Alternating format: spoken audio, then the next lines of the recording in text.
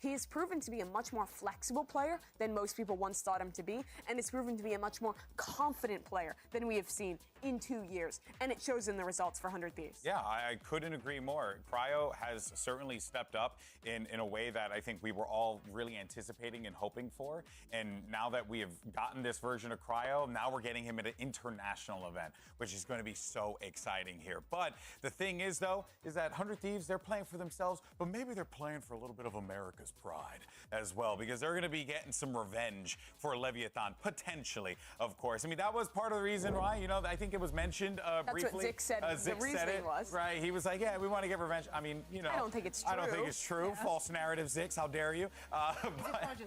Yes, I'd say. But I think we should talk about, like, is this the right choice to pick Foot for 100 Thieves? And I think it's pretty interesting. Foot to me looked a little weak at the start of the group stage. I think they relied a lot on some hero plays and some specific reads coming in. And I actually think 100 Thieves style could work really well into this team. In particular, I think they're fantastic at these re-clears with these double scan comps on their defensive side, and I think that can really punish the heavy contact style that Foot is almost always playing on their attacking side. And I'm guessing that that kind of stylistic matchup and the VODs that Zix has been watching is a little more important than the revenge. Yeah, exactly. Like, I'm looking at players, for example, like Asunai with the gacor. Like, if you know exactly how to measure the distance against a team like Foot, that can give you the perfect edge to get the win over them. I think that it is a good pick because it's something that you mentioned, Mimi, that is very important and that we saw throughout the entire year in EMEA. Foot, when they have tape on their opponents, it gets so much better. Yes. You know, having the extra tape from Americas, it's great, but there has not been that many things. Malah tak sadar udah live goblok. Right. Yeah. That's the advantage, really, of being one of the and have a lot more time and a lot more recent VOD footage to prep. Remember, Foot played 3 matches in the Swiss stage. It was a grueling run. 100 Thieves has been chilling out and looking at the city megang 100 Thieves for the last week. Very true, and who knows, that could very well. Sometimes you would think that would be the thing that gives you the advantage, but maybe it could also be it can always flip. A little bit of a disadvantage, right? Foot could have the hot hand here, but let's go ahead and check out our MasterCard fan poll. Earlier, we asked you fine people which region was going to take home the Master Shanghai Trophy, and Pacific coming out on top, 56.8%. Right behind him is EMEA, which, you know, when you really think about it, that is right. You got 3 teams. Right. Of course. Let's be honest about right here. Everyone else is getting crushed by Pacific in this poll. Amerika nomor 2 harusnya. Surely this is the event. EMEA terlalu berharap.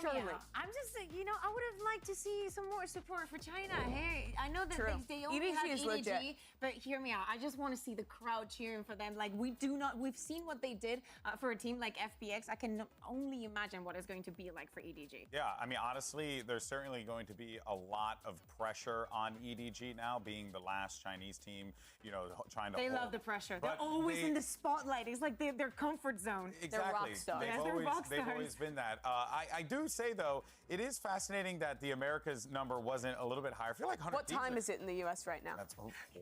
It's actually 4 a.m. It's 4 in the morning. I think that explains it. That's why. We got our results. Good. We got to protect ourselves here. Let's go ahead, though, and see what our broadcast team thought the predictions were. What are their predictions for this day? And, Yinsu again, holding out for Foot as she manages to be the only person yet again. She was right last time. Does lightning strike twice? Meanwhile, for our second matchup, bit of a back and forth one. Kita nonton sampai game ini nggak ya? Aku pengen nonton yang ini malah seru banget harusnya. Pengen lihat Fnatic kebantai ya. No one wants to play you. That's got to be. Oh, don't say that. But yeah. Yeah, but don't say it, but say it.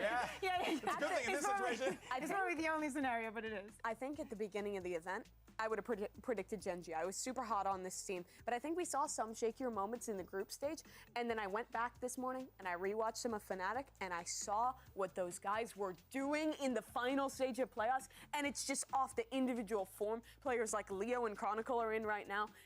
they seem unbeatable. I don't know. I mean, coming back from a 2-0 onto the third map when you're already 7-2 down, it's like there's no way that they can win this. And again, just like it happened in Locken, they did it. It was ridiculous. It's not only ridiculous, but you can definitely see if you've been watching Fnatic throughout the season and you compare them to what they did in playoffs, it literally looks like not a different team, but it looks like an improved team. It's like, okay, they have problems, issues like everybody and they're everyone. playing new comps, their players are stepping up, everything is fresh. Yeah, exactly. So if they keep escalating and they peak at the right moment, they should be able to take. Quick question though, before we throw though, why'd you guys go with 100 Thieves? I think the unique play style that is really good off of prep. I think also the individual form. We didn't have time to talk about EU, but EU's ridiculous right now. He's so important to their style. All these guys are stepping up, and I think Busio is just instilling a level of confidence that is unreal right now. And I think you're so right, Mimi. Like, to me, it doesn't seem as clean, right? I do think that Foot has always the chance to upset. They did it in the past, and they can do it again. They're not easy individuals to go up against. You may have the crispiest bun in the world. It doesn't matter because there will be an eco and Foot will win it. Oh boy, well here we go, guys. It's now time to jump into the playoffs. You got 100 Thieves versus taking on Gen G. Day 6 of Masters Shanghai starts right now.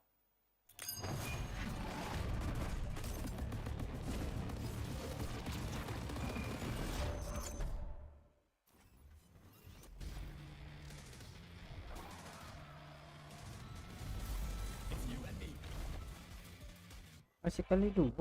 Jauh banget aku ketinggal. What a journey it has been. There's so much more to come. 五位契约很酷，它一发布就像野火燎原一样，每个人都在玩，包括我自己。Bisa nggak kelarin ini ya? 当我听说五位契约冠军巡回赛要来到这里时，感觉就像命中注定一样。Kalau ini nggak jadi ini.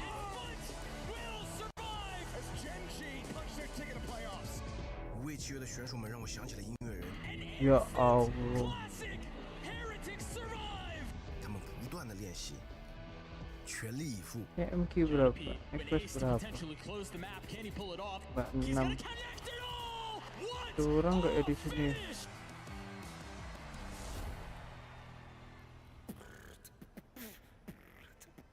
Ya Allah, nggak ada orang. It flows like music.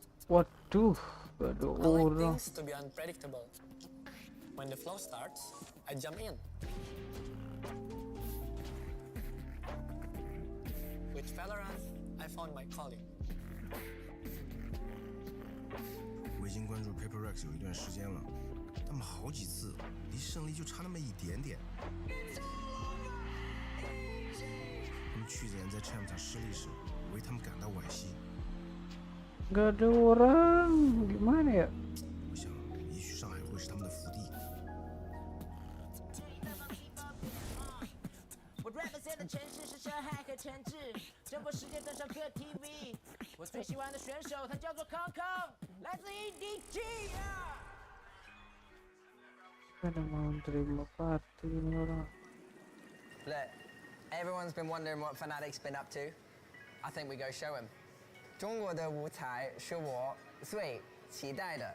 You know, that's the one I want to win. I want to play in China and I want to win. I want to play Boostio and I want to send him back home. Let's just enjoy it. Let's go out there and smash some noobs, right? Give me a cheers, boys. Right. Cheers. School. 来上海的对吧？今天晚上很特别，掌声给到EDG。Now make some noise for 100 Thieves. Well, Steve, what you gonna say to Kang Kang? It's gonna be a clean sweep, no chance, and I'm gonna shit on you like I did in chance. 康康反击。 EDG 就像一群劫匪，打你轻松的就像打断你的瘸腿。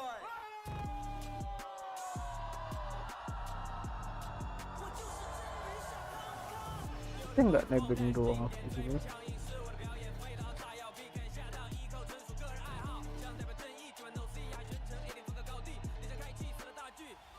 Darahnya masih kurang.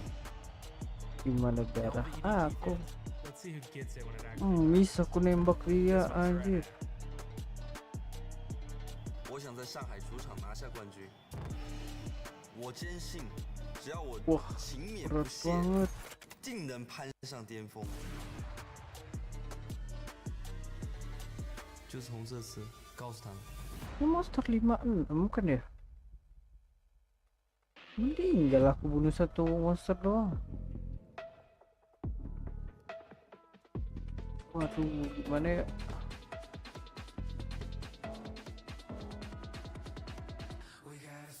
Ya aja deh.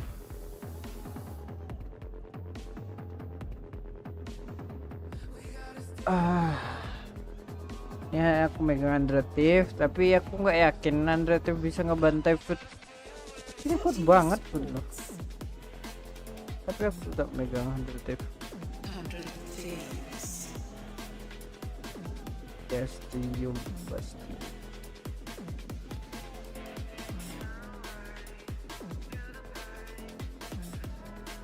Give up. Give up.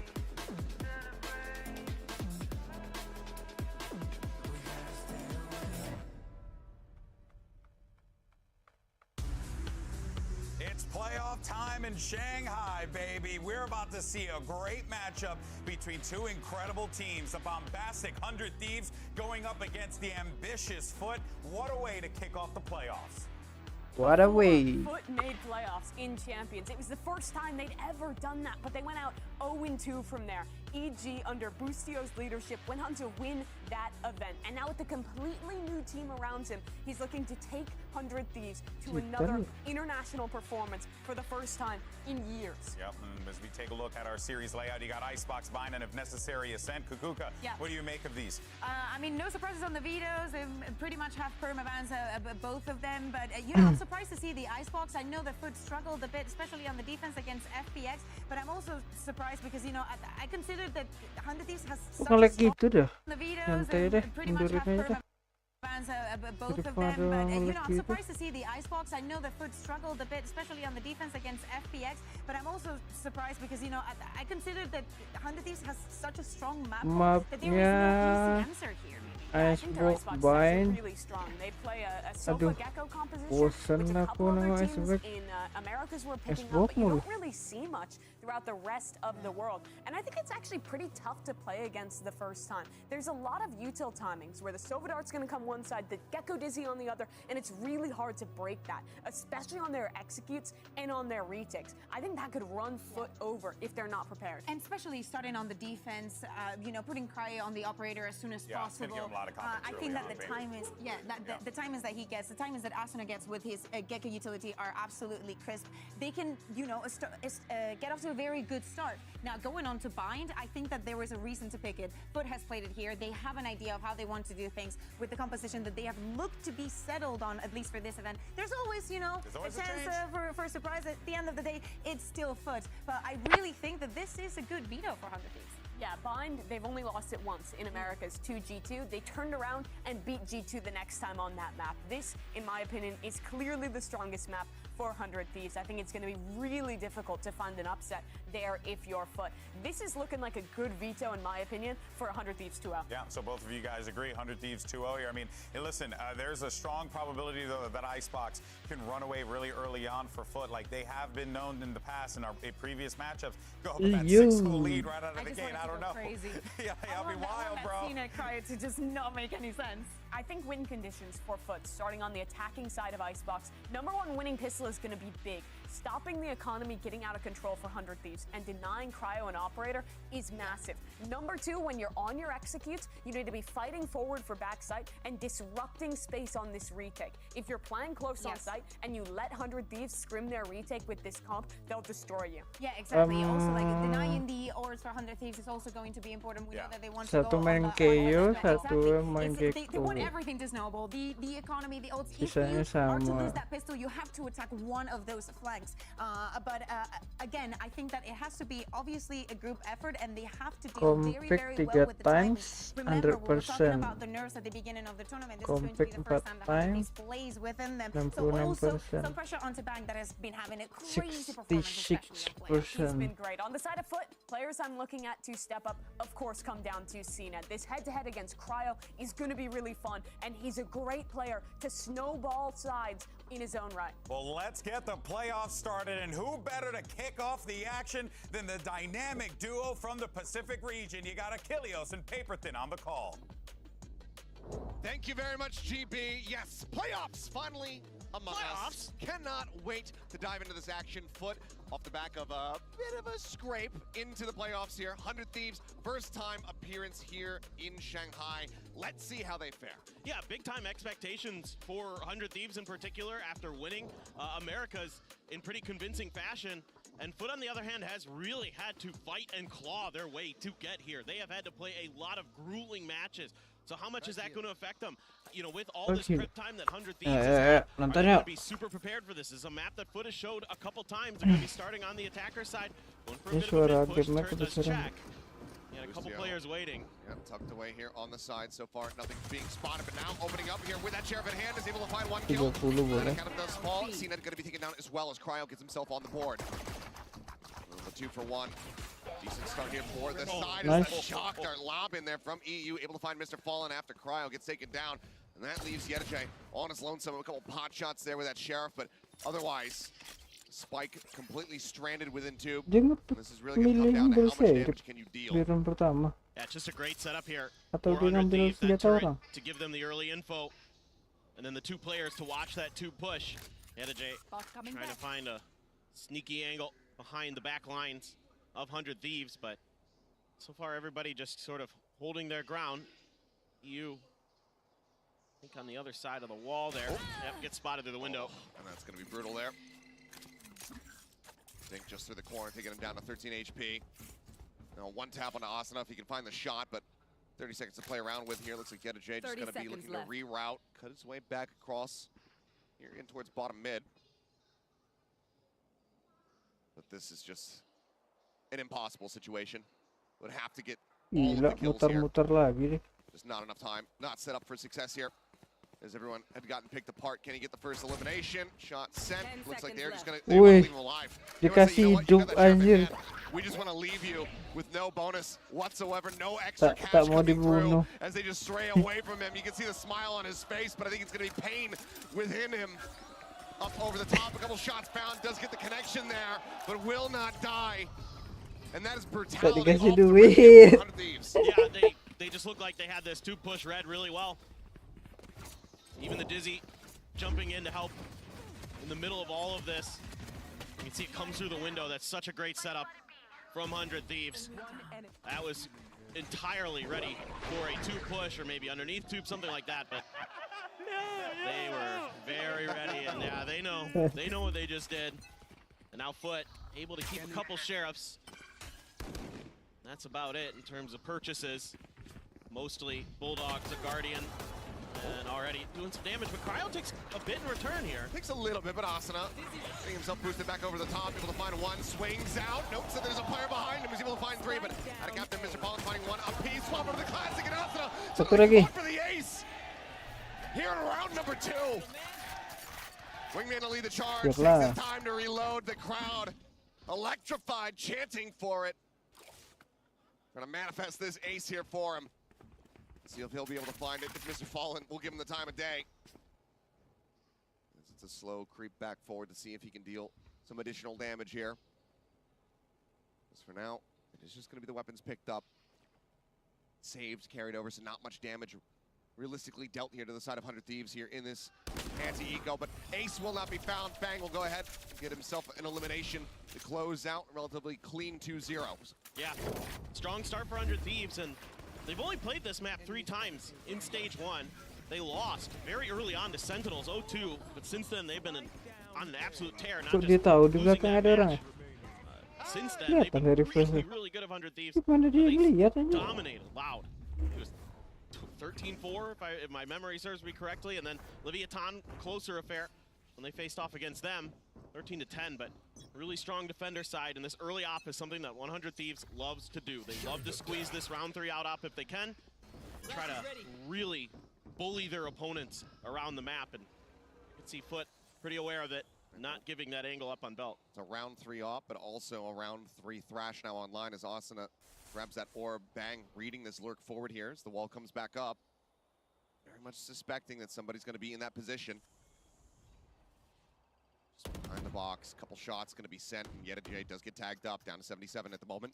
Now creeping forward, trying to find the timing, but Boostio puts him down. I mean, Boostio has been so good against this foot core.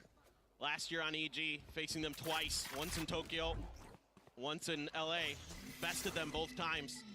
So he has got a pretty good read on how to deal with this Turkish team. Ton of firepower for sure on foot. 100 Thieves willing to give up a little bit of space. Kind of playing for the angle here with the op right outside of 410. Flash over the top, Asuna rejoining their back rafter. Cryo holding it hard, angle. Dash at the ready, the Thrash trying to lead, but there's the ping off that recon, so let's go ahead. Earns the tailwind, but time is dwindling. 25 seconds remaining, and there's the shot. CNET going to be taken down first and foremost. The repeat from Cryo. Finds himself a second. Can't quite align for the third, but damage is still dealt. It's just out of Captain all on his lonesome. As he scrambles to find a weapon, to find the spike, he gets gunned down. Boostio, the closer, as 100 Thieves get themselves a bonus round conversion. Yeah, and so sturdy on defense. They have all these great set plays to 100 Thieves. Mimi was talking about it on the desk, where they're using this util to kind of push and pull you. The toxic screen used there, kind of give a little bit of extra cover to Cryo. Even though he gets pinged, he just re-aggresses on the angle. Great stuff from him. Really, really steady with that op. Now he's going to be going over to yellow, expecting a push. Sheriffs all 4 foot. Kebantai kayak ini. Use a drone to try to check. Thanks for one, but Cryo now again. Belum panas foot air. Let's go extra aggressive here. Just gonna be waiting this out with getting ready to come through. There it is. They almost aligned for him, but either way, he finds the opening kill, and Bang is quick with a response, quick with a follow-up, as they are just absolutely demolished on this B side of the map. Yeta J once again, similar to the pistol round, the only one left alive, Sheriff in hand, but this time a lot more firepower. 5 players on the opposite side. Dizzy over the top. Quick to shut that down, but it confirms presence all the same, and EU will find the headshot for a flawless round. 4-0 start here, 100 Thieves off to a roaring start of the playoffs. Man, they look snappy. They look quick.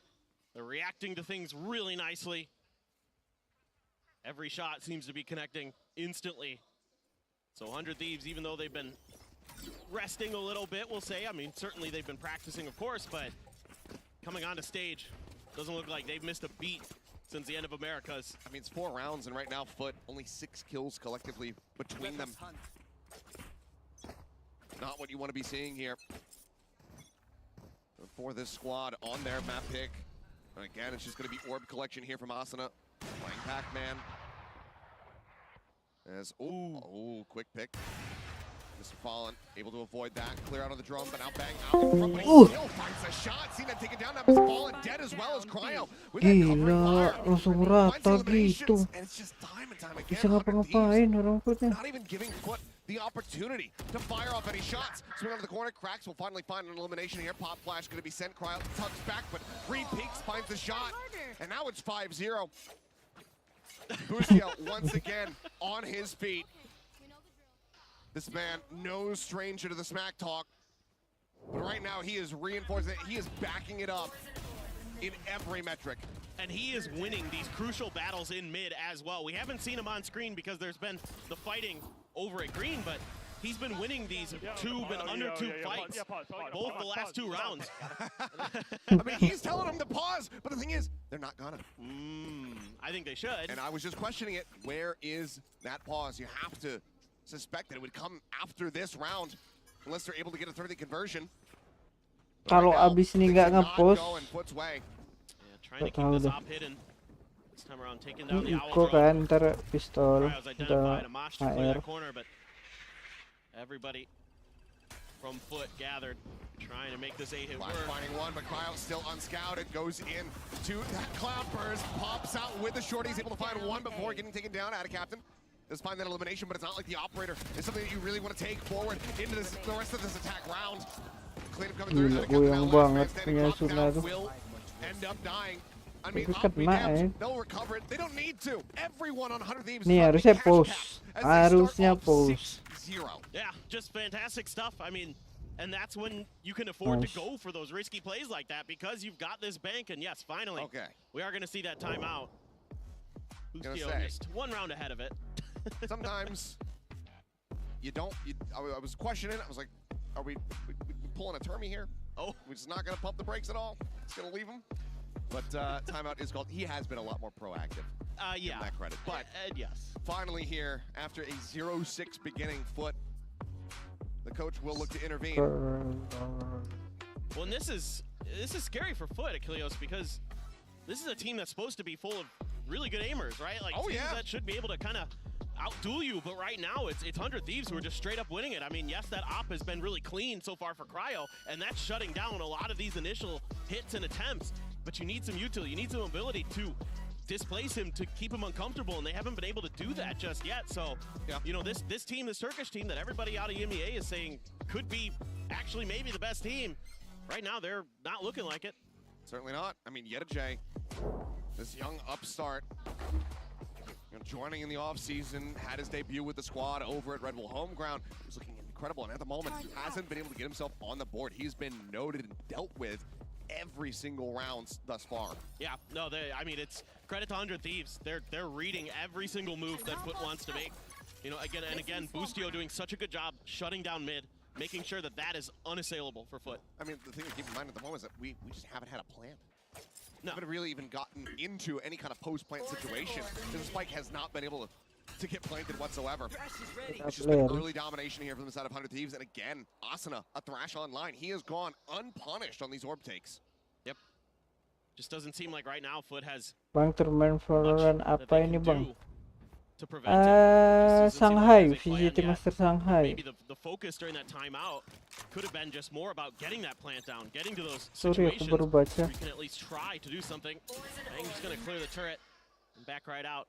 Worried there might be some contact off of that, but you do have the KJ utility, the alarm bot, and the nano set up right outside of yellow. So this is gonna be the move, but it looks like right now Foot is just trying to sell a bit of a fake. Inet did grab an op himself. Coming into this round, there's the Hunter's Fury as well for Mr. Fallen. So let's see. Come on, Attacker, do something. The fact that the spike's still over by the A door. Mana di fall? To me that they're trying to work the map. They're trying to look for a pick. They're trying to see if maybe 100 Thieves will get a little over aggressive, but right now 100 Thieves is playing very far back. They're really anticipating this B hit nicely. Yeah, I mean, Thrash just a scout at A, trying to find any kind of lurker there. Bustio going to be noted as the recon comes across now. Nullified is a 0-point hit. Flash up over the top, Inet. That aggressive off, able to find one as Cryo's going to be taken down, but Yedajay just plus forwarding in towards the site, ends up falling down. Still two players to try to hold it. There's just not enough time at the moment left in the bank as Bang collects himself a third. Inet now last man standing, but because of the op investment, he has to just pull away. So again, they run down the clock. They all fall to pieces. And the timeout, the call, it doesn't mean jack. 7-0 start now for 100 Thieves. Bang is just playing this positioning so well. Dia main nyantai aja smoker. You'll see get kind of caught up behind yellow there, but he's able to move himself to the short side of it behind the box. Di yellow aja deh. Catches players as they're trying to peek him. He's taking Mr. Fallen out. The bite is there. Soalnya support dari teman bagus. His headshots have been crisp, so he doesn't matter. He's just too good. Yeah, I mean, berdiri terus. So he ends up taking that damage, taking that vulnerable, and just falling down. Because they just continue to run the clock. Now you got a bunch of ults now, 4 Foot. The real question is how much are you willing to invest on this round? I'd say you probably should consider maybe finding a way to use that Hunter's Fury. You can see though, doing a good job of clearing that Sova utility. It's 100 Thieves, not giving up that easy pick potential from the Owl. Okay, oh, once again, I mean, he gets past. Bang not really registering it, but Yedajay not checking the peripheral vision there, ends up falling down. So again, that man advantage is there, and now Bang has so much space opened up. They know that everybody is basically going to be contained to this A side, especially as the drone comes in over the top, able to spot him out. Asuna down to 6 HP, but still surviving. Cryo, quick on the adjustment, finds Inet. 13-0 kah manis? Another flawless here, 8-0. 100 Thieves. I don't want to jinx it. Yeah, it feels like it.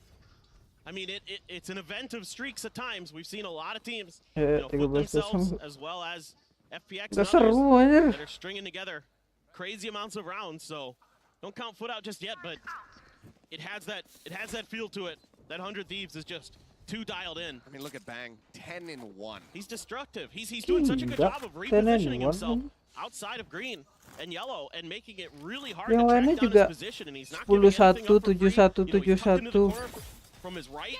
He's behind the box. Ini pasti tim Foot kanan masih ada yang kill 0.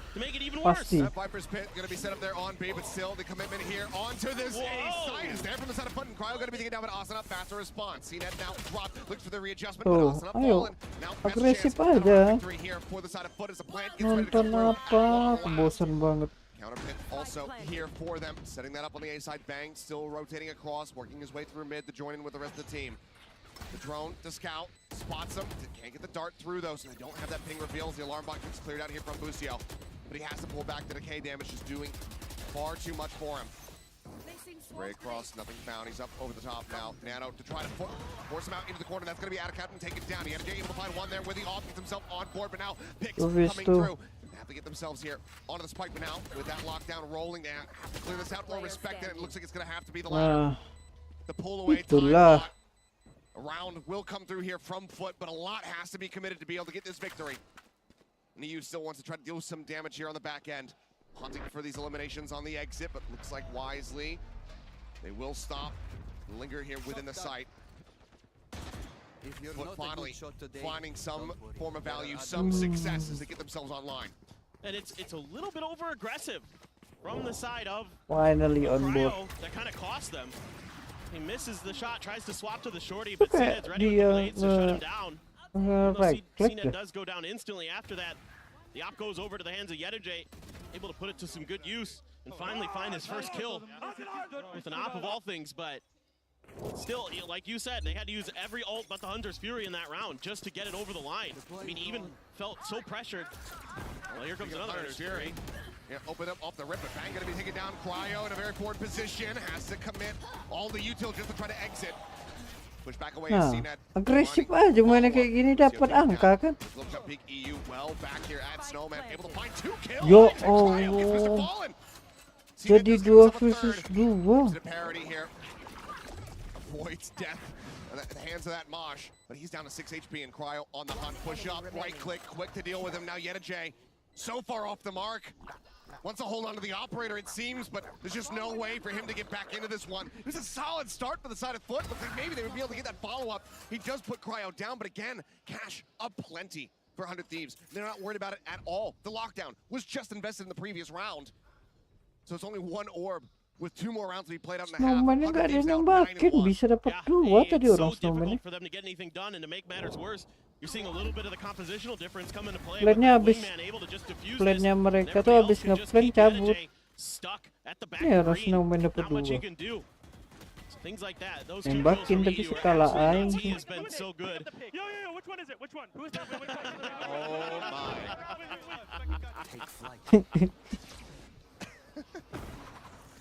Man can jaw, that's for sure. Yeah. Lockdown off the rip just to go ahead and stave off this B hit. Time going to be bought, and that's going to be a reroute here for the side of Foot. Very solid read for 100 Thieves as Cryo gets himself into a very forward position. Pushing up past the orb, waits out, trying to see if there's going to be a peek off the turret contact, but nothing noted there. Bang, still in a very committed position. Swington finds 2. Oh my. Fallen and cracks, knocked down. CNED able to reply. Anjir, hampir mati juga dia. 3 tukar 1 itu mana. He's just absolutely dialed in over here on B. Makes it impossible for Foot to do much, it feels like. Now they got to go through Boostio potentially with Cryo sitting on that op way in the back towards Snowman. They got the alarm bot as well. Give him a little bit of extra info. Curtain comes up, and they're able to sneak through, but they don't know Boostio's here. Yeah, missing the timing a little bit there, but is able to turn back as he hears the tap of the spike. And that's just going to be Yedajay falling. Now CNED again. The quandary of do you just save the operator? The answer is yes. 1 more round to be played on the half, but Wingman on the hunt. Tucks away, but no, Wingman. He's found his mark. He gets the stun, and that's going to be Asana taking it down. 10-1. Damn near perfection from 100 Thieves here on this defender's half. Scoreboard. They're just brilliant, and every time it's such a different look that Foot has to deal with, and they can't really account for the change of positionings. it's been Bang the whole time behind Yellow, just locking that down. And this time, Bang leaves that spot and Boost, because he plays up forward and he dies, so they think, okay, back Yellow's clear, right? No, this time Boostio slides in there and catches him off guard. So they're just not really able to find any success. The Sova utility from Mr. Fallen isn't catching these players where they need to on these executes. Things like that are just being really well shut down and accounted for by 100 Thieves. Another Hunter's Fury here for Mr. Fallen, just going fishing. Oh, he's realistically going to find his inet as EU massacres them. Ooh. The one tap for the third, and it is just absolutely gorgeous. Did you miss the round? I just Because had my my hands in God, the air the whole time. what a way to close out a half. 11-1, 100 Thieves looking like they can't even Keren believe banget. themselves. Apa bajunya? Amazing stuff, absolutely amazing. Adidas. What else can you say? It's just damn near perfection. That one round, the only thing that got away from them, the heavy investment for Foot. Boom. I mean, 100 Thieves Cakep looking right now like they are banget macam primed. aimbot. Jesus Christ. Yeah, That's what I said. he can't help you right now if you're Foot. Anyway, let's go ahead and pass this over to the analyst. Has plenty to break down here. Well, for like 100 Thieves fans, there's plenty to break down for 100 Thieves. I mean, there is for fun. Yeah, there is a lot to. You know what? You're right. Let me stop spreading fraudulent narratives. Okay, well, look, let's just dive into our Verizon high-speed moment. We're going to give this one to Asuna. Something to note here. Nih, That coba even lihat ya. though this was going to be in the eco, I mean, my guy was out here playing Tuh. like he was in a jungle gym, Kok just dia jumping tahu di around all belakang over ada the ya? place. Apa Even dia when he ngeliat ke busted out step? the classic there, he's just hopping around Ya, like a little bunny. kita It was sih nggak nutty how dengar. this kid plays, man. He's really good. He's always been a demon on this map in particular. But honestly, high-speed moment was this entire half. It was so dominant from 100 Thieves. And this is exactly what we were concerned about, letting 100 Thieves snowball. And that's exactly what happened. They were getting the orb on A every round. They had an alt round 3, they had an op round 3, and the momentum never stopped after that. Yeah, exactly. The snowball is there. There's very few things that Foot can do against it because they're being so proactive. They're not scared to take fights. They're so on point every single time that every single moment that Foot wants to take up a little bit of the map, they respond. The spike doesn't even have a chance to go down. Let's not forget, when they got that one round, they had to put a whole crap ton of ults onto that. 4 ultimates. That's the only round that Foot won, which is absurd. This very reasonably could have been a 12-0 half for 100 Thieves. The confidence has not dropped a beat since Americas. And do not forget, this is the map pick that Foot had for today. And they're about to, I mean, if 100 Thieves gets the pistol, it's done and dusted and we go to bind. Yeah, which is the best map for 100 Thieves. I was going to say, it seems like 100 Thieves did like a reverse Foot to them that they did to Leviathan. They're now doing to them. Wild to see. But let's go ahead and send it back to the casters and see how this all breaks down. Could be over very, very quickly. Well, thank you guys very much. And yeah, it's looking like it. We've had some damn near miraculous runbacks in the tournament thus far. The attempt from Gen G, from the sides of FPX versus Foot themselves. And it all has to begin right here with this pistol as they move over onto the defending side. Yeah, and this was about the scoreline that Gen G ran back on Lotus, so you never know. Different side of the map, and I mean, 100 Thieves, though, able to do better than they did against Loud when they beat them 13-4. Aduh, It was a 10-2 cemilan. defender side half for them. Here it's 11-1. They're looking even better now. Kopi Looks like this time makan off sih. has just given them, well, okay, that's a nice shot, Zeded. Okay. Coming alive. That's going to be that B side completely contained now as Wingman interrupted there on the push, and Captain snappy with Kok it. baru hidup dah Aima? Start on the pistol, Foot Aneh banget. alive and well here on the defending side, at least for now. But still, Kok bisa kebantai 11-1 tapi Aimu baru panas sekarang? Aneh banget. trying to come up with a metaphor, and one was left. One down. This is just so snappy. Sisyphus was not enough to represent It's more than the Sisyphean. task that is on Foot's hands at the moment here. Yes, I agree. It is beyond Sisyphean at this point. Oh, Marshall, Phantom, Bulldog, Siapa two yang sheriffs. pernah It's gonna be the kena back kambing foot. 11-1 ya? Let's see what damage 100 Thieves can do. Just missing the time Ada there. pernah. Find the punish. It's a very aggressive Tapi double nggak push up mungkin to kalau the comeback turret aku here main on the other Valo side of besok. this wall. He spots it. Just gonna get aligned with it. Can he get over that? He's just hanging out with it. And I do believe that he can, and will make some noise as he hops over the top. But aside from that, relatively unscouted. They have no idea. Yeah, he works his kok way bisa down ke to belakang? Busio. A secret mission. Can he find a target? Right now, no one really giving him any line of sight. He's waiting for his moment, but the drop down is going to make noise. Spots one, back yellow, CNED at risk. Shot across, going to hit him in the head. He's looking to try to just then he takes him down as the dash comes through. At at the same time, however, able to find two. Wih, dapat. Gas. Busio able to recover the weapon. Kasih kawanmu weaponnya. Opened up relatively. Fallen able to find him, puts him down. Cryo now exiting out of kitchen, finds that kill. Marshall in hand. Have they somehow rescued this round? The Phantom now changing over. Cryo finding the shot. Already it's a disaster for Foot. Even if they manage to close out this round. Jay backpedaling, spots him. Headshot is good. EU going to be taken down. Now he's versus Cryo. Where's he going? Is he expecting this rotation? Looks like he is. I think maybe the cut back across. Yeah. And that's going to be the spike now getting ready to come through, so Jay has to re-wrap his way around. Back in through kitchen, down the hall. Bulldog versus Phantom, but 48 HP there on Cryo. Weakened a little bit more by the turret. Just going to come down to that gunplay.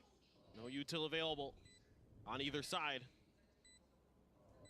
Aku megang yaitu J.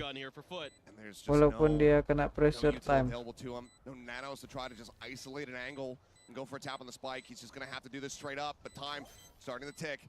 Tap onto this one. Peek out. Not snapping enough to find the punish. Cryo now trying to play time. Push forward though. Jay able to find that kill. Ya, dapat. Himself over onto the spike. Time. Dapat. Does he have it? It's going to be damn Pukul pala aku nggak dapat. As there's the What the explosion, he can't make it happen. Just a hair off, and 100 Thieves get themselves. Kok nggak dapat? Jay able to find that kill. Have to find the punish. 7 detik kan nge-defuse itu. Jay able to find that kill. Ya Allah. Doing such a Sebelum kami hanya ngumpul. Being completely undetected, finding so much information. Brilliant, absolutely brilliant. Busio's been calling out of a game, and he sets himself up and his team nicely. I like that classic he's using too. I approve. Kenapa dia nggak join partiku aja? Yeah, you do. You take those. I guess we take that. But look at this buy for Foot. They're going for a marshal and an operator here. Standing ahead. So they're digging. Dia beli gimana tuh? Ada Marshal, ada Predator. If you can't get this one, it's just over. So everything in the kitchen sink sent to this round to see if they could try to still hang in there. That was a ton of info. The Foot just happy to keep trying to make this work. I mean, they've got the turret to check for these flanks. There's 3 players trying to for Foot. See if they can clear this. Anjir, ke belakang gitu apa? Mulia. Wingman setting that up. Asana going to be taken down a little bit low, but Busio noting the flank in from behind. Jay just constantly being read by the IGL here. GG. Advantage now there for the side of 100 Thieves as they look to close out this map. Out of captain here, but Busio still registering that there's going to be a second flanker. The push now coming through. Can't find the punish quite just yet, but still time ticking. And Zenith's just swinging in.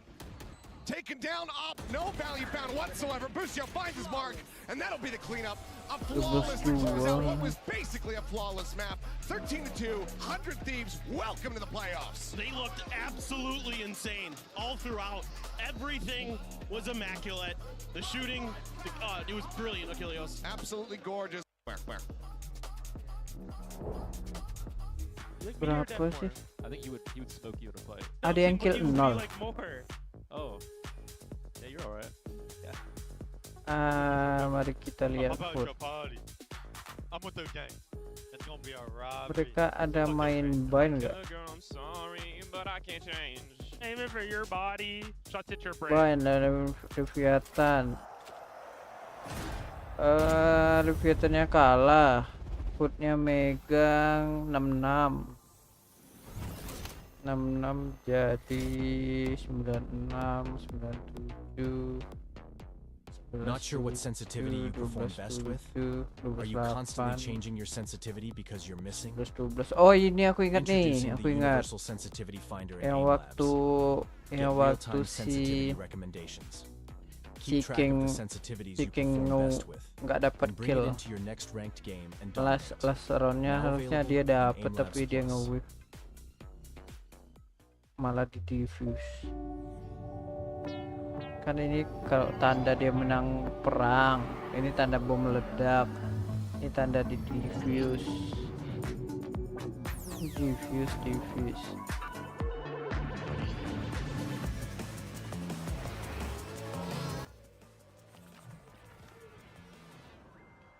Lah.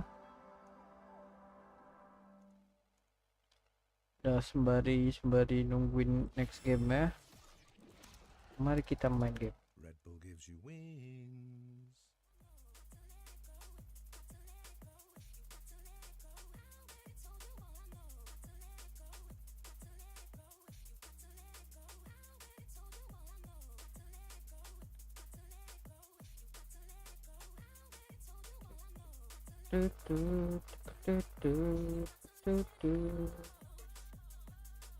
Mana Jitel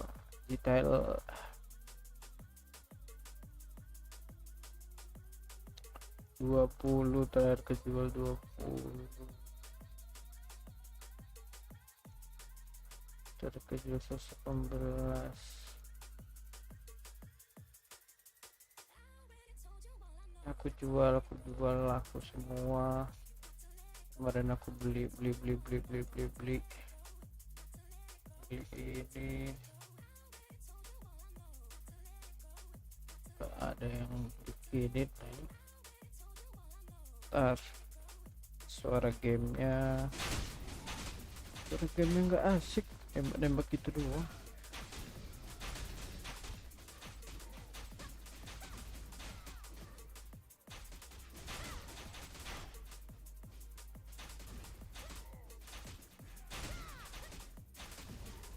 Digital ini anak Madlets, ini Madlets sini bareng aja. Ya Allah, ada party dia.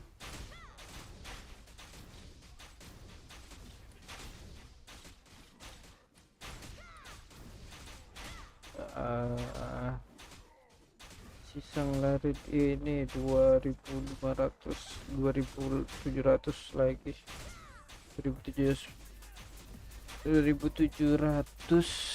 2759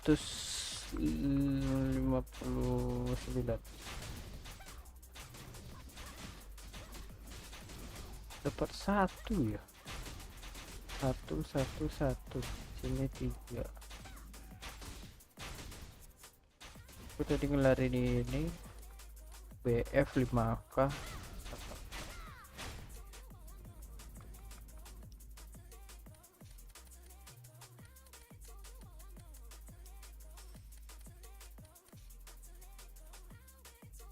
Max XP berapa bukanya nih?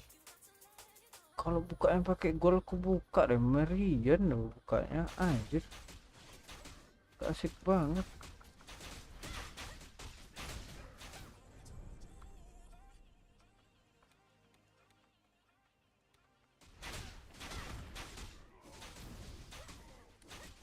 Kurang seru game ya. Ke pantai 13-2. Bentar kencing.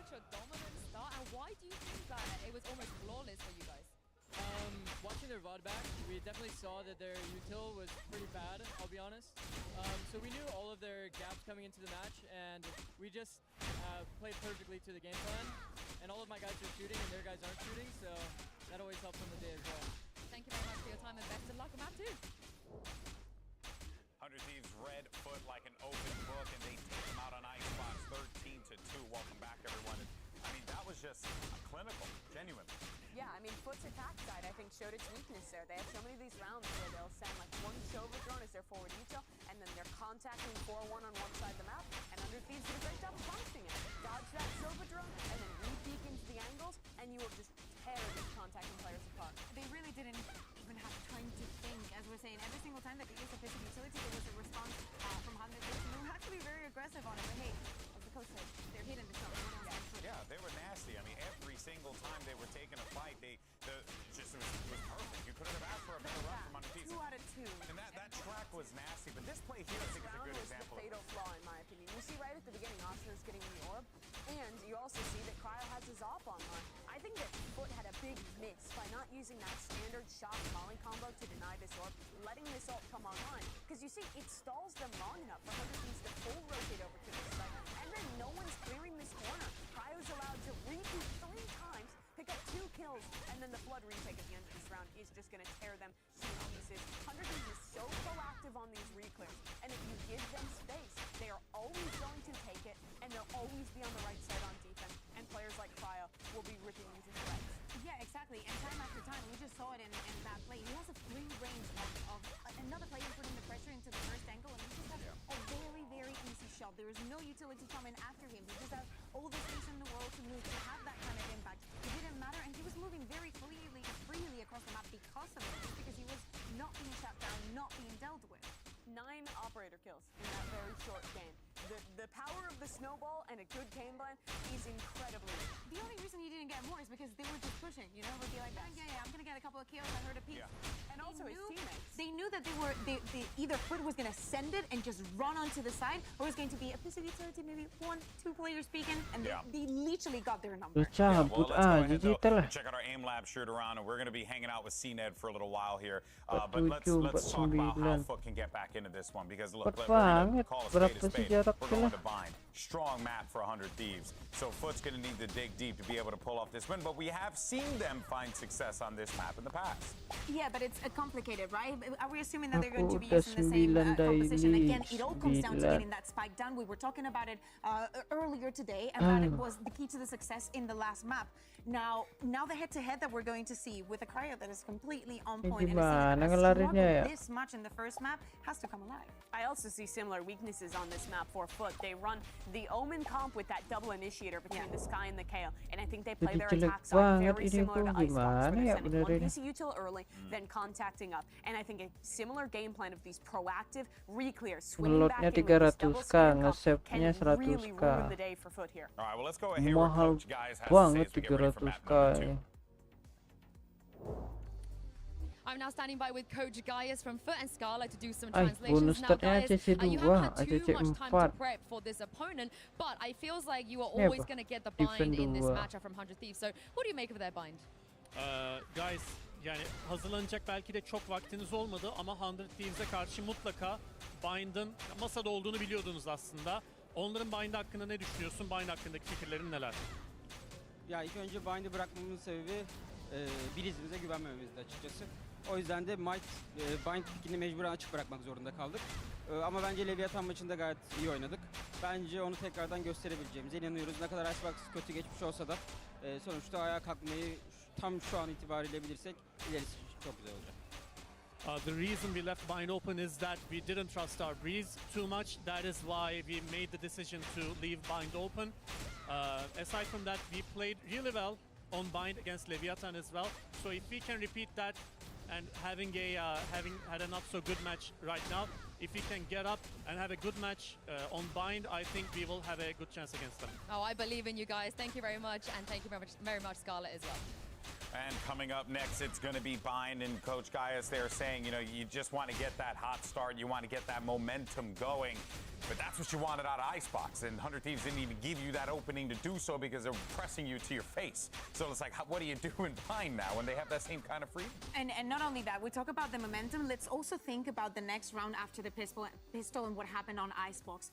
Yes, you know, you get a bit of entry, you think you're gonna have some leeway to get the score even a bit closer. But then, even just with some classics, 100 Thieves had a read onto how to move around the map against Foot. And in this one, I'm just scared that Foot is just going to start sending it after round 3, just running onto sides. And 100 Thieves is going to work very well with the space and the gecko and fade utility. Yeah, they're really good at giving a little bit of space and going for these super fast flood retakes back in. They also have great stall util on this map between Cryo, Asuna, and Bang, all having nades to be able to take time off that spike plant attempt. We're looking at Foot's comp, and again, starting on attack, they're going to play a similar style. They're going to be going for a lot of slow defaults at the start. They're going to be contacting into a lot of space. And what I'm really looking to see is them do a better job of proactively spreading the map and stopping 100 Thieves mid-round re-clears that are so important to their defensive calling. And we've seen Foot already play this map twice in this tournament. They've won both of them, but I'm still not sold on the Omen, and I think that it's very easy to prepare against it. It's always a follow-up. Utility is You're giving up that molly. Your smokes don't last as long. There's a lot of drawbacks to this comp, which means this attacking side needs to be stellar if Foot want a chance in hell. Foot are going to need to dig deep in order to force this map 3. And, well, I'll see what the girls were saying just a second ago. For now, though, I'll send it over to Achilleos and Paper Thin. Thank you very much. Yes, let's see what we get here as we move over on to Bind. Looking for a game. That's what I'm seeking. As right now, 100 Thieves clearly using the downtime, watching the group stage play out, getting ready, getting geared up for playoffs, and it has been an absolute roaring start for them. But can they continue that on Bind? We're about to find out. This is, like the desk has been talking about, one of the best maps, 400 Thieves, 6-1 on it. The only time they lost was to G2 in the upper final, so they've been near immaculate. They have phenomenal control on this map. They're so good at pushing and pulling you. And especially on this defender side, Foot's gonna have a lot of work to do. They're gonna get this series back and try to force a map 3, and that's a good one from CNED. Is CNED quick on the chase, able to do a little bit of additional damage there on a Bang, takes him down to 74, and that's gonna be the side. Masa si Kalo Food di sini. Around through showers from Asuna, does have that. Paint shells available for him, but Ada Captain with a nice little kill. Takes down Bang, and out. TP gonna be set, but EU still lurking here on the site, able to find the opener on a 1. As Asuna quick on the TP, but takes quite a bit of damage, but Cryo eventually able to find that kill. EU now gonna be displaced. Harusnya U-Hole, kenapa nge-pick U-Hole-nya? Udah menang 3 lawan 2 tadi kalau nge-pick. Advantageous here for the side of Foot. Still got a flash from Mr. Fallen. Ini jadi jadi kebuka apanya semua, jadi bebas gerak kemana aja orang attacker. The info, but see if he wants to go all the way through elbow. Looks like he's gonna try. You don't have to pick, man. Cryo noted now there within hookah. On the swing. Cryo potentially gonna be ini dapat dia nih. Here for them. Swing out, spots 1. Finds that elimination. We'll get the follow-up. Defuse to come through, and 100 Thieves off to another strong Harusnya start. EU yang nggak nge-pick tadi tetapkan. Man's up on his feet. They're so disciplined. They're so good at coming up with ideas on the fly, or, you know, we saw it in Icebox where a lot of their prepared defenses were really good. Like Mimi was talking about at the desk, their re-clears are amazing, but this one's just patience. This is just them as EU doing a good job holding his angle after the TP, you know, and they make them the move to try to catch them as they're trying to push through hookah. They're always looking to find those advantageous situations. They're so good about finding them. Obviously, every team's looking for those. But it's the timing at which they do it that has set them apart so far here in Stage 1 and now into this match. From a solid entry into just that critical shutdown. Let's see if Foot have anything here. Going into the eco. 2 Sheriffs behind him. Fallen and CNED both picking those up. There. 0 point able to note. Just the 1 there in lamps. On to up over the top. Asuna not quite seeing them here on the entry. Paint shell's now going to be sent. They're in a really rough spot. Goes for the spray. Going to be Fallen absolutely obliterated. Hardboard push there from Cryo, but he'd already found 2 kills. Damage doesn't really matter. Weapons will be recovered as they juggle these over. Rifles to be carried. That's going to be a 2-0 start here for 100 Thieves. Yeah, they just look sturdy. Everybody's hitting their shots right now for 100 Thieves. That's something that's really given teams fits. This entire stage. Oh, what a mosh. That's so good to back him off there. I mean, you see where Bussio's at. I mean, he's just playing across the map. Very solid lineup for him. Dari mana dia ngelempar light up ya? It's like some of those Viper lineups Dari base. from over on the other side of the map, right? Yeah. You're just yeeting them to the other Dari side. base. Bustio gonna be the one to try to maintain long A controls. They don't have a Sky in their composition for 100 Thieves, but can use that Dizzy pretty effectively to get info. Trying to use the Omen smoke to gain a little bit of space, but for now, no full commitment from Ya kali dua kali kalah di bonus. Get some space and then crunch through hookah. So far though, they have identified positions, but they haven't done any damage. Tadi kalah bonusnya. Ini kalah lagi. Cracks just all the way back. As Boombot try to scout outside. There's note one. Cleared up by Cned. Captain still in a very aggressive position. Asuna wanting to try to take him down. Doesn't send the paint shells. Captain able to get over top of that mosh. Keeps himself safe and alive for now. A minor amount of damage going to be taken there as Paranoia across Cryo, tucking away inside here. Now ready for the swing out. Captain pushing forward. Not noted at all.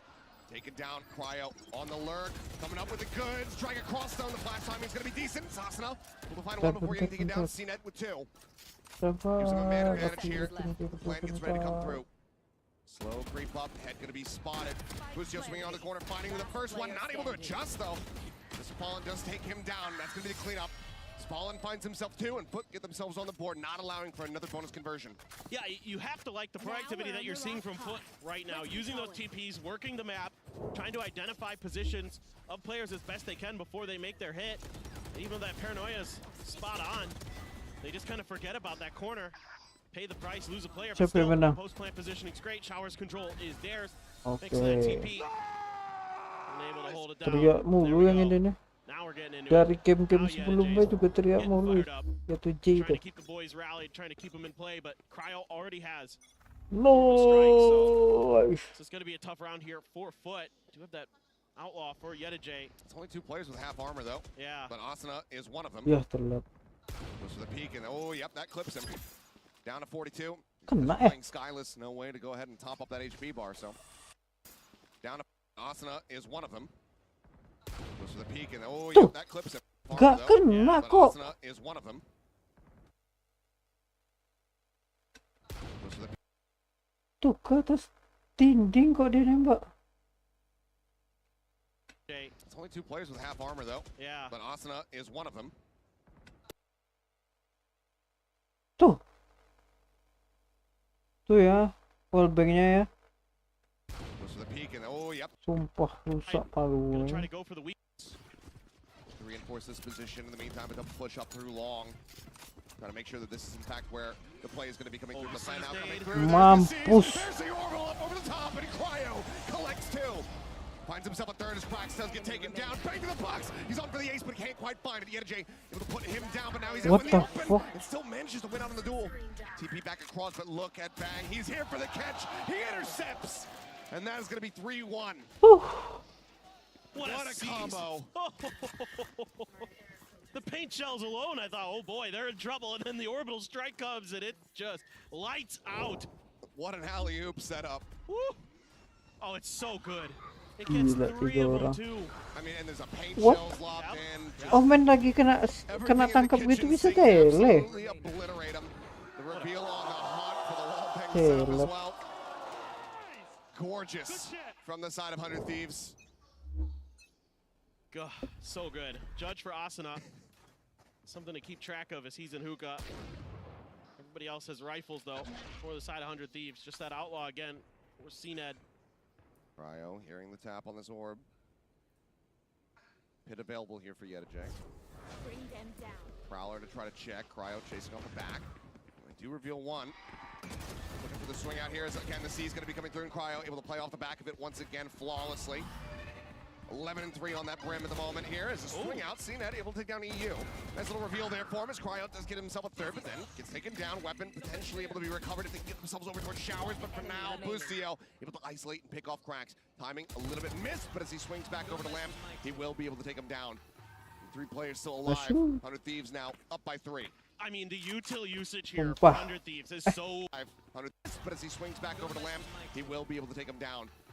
3 players still alive. Apaan? But as he swings Showers, but for now, Bustio able to isolate and pick off Cracks. Timing a little bit missed, but as he swings back over to Lamb, he will be able to take him down. 3 players still alive. 100 Thieves now up by 3. I mean, the util usage here for 100 Thieves is so Enggak. Kukira apaan tadi? They're so with it. The util combos are great. Boostio nails a great dizzy. Anticipates the plant timing. Oh, okay. Well, not sure what the dog doing there, but CNET on the entry, able to find Bang with that showstopper. Asuna still trying to hold them at bay. Blast back, trying to offset, but can't quite allow it. Get a J-Dos managed to find that opener. Reveal on the phone, but now the man advantage here for the side of Foot, as that's going to be the pit invested as well. CNET noted over here at elbow, flash in the face. EU going to have to play back, because Brucio's just walking over top of the paint shells. Got a thrash. Just disrespecting the util as much as he possibly can. Thrash is at the ready now. Cryo with the backstab. Another orbital strike online. He's going to send that one through, but now he's caught. Util in hand. Lah, bunuh temannya sendiri. Cryo kills him off. And he's like, just going to maybe leave. Gets a headshot on the EJ. That is the pit down. 1v2, but time very much not on his side. This round will be Foot's, as this is going to be a bit of a head scratcher, I think, for the 100 Thieves camp. Just got done complimenting their util usage, and that one didn't go their way. No. Itu kalau bunuh teman kita Yeah. I think dapat maybe they were dapat going to duit use gak sih? the orbital strike to then Kok aku jadi penasaran ya. catch players who are leaving that Bentar. orbital. No. But comp is going to be Bentar, kita ulang. Ini cash dia 2,5. Another orbital strike on. Nggak tahu deh. Oh, he did throw the thrash. Minor readjustment. He's right on the edge. Oh, lagi ngulti. I knew it was gonna happen. I knew it was gonna happen. I knew it was gonna happen. I knew it was gonna happen. Well, he's nonplussed by it. Yeah. So vibe's still going to be there, but Foot able to find themselves a second round win. Still down by 2. Showstopper and that Nightfall available here for 100 Thieves. Yeah, their alt cycling is so good right now. Only one player going to be vulnerable to that outlaw of Yedijay. So still sticking with this strategy. Our Foot, yeah, they found picks with it. They haven't been able to find much else. And they've been really just stymied for the most part. Even getting to plants, only got, what, 2 down on Icebox? Yeah. It's crazy how good this defense is that 100 Thieves puts at you. A little bit of a utility exchange. But a lot of space being given up at Hookah. Everybody drifting out over to this B site. Double stack up towards Garden here. Prowler spot out 1. Hot flash into Hookah. Entry now coming through. Paranoia as well going to be committed as there's the entry. And sniped out of the sky is CNET. Full flash connecting though. EU having to pull back, but now the Nightfall going to be in play. Showstopper in play. Asuna looking for the entry there. Unable to find it, but Busio able to put cracks down. EU now going to be taken down, but Cryo arriving. Spike down B. Puts the spike on the floor. Bring us back into a 2v2. Oh my god. Kena line up. The closer. There's Cryo, another multi-kill round. Already just about halfway towards that next orbital strike. And 100 Thieves move up by 3 once again. 16-5-0. Strike. Other multi-kill. Yang replay. Belakang dulu mati kan? Enggak. Yang di depan dulu. And they just kind of line up for him, sure, but still, the control is amazing. I mean, Cryo has just really 16-5. What the? I mean, he has just been outrageously good. No matter what role you're putting him on, whether it be the Jet, the Gecko, the Brimstone here. Ooh, bang. Drifting away. Decent timing there as the flash does connect. He takes a little bit of damage. He's going to be backpedaling, avoiding that paint shell. As Mosh into the corner. Yeah, that's going to be CNET taken down. It's completely caught. Now spray getting ready to open up, but it's whippy there from the side of Busio. Bang going to be taken down as well. EU trying to find 1, but can't get the second. Out of Captain, snappy with a headshot. Gives them some weapons handed over. Gets a call with a heal.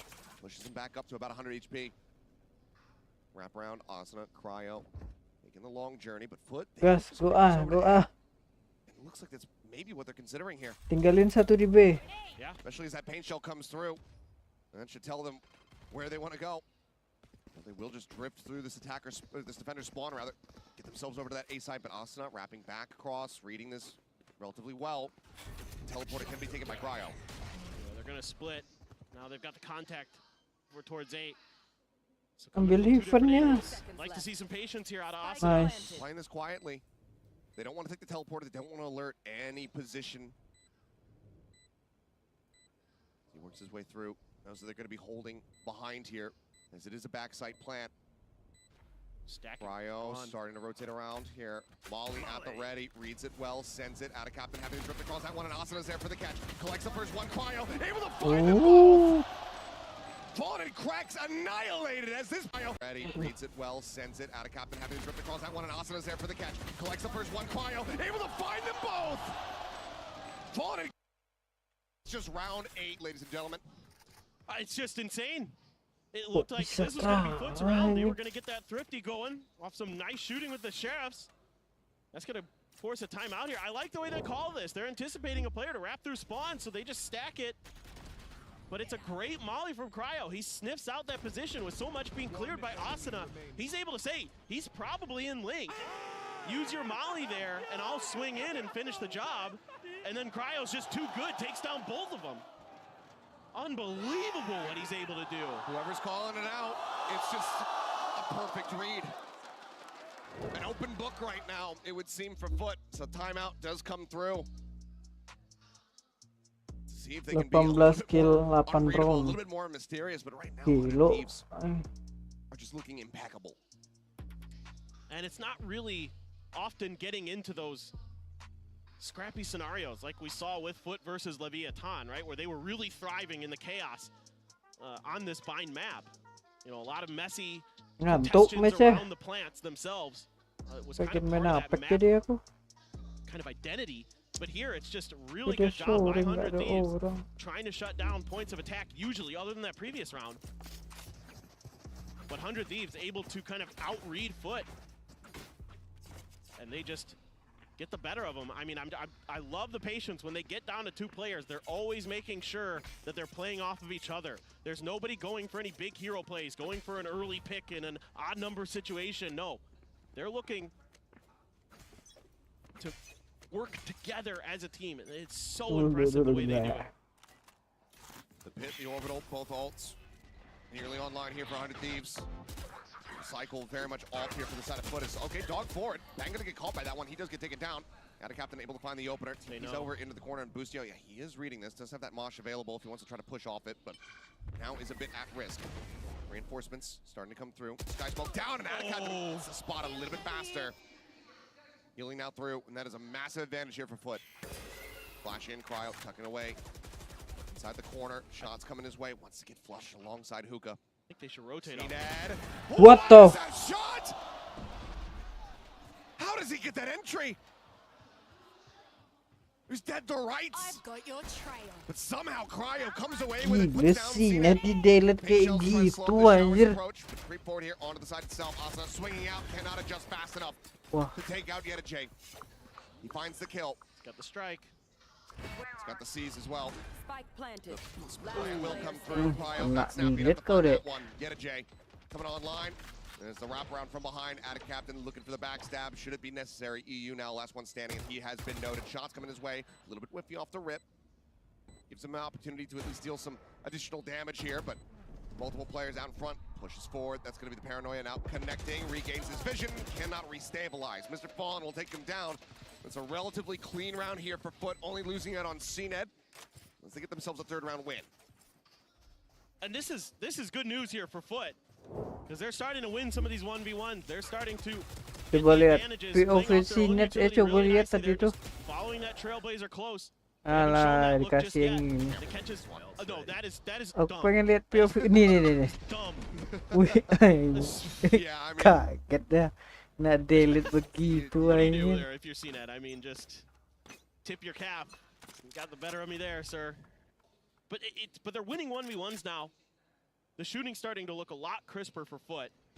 And all it took was that one round, and you've got 100 Thieves on an eco.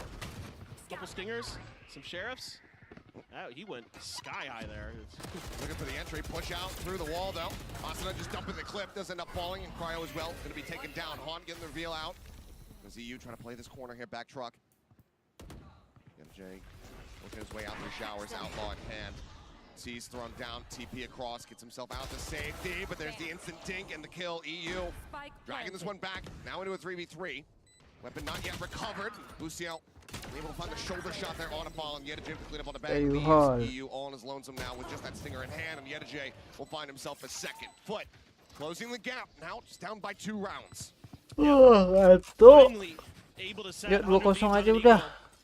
Mau nonton Genji aku. And now you've got a couple big ults for the side of 100 Thieves. You've got that orbital strike, you've got the pit.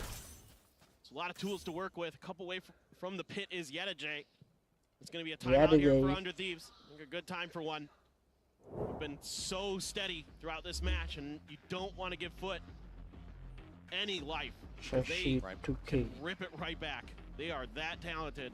We've seen it time and time again this tournament where Foot, once they get heated up, they start stringing rounds together. I think this is a brilliant timeout from Zeeks. Yeah, and 6-1 just intervene here, not allow for Foot to try to call this one back. 6-6, not where you want to be when you're starting on the defender side of bind. Obviously, with side selection here for 100 Thieves, so they're going to be looking to try to get that 8-4 on the board for themselves. We'll see what the adjustments are once we get ready to go back into this one. I mean, Cryo's probably going to have at least 20 kills in this first half. Just looking at the scoreboard. Yeah. Oh my goodness. At this point, it's very much unlikely that it doesn't get any more eliminations, but we've had caster curses before. So, for Foot's sake, they're going to be hoping that that is going to be the case here. And Yedijay starting to have a really solid feel of the game. Struggled on Icebox a lot, but here he's got 10 kills to 8 deaths. Starting to pick it up for Foot. And he's been bringing the energy as always, so they're going to need a lot of it. Try to take down this difficult 100 Thieves team on this map, but so far they're doing a good job. That last round they worked the map nicely. Starting to make good reads on where the overstacked players are and trying to attack the weaker sides. You know, they get a couple kills. They use the Hawk to get some information. Okay, yeah, Cryo jumps into hookah, gets one, but after that they made a great decision to TP and go over to A. So they're starting to read the map. Yeah, just going to be a full send over here on towards A. Asuna going to be dropping down off the top truck. Wary about that position, that push from Showers. Fight going to be sent here from the side of Yedijay. Wanting to try to open up as much space as humanly possible here is CNET up over the top of truck, but he is still full flash, and he's still plus 40. Right into Cryo's open arms. Collects the kill, tapping to the spike, a little bit of spray across. Asuna just fishing for something. Boostio able to find one. Orbital strike now going to be coming through, and Cryo collects another 2 kills. A 4K from him. As I'm not sure what Six said in the timeout, but if he said Cryo go kill, then he stuck to the plan. 23-7-1. The genius coach call. Send your best player, go kill. No, but it's just good control of the A side here. Like the formation that 100 Thieves has just doesn't give up any space, and they completely corral the Foot members right back towards that plant area. And that's why you're able to get these huge kills from Cryo. And it's just brilliant game planning right now again from 100 Thieves. Yedijay. Oh goodness.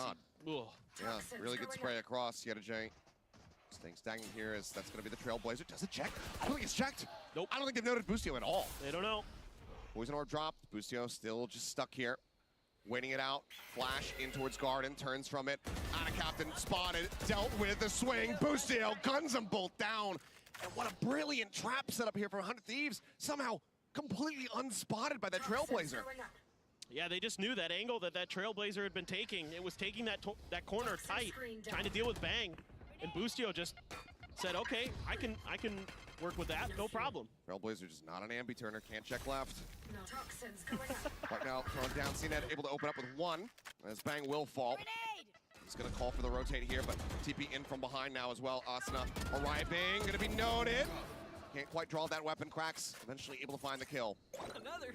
Take him down, it's a 2v3. Potentially winnable position here for the side of Foot as Fragment goes out, trying to zone him off. Is he over the top, instantly dealt with. Right now coming through, 25 seconds left on the clock.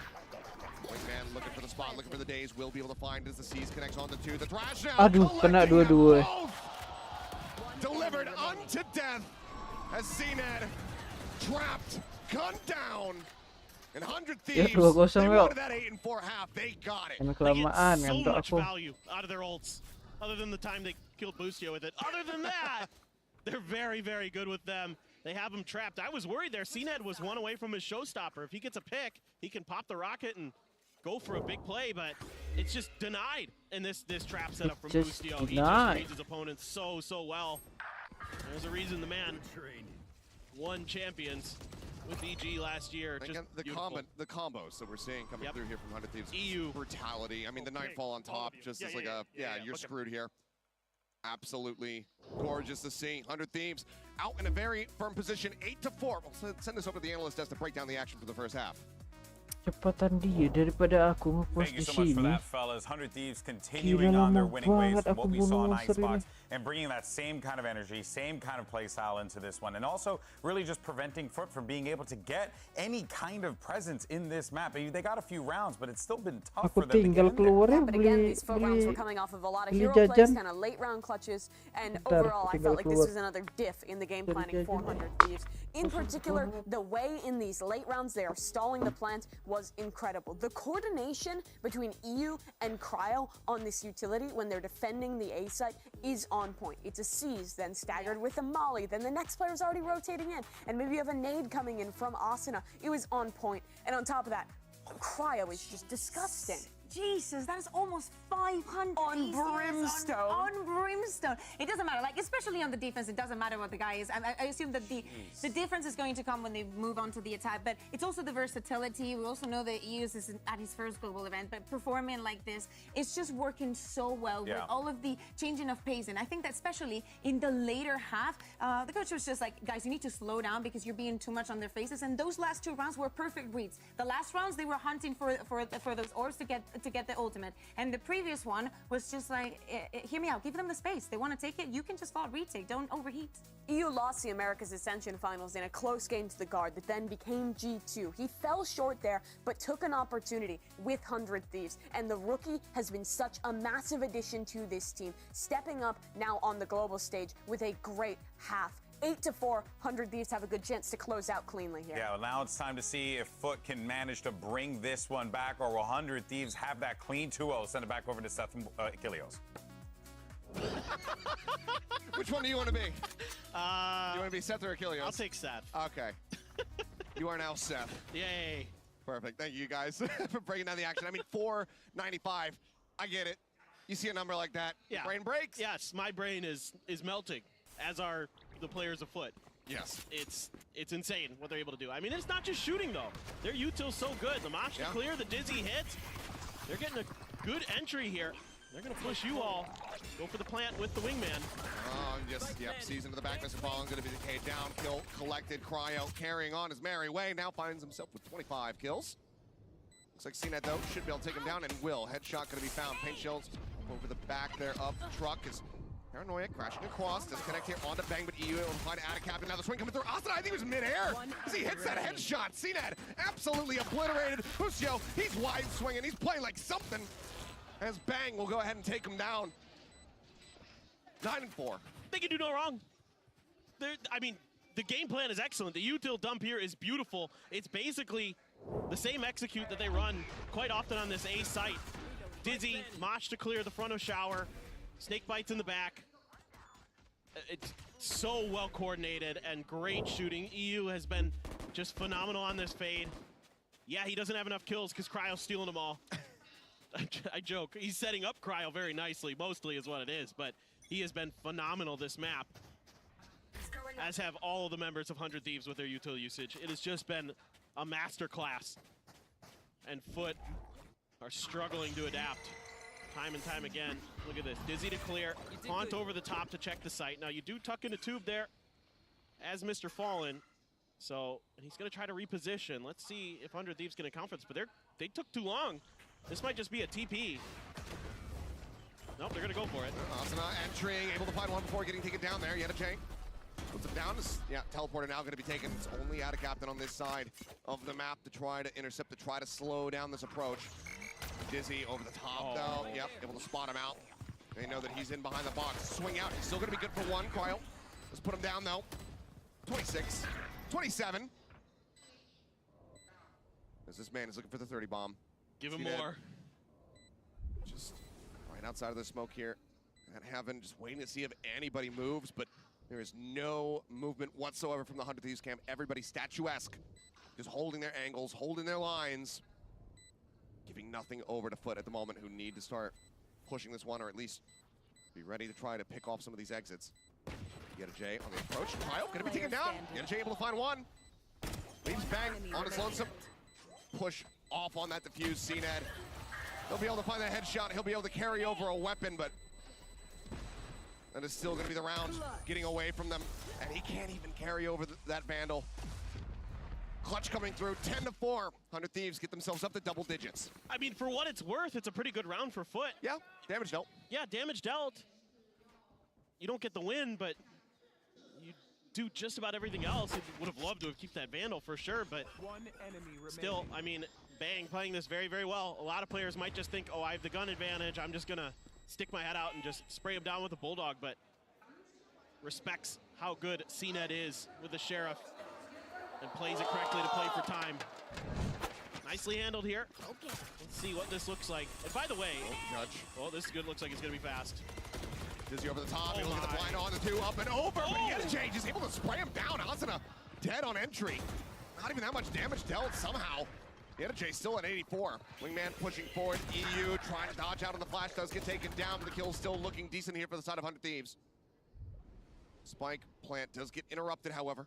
Boostio down to 8. 3v3, and this is gonna be a very sticky situation for 100 Thieves to try to dig themselves out of. Mr. Fallen's watching for this lurk, so Boostio only at 8 health, taking his time, trying to see if there's contact, trying to wait this out, see if his teammates can create some attention over towards the site that he can use to his advantage, but just trying to keep track of it. Knows they're stuck in showers. Paranoia sent, some spray across, Bang now. Low on HP, down to 43. Rotation being heard there as Boostio just hightailing it back around towards main, but Cryo finds an opener. It's going to be out of Captain, taken down. Molly in towards the back. Spike recovered, TP taken, and Cryo left here, waiting for that backstab opportunity. 30 seconds left. Plant getting ready to now come through on the opposite side of the map. Cryo still lurking, and they're starting to drift right in towards his open arms. I don't think they have any read on this whatsoever. There's the first one to fall.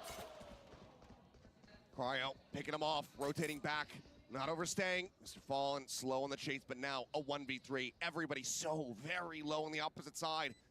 But can he isolate and find these picks? Because right now, 100 Thieves not reading his approach. Cryo, though, turns back, and of course he is good for the shot. Another 3-piece, another round for 100 Thieves, another step towards a 2-0 victory here. It's unbelievable. He's got the 30 bomb now. Just insane. 39 and 3. This, we might be seeing a new ACS record. That's literally what I was just thinking of, Kilios. Down you go. He's on pace for it, I feel like. I don't know how many first kills he's got in this half. I don't know if it matters. He's got another orbital strike. So good luck in this post plant to Foot, who's also on an eco. Having to save up for potentially that final round is what it's looking like. And 100 Thieves is so good on this dagger side. There it is, just a clear space. They've got to judge again. Oh my God. Swabber over to the Ghost. Asuna spotting a target-rich environment, swaps back over. He's able to find one. Boostio cleaning up 2, EU getting another. And now it's just out of Captain, slow rotating. Back through the spawn with a stinger in hand. And 5 players from 100 Thieves out for blood, hungry for it, but they're both gonna get cleaned up. Cryo and Asuna gonna be taken down. Maybe showing a little bit too much disrespect. It's gonna be a weapon now passed over. But EU will put an end to it. Says this is where the miracle stops. You will not be finding a 1v5 victory against us. Match point now found by 100 Thieves. The tempo's been insane for 100 Thieves. It's just go, go, go. These util dumps they have to take control of short are so, so good. This time around, they just use the orbital strike to do it. And then they just keep going. Taking a page out of Paper X book there. Just pushing in towards spawn through Link. And it works a treat. They are fired up. You do have the op now for Yenajay, actually.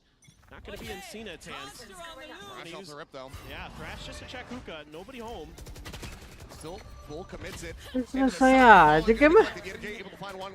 24. Chasing in from behind. Geng. Okay, quick swap onto the weapon. Boombot. Geng. Taking him down to 30 HP, but he's still able to find the kill. So Asuna dead. Plant coming through, Cryo playing very aggressively, very far forward as Bang on this linger in from behind.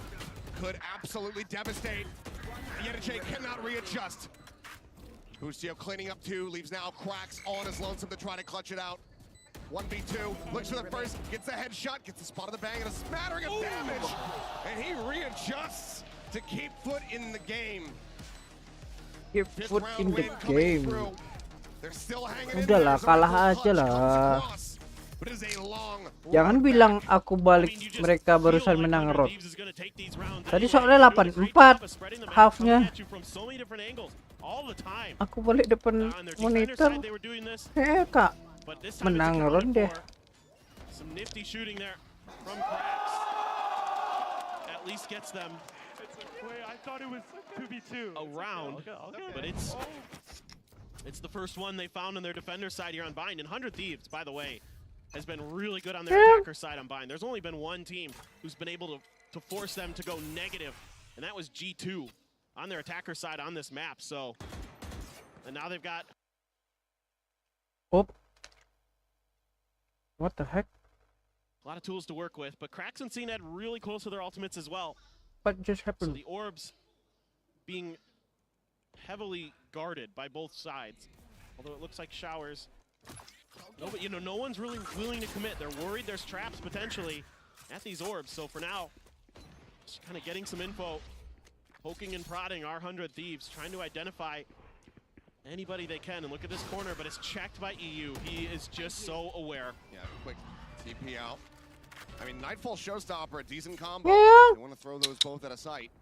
Yeah. Get a J. Swing out wide, but it's going to be a Showstopper to start things off. Swing out. Looks Ya Allah. Mati tuh harusnya. Take him down, able to stay alive. Showstopper not going to find the kill, but does get a decent amount of damage, and Asuna is able to put down CNET. 2 mana damage now here for the side of 100 Thieves as they look to bring Bind to an end. Wingman up over the top, putting back sight. There's Nightfall. At the ready here from EU. And they know at a captain's in elbow. Sends it, Cryo, finding himself another kill, finding it a second, and Bustio notes out a captain around the back. It's a flawless finish. 13-5, 100 Thieves kick off the playoffs. 2-0. Destruction, absolute destruction. 400 Thieves. A lot of people have been saying, maybe Paper Rex is the favorite of this tournament. Well, 100 Thieves have something to say about that, because the way they look today, you may be rethinking your pick for your Shanghai Masters champion, because these guys looked unstoppable. And absolutely deadly. The ACS, I just got a glimpse of it here. 452 for Cryo on a Brimstone. Di Shanghai udah masuk champion gitu. Orangnya nyantai, double elim dia soalnya. Perwakilan sih ya. Ada. Pasti ada tiap region tuh, Europe, Amerika. Pasti ada. Sih. Gak ada. Orang Indo ada. Ini orang Indo nih. Singapura. Ini orang Indo 2. Di mana lagi ada Indo ya? Gini nggak ada. Ya. Iya. Kemarin di sini, kemarin yang tim 4 lolos, tim ini nggak lolos. Di sini udah 4 nunggu, jadi 4-nya masuk jadi 8 tim. Nah, diadu lagi di sini, kalau kalah turun. Kalau di sini kemarin kalau kalah, ya kalau di sini kemarin kalau kalah balik, ini kalah 2 kali balik. Menang sekali diadu lagi. Menang berarti menang sekali, kalah sekali diadu. Kalau dia lawan Leviathan 0-2, lawan ini 0-1-2. Dua-duanya Amerika. Ini Amerika nomor 2, ini Amerika nomor 3. T1 tuh perwakilan saya number 3 harusnya.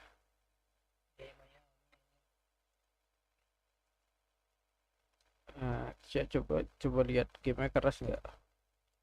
13-9, 13-7, Sini ngayam 31 dibantai ya.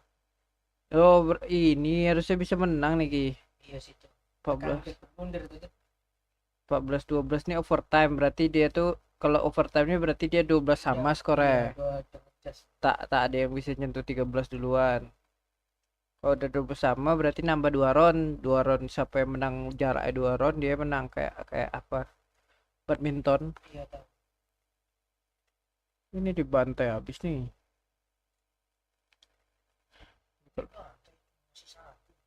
Iya.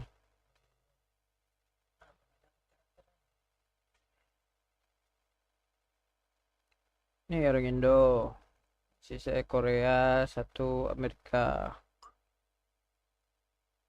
Ini abangnya yang tadi itu. Ini kan ini anggap ini abangnya kan, yang tadi itu adik itu yang di peprek. Nih, ini adik dia nih. Adik kandung. Apa? Cina apanya? Iya, Chinese.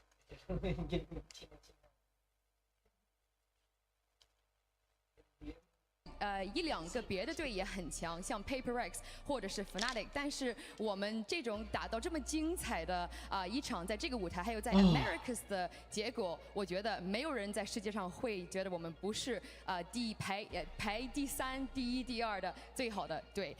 第二个问题我想问你是Cryo 今天打得非常厉害，很精彩，他是什么样的一个队友？I wanted to ask you Cryo, he was very very good today. He popped off. What's he like as a teammate? What's Cryo like as a teammate? I'd say he's like very stoic, the best player in the world or one of them, and he's just a good dude overall. So yeah, not much. He's a very quiet guy, just does his thing. 他说 Cryo 是他的队友们，他是一个非常安静的一个人，不是这么说话的这个人，但是他打得非常非常好。第三个问题是想问你，我们在台上看过很多拿上的小玩具，我们看过小狗狗或者是别的东西，但为什么你今天拿了一个小珠子，还有非常可爱的，在打比赛的时候给你们的对手看一看？We've seen a lot of different like animals on stage, and we know that Aspas likes to bring out the dogs. I think Ata Captain had an octopus. Shark, yeah, I think, a shark or something at one point. What's with the pig? Why have you brought a pig out? I don't know. Just after or at the beginning of this year, I just started calling everyone pigs for I don't know why, but it just became a thing, and then I just started calling everyone that I play against pigs. So then we got a pig plushie for me to bring on stage and to point at to show them that I'm calling them a pig. Oh, so they know what you're trying to say. Yes, Okay, exactly. okay. 他是在今年的时候，他是所有的人对他来说是一个小珠子，他想让他们的对手们知道。他感觉他们都是珠子，比他不是比较跟他来说不是让他那么好，所以他就是想大家都知道，所有的人对他来说是小珠子。Sini bodoh. Thank you very much, Booster, for this interview. Best of luck in the next round. Thank you guys. That was a great first match, but we have Genji versus Fnatic coming up next.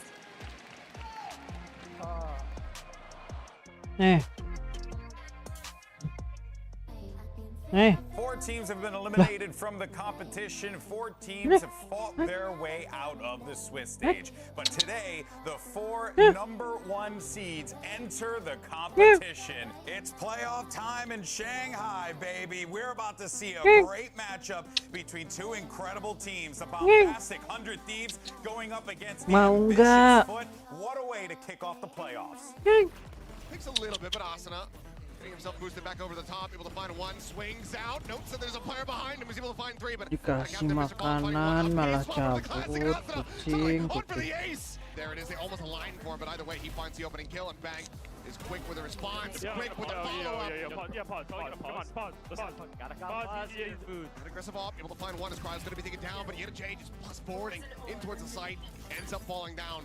Still 2 players to try to hold it. There's just not enough time at the moment left in the bank as Bang collects himself a 3rd. Yo, Sean, whatever you want to do, we do. The follow-up, Lucio taken down with Little Jump Peak. EU well back here at Snowman, able to find 2 kills. What? And Cryo gets Mr. Fallen. You're terrible. Which one? Pick up the pig. Yo. Which one is it? Which one? Who's that? Which one? Wait, who's it? 13-2, 100 Thieves. Welcome to the playoffs. They looked absolutely insane. The play is going to be coming through the play now. Mau enggak? There's the orbital up over the top, and Cryo collects 2. Finds himself a third as Crack does get taken down. Bang to the box. He's on for the ace, but can't quite find it. Austin looking for the entry there, unable to find it, but Busio able to put Cracks down. Sini naik. Cryo arriving. Bring this back into a 2v2. Yeah. Oh my god. Yo, this shit's too free. Collects the kill, tapping to the spike, a little bit of spike across. Asuna just fishing for something. Busio able to find one. Orbital strike now coming through, and Cryo collects another 2 kills. I don't think they have any read on this whatsoever. There's the first one to fall. Another 3-piece. Yo, come on. 13 and 5, 100 Thieves kick off the playoffs 2-0. Destruction, absolute destruction.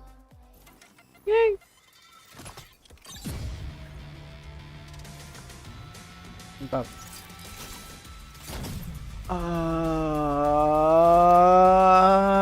Ayolah burulah. Berapa menit lagi game selanjutnya? 15 menit. Musik ya nggak asik. Nontonin gameku aja udah. Game yang tak seberapa ini.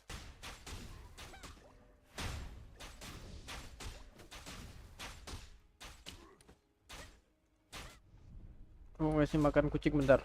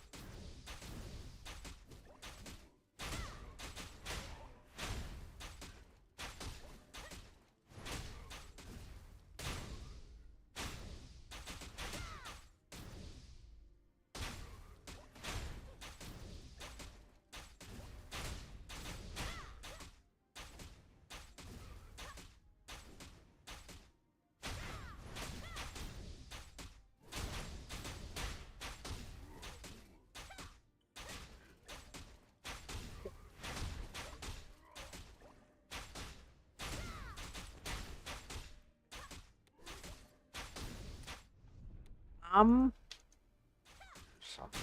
sampah. Monster 49, harga dropnya 6. Monster 45, harga dropnya 87. Gak jelas.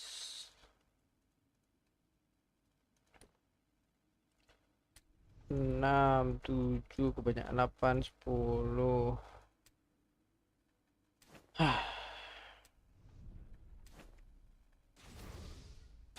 Alah, 2 lagi tuh.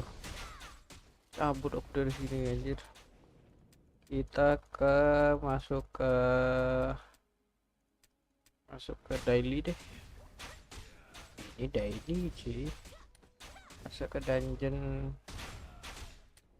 yang training 50.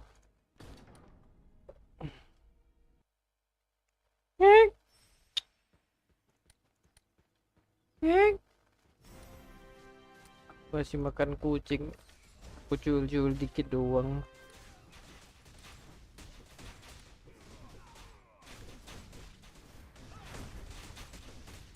Kok lag? Ruk mini. Ini apa kabar nih?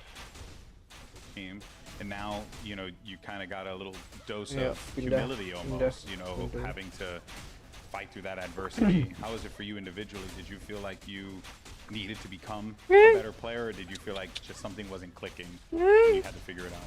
I mean, I always have a need to be better almost every day. So for me, it wasn't like that nervous, that stressful about like being the best or like that I have to be the best. Yeah. But it was clear that, for example, when we were not qualifying to Madrid, something was wrong. Something was wrong with transferring all the stuff, for example, what we practiced on officials. Maybe because of stress, maybe because we weren't prepared well against everyone, or compared to everyone. But I think overall the way how we were like looking to the game, like how we were preparing it was kind of wrong. Yeah. And we tried to fix it obviously while we were playing stage 1. Yeah, no, for sure. Now you guys are coming into this in an interesting position because, I mean, you're still freaking Fnatic, right? Still one of the greatest teams to ever play the game. But I think a lot of people are underestimating Fnatic in this event. Do you prefer this? Well, from what I gather from the other teams, they don't seem to be underestimating us. It's just the general audience and like the fans and stuff. So I actually, I don't really mind. I just know that for some reason, whenever anyone gets in an interview, they always want to say, we want to play Fnatic, or we don't want to play Fnatic. And so it's just like, we're carrying the reputation from last year into this year, which is good and bad. It was bad at the start, but I think now we're slowly becoming accustomed to it.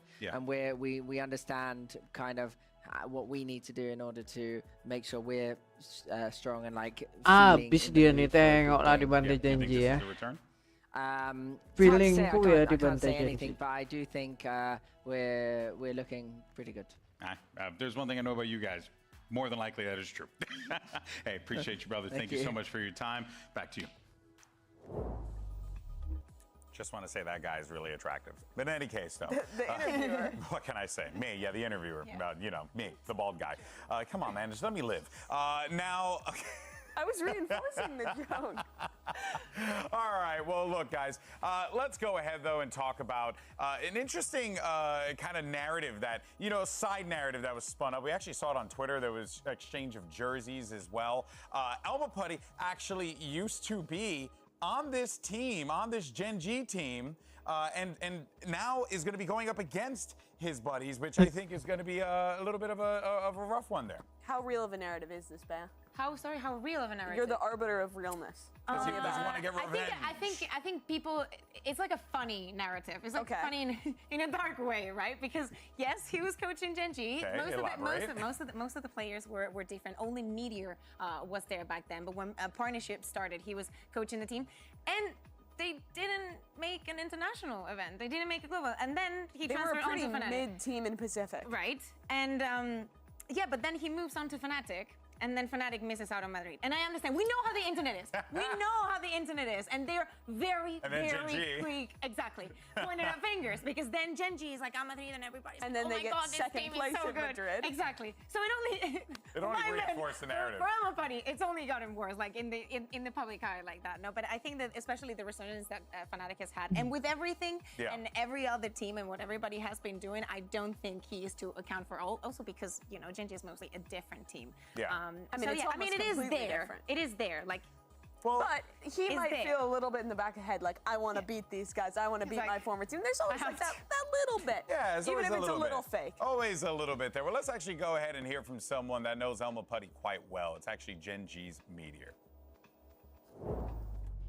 I'm now joined by Meteor from Genji ahead of their match. Now, this is going to be the first time you play against Fnatic, and they have your ex-coach, Elmo Putty, as well. So what do you make of Fnatic as a team under Elmo Putty?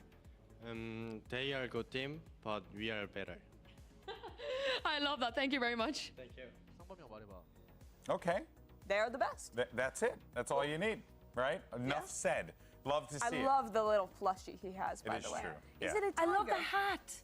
Have you seen the hat? Jen was wearing the hat the other day. the hat is lovely. I do want I have my Genji clips for the hair. Yeah. But I'm legitimately a shill for this team. For the hair as well? Yeah. I've been off the Pacific Goop this tournament, but this is the team, besides Paper X, that makes me believe. The runner-up at Madrid, they come back here, and again, are the runner-up in Pacific. But I think that this squad shows so much potential. We've seen players step back up to the level they were showing early on. Guys like Kalo and Meteor are having a return to form here in Shanghai. And in the group stage, they beat two teams that were, in my opinion, were the two strongest teams that didn't end up making it into the playoffs, being, of course, FPX and also who's the other team they played? Leviathan. Yes, thank you. Sorry, you were pointing. I heard you were pointing at me. But you're a rememberer. Next time you should point at me. You know? I was spaced out because I was thinking of some of the plays, and I wanted to talk about texture. I think that he had a great impact. I feel like sometimes in this event it comes down to the duelists a lot and how they can evolve and how the rest of the team can set them up. And I was actually very surprised that he could keep up that performance. To me, he was one of the questions coming into this tournament. Oh yeah, for sure. I mean, a lot of these players, like, what they've been bringing to the table and the growth that they've seen, and it has been really impressive. Even when you talk about something like, like Karen, for example, is another great example of a player that has really found himself first year playing here and has shown so much prowess in the server time and time again. Has been a core part of the Genji lineup. Yeah, the guy is he's so level-headed, even for such an inexperienced player coming up to his first kind of global event at the beginning of this year, now running it back here in Shanghai. And he's just been so consistently clutch. When teams are hitting his site, I think the thing he's best at is finding the little gap in the execute, where to push forward, finding his moment and absolutely actioning on that, getting 2-3 kills pretty much every time. I mean, Karen's just been incredible. Yeah, exactly. He moves around his utility so perfectly well. Like, he understands what the team needs. I think that this is the kind of player that, even though he's very new, I don't see the need. I don't see him being micromanaged. Right? That's what I mean. Like, you think that this is the kind of players that would be scared to make plays like this one, or take some of the risks that he takes, but he doesn't. And he's always on point. You're not going to see him shake. He reminds me a lot of like the godfather of Korean controllers, of course, Mako, who was always, we were making these That's same a very good points. comparison. Yeah, we were making the same points about this guy. Great at navigating around the site, super clutch, reliable super consistent. And I mean, Karen's just doing the exact same thing. This guy is really pivotal when Genji goes on runs like this one. And pulling out a little bit more, I think something that's kind of cool about this matchup is that Genji reminds me a lot of what Fnatic was last year, right? They don't run crazy comps. They run really simple ideas, but they execute on it incredibly well. They have great synergy when they go for aggro pieces in the mid round. It's really level-headed, really measured, and they just have insane individuals that you're never doubting to win a clutch. I think Fnatic has moved past that style a little bit. So now I think Genji is actually kind of the epitome of that, which is cool now to see them matching up. But do you think that Fnatic is a bit jealous that Genji has achieved what they hadn't been able to achieve this year? You know, like keeping that style, making it work, evolving it. Like, do you think that is Fnatic here? Do they have an advantage or not? Because do they know very well how this should be played, or has Genji gone further away? I think what's cool about the style that they play and that Fnatic played last year is that it's a lot less reliant on like specific preset ideas and a lot more so on just like the really high level of synergy, the fantastic fundamentals, and how good they are at adapting on the fly. Yeah. I think it's a really kind of, it's hard to like actually break down how they play because so much of it is just, it feels like natural when you watch what them. I like that they do is that whatever they do it together at all times. Yes. Gen G. It's like they have like a great, like a hive mind. The synergy if you will. is The amazing. synergy is unreal. And I think that is always going to be the thing that will take you over the edge. Yeah. It's why they got to the finals of Masters Madrid. And even though they fell short of a white hot Sentinels at that event, you still saw like these flashes of just brilliance in that final, even when they were dealing with, a very strong Sentinels lineup. But they're still able to keep that form. I just say,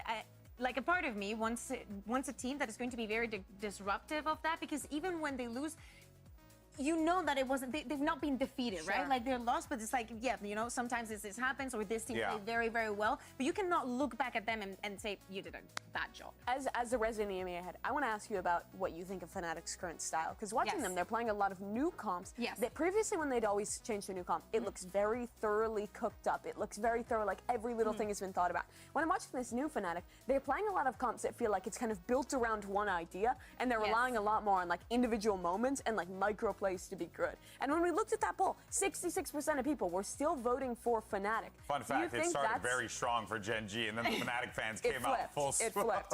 But do you think that style is good enough for Fnatic to like return to being a top team like they were last year? Yes, I do think, one, that the preparation, as I said, in the playoffs was better, and some of the mistakes that they were making during the stage, it came down to things as simple as someone using a passive utility and nobody following up. Sure. In high pressure games, we see that a lot because it happens. It's those unforced mistakes that actually take you to the loss. But it was more of a recurrent matter. It looked very weird that a team like Fnatic that has been together for such a long time can have those kind of mistakes or miscommunications at times. You just look at them and it literally looked like the problem was onto them, like they lost their own identity. They had all of these ideas, but they hadn't just chosen one. Like, who do we want to be? Do we want to change for every single team, or are we going to be the Fnatic that is going to say, to make every team in a tournament arrive there and say, we want to play against Fnatic? 1 to 10, old Fnatic being 10, the worst team you've ever watched being 1. Where is this Fnatic right now? This one, 7.5. Okay. 7.3. Okay, where would you rate Gen G then in that regard? I feel like Gen G's at like an 8 right now. 8.2. Specific. That's very. Yeah, I've been rated a lot. I can't doubt her. 8.2, 8.3, maybe 8.2.5. I mean, we could even go up to a 2.5. It's gonna be about 1 to 10, you know? Yeah, right. Hey, that's why the 1 to 10 system's flawed, and 1 to 5 is the golden way to go. No. Okay. No, Belum mulai juga. 4 point. You have to be even more specific. You know what? I tell you what. We'll argue more about the. And I will win. I will be right. You probably will win. You probably will win here. But guys, I mean, this matchup, it's going to be, outstanding. Of course, Gen G's bringing so much energy into this one. A very good run in the Swiss stage for them. And then on top of that, you have Fnatic. One hell of a run in the playoffs that got them to this point. What we're expecting here is a clash of titans here in the playoffs, and it's only going to be our first round of the playoffs. So, folks, I hope you're ready for this one, because we have Gen G and Fnatic ready to take the stage.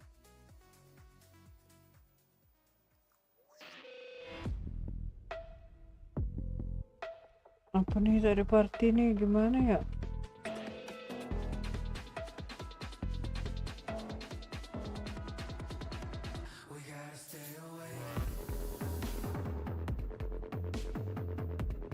Wah, cabut lah aku.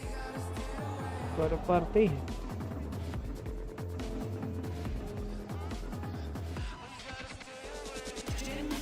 Janji.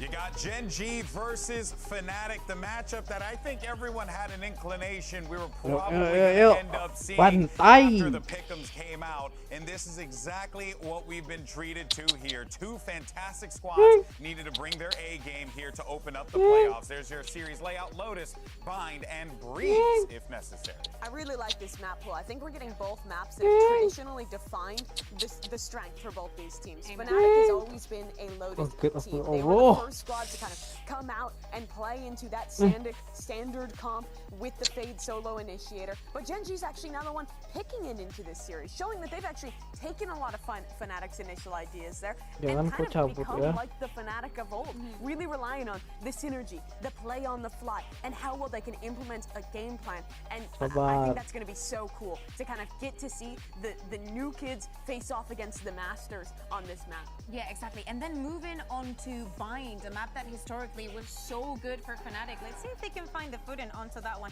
Also kind of funny, you know how in the end we see Breeze when it was a map that they dodged for such a long time. Yes. But I'm actually very, very happy with this map. We talk about, you know, having the read onto your opponents, and Gen G has played a lot of Lotus so far in this tournament. I think the key to success really for Fnatic comes down to getting this one 2-0. If we go 3 maps to Breeze, I really heavily favor Gen G. I think that their Yoru, Aster comp in there, I think they're the best team in the map right now.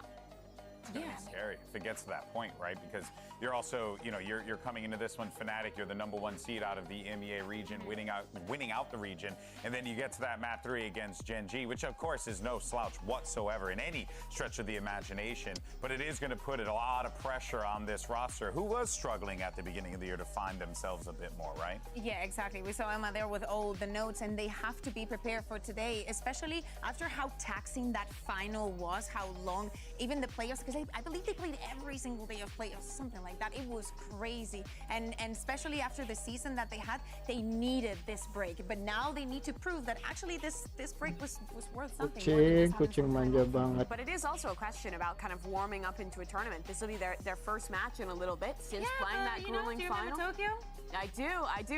You predicted that there's a chance that Fnatic could do Tokyo again. For those that don't remember, they had the same thing. They got the buy into playoffs, and they just had a clean run through to win that tournament. And 1 trophy. That was the cleanest run you could possibly ask for. Here goes your agent select for Lotus, and we see no real changes, no real Fnatic comp versus Fnatic comp. That's it. I'm really looking forward to the Leo Lakia. Like, I think that Lakia has been like an unsung hero for the side of Gen G. He has been super prolific in some of the maps, and also again, and moving back to everybody warming up together. Get your stretches on. To the Raze versus Raze, I feel like Durka has been having a little bit of a delicate year. To me, he was one of the most consistent duelists for such a long time, and 2024 was not his year. Well, we'll see what's going to happen on this one, because no matter what, we got ourselves a certified banger, and we got 2 casters that have PhDs in certified bangers. It's Doug and Baby Bay. It's a real science, I tell you.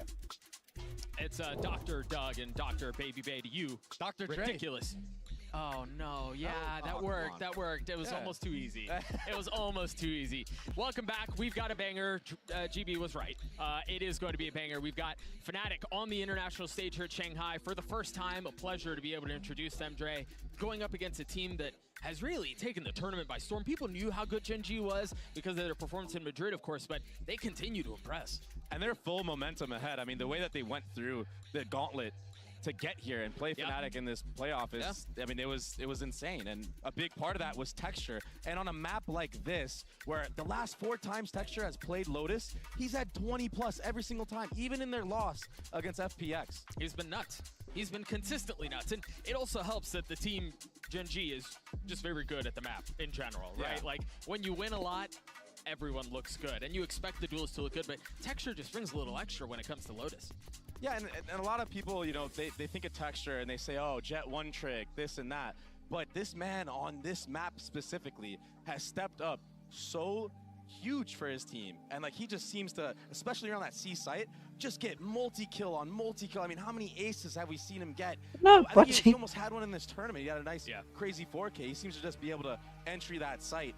And they are starting on the attacking side, which is something that they're not too used to. I think most of the time they played this map, they start on the defensive side. I think 11 of the times they play this map, they start on the defensive side. So they will be able to set the pace, though. And I mean, Fnatic on the other hand are going to have to weather that storm. And I'm looking at Alpha here. Yeah, Alpha is going to have a lot to do. He should, in theory, have his hands full against the Star Duelist on the other side. I think eyes obviously are drawn towards Durka as well. How do you match firepower with firepower in a way that keeps things competitive and attempts to stifle the explosive prowess that is Texture? And that is a rough way for things to start for Fnatic. Kebantai. Yakin gue. And I like the idea, you know, they were trying to catch him in that transition, but Gen.G's trading has been so good this year. They've just been a complete unit.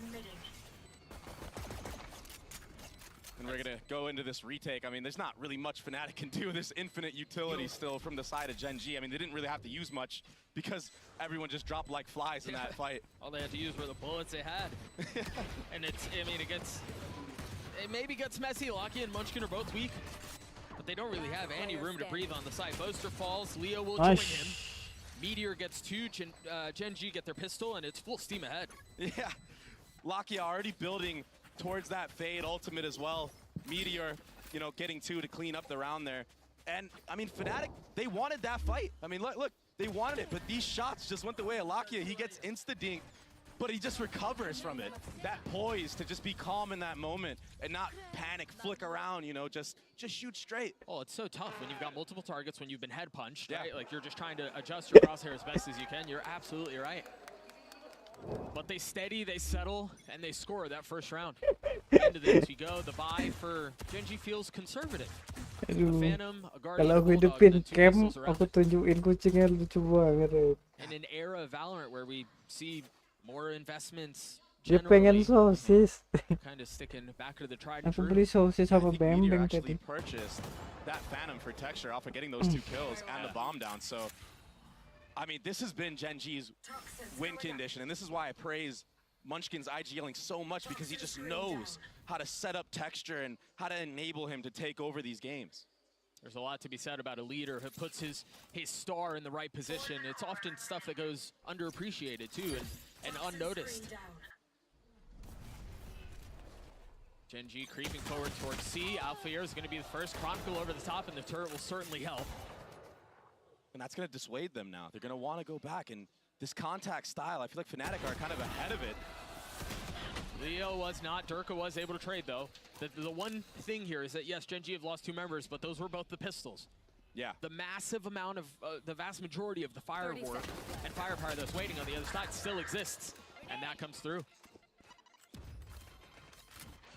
I mean, this could get really dicey for Gen.G. This nade could create the pandemonium needed to get a free kill, but it hurts. Oh, that's a nice shot. 1v1. Down to 1v1. Texture not able to settle the shots. Man. Very clean by Durka. What an answer back. And you pointed him out. He needs to be the one that's countering Texture in these moments, and he did, and he gets a Phantom upgrade on top of that. And a little bit of pop shots there. The viewers didn't really get to see it, but you know, he had some things to say with that Phantom that he picked up off of Texture's body. And already Fnatic are understanding how Gen.G likes to play these situations, the way that they default on the attacking side. Gen.G love to do contact plays, a lot of 4-1s. This time, they're all ready and waiting to punish them, and it goes their way. Waduh, single member panas on the nih. side of Fnatic Seru nih. all out of their seats. Durka, or excuse me, Boaster sang them like a soliloquy in there. He hit a C sharp. That was mad.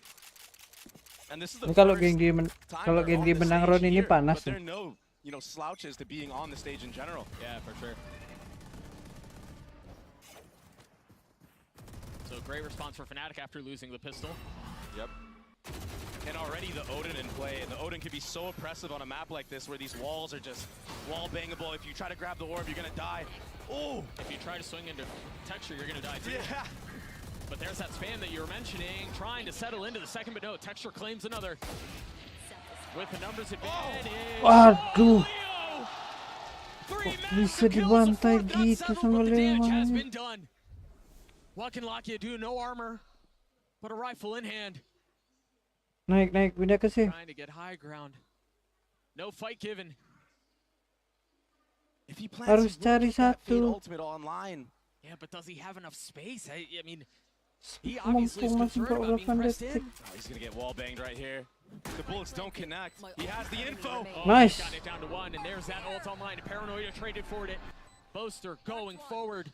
The captain of the ship trying Kiri. to find calm waters and see if he can spot him. Kok dia nengok ke situ dah? Jelas tali di bawah itu ke situ. He's been looking so Takut aku jadi anjing. run that Fnatic had. Balakia stole the round away. Someone who a lot of people wrote off. Saying that he's washed, etc. All this stuff. Tali di bawah kaki kan lari ke sini ke tree. Like they were the rejects. But when they Nih come dia together and they tuh. band together, stuff like this can happen. Sumpah bikin takut. It's been a back and forth fight so far. And it's early, man. We've played 3 rounds. Amazing. Genji making plenty of noise towards A. 2 guns on the side of Fnatic. Fnatic have the info here though, because on the opposite side of the map, Durka and Alfier took full control of C and opened that door, and they're able to rotate through here to potentially meet Genji face to face. But here comes the showstopper out of Texture. He hears the footsteps. Ya Allah, apa tuh? Round that seems to be going the way of Fnatic when it shouldn't have been. Not Kok only did multi Genji have full close guns, they had gitu ya? Texture's ult too.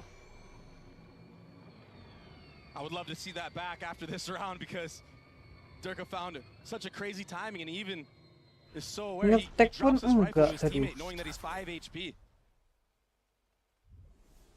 Now he's got the rocket in his back pocket. Yeah.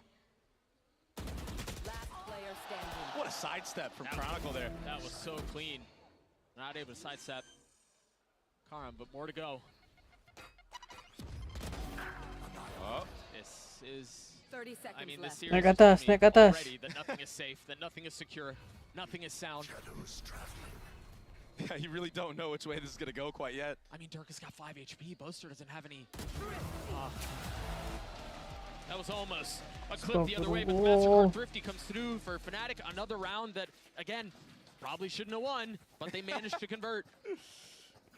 And in all that chaos with the showstopper, Durka got 2 picks for free. I think we're going to see it right here. Oh, the Omen flash is what set him up. Oh, poor Lakia. What a shot from Durka there. And Durka in this year, I mean, he's had a really rough start. I have to say it. I mean, I was watching a lot of EMEA Valorant, and it didn't seem like he was hitting that same stride that he had in the previous year, but he's back on the main stage, and he's here, and he's showing up, and he's ready to play.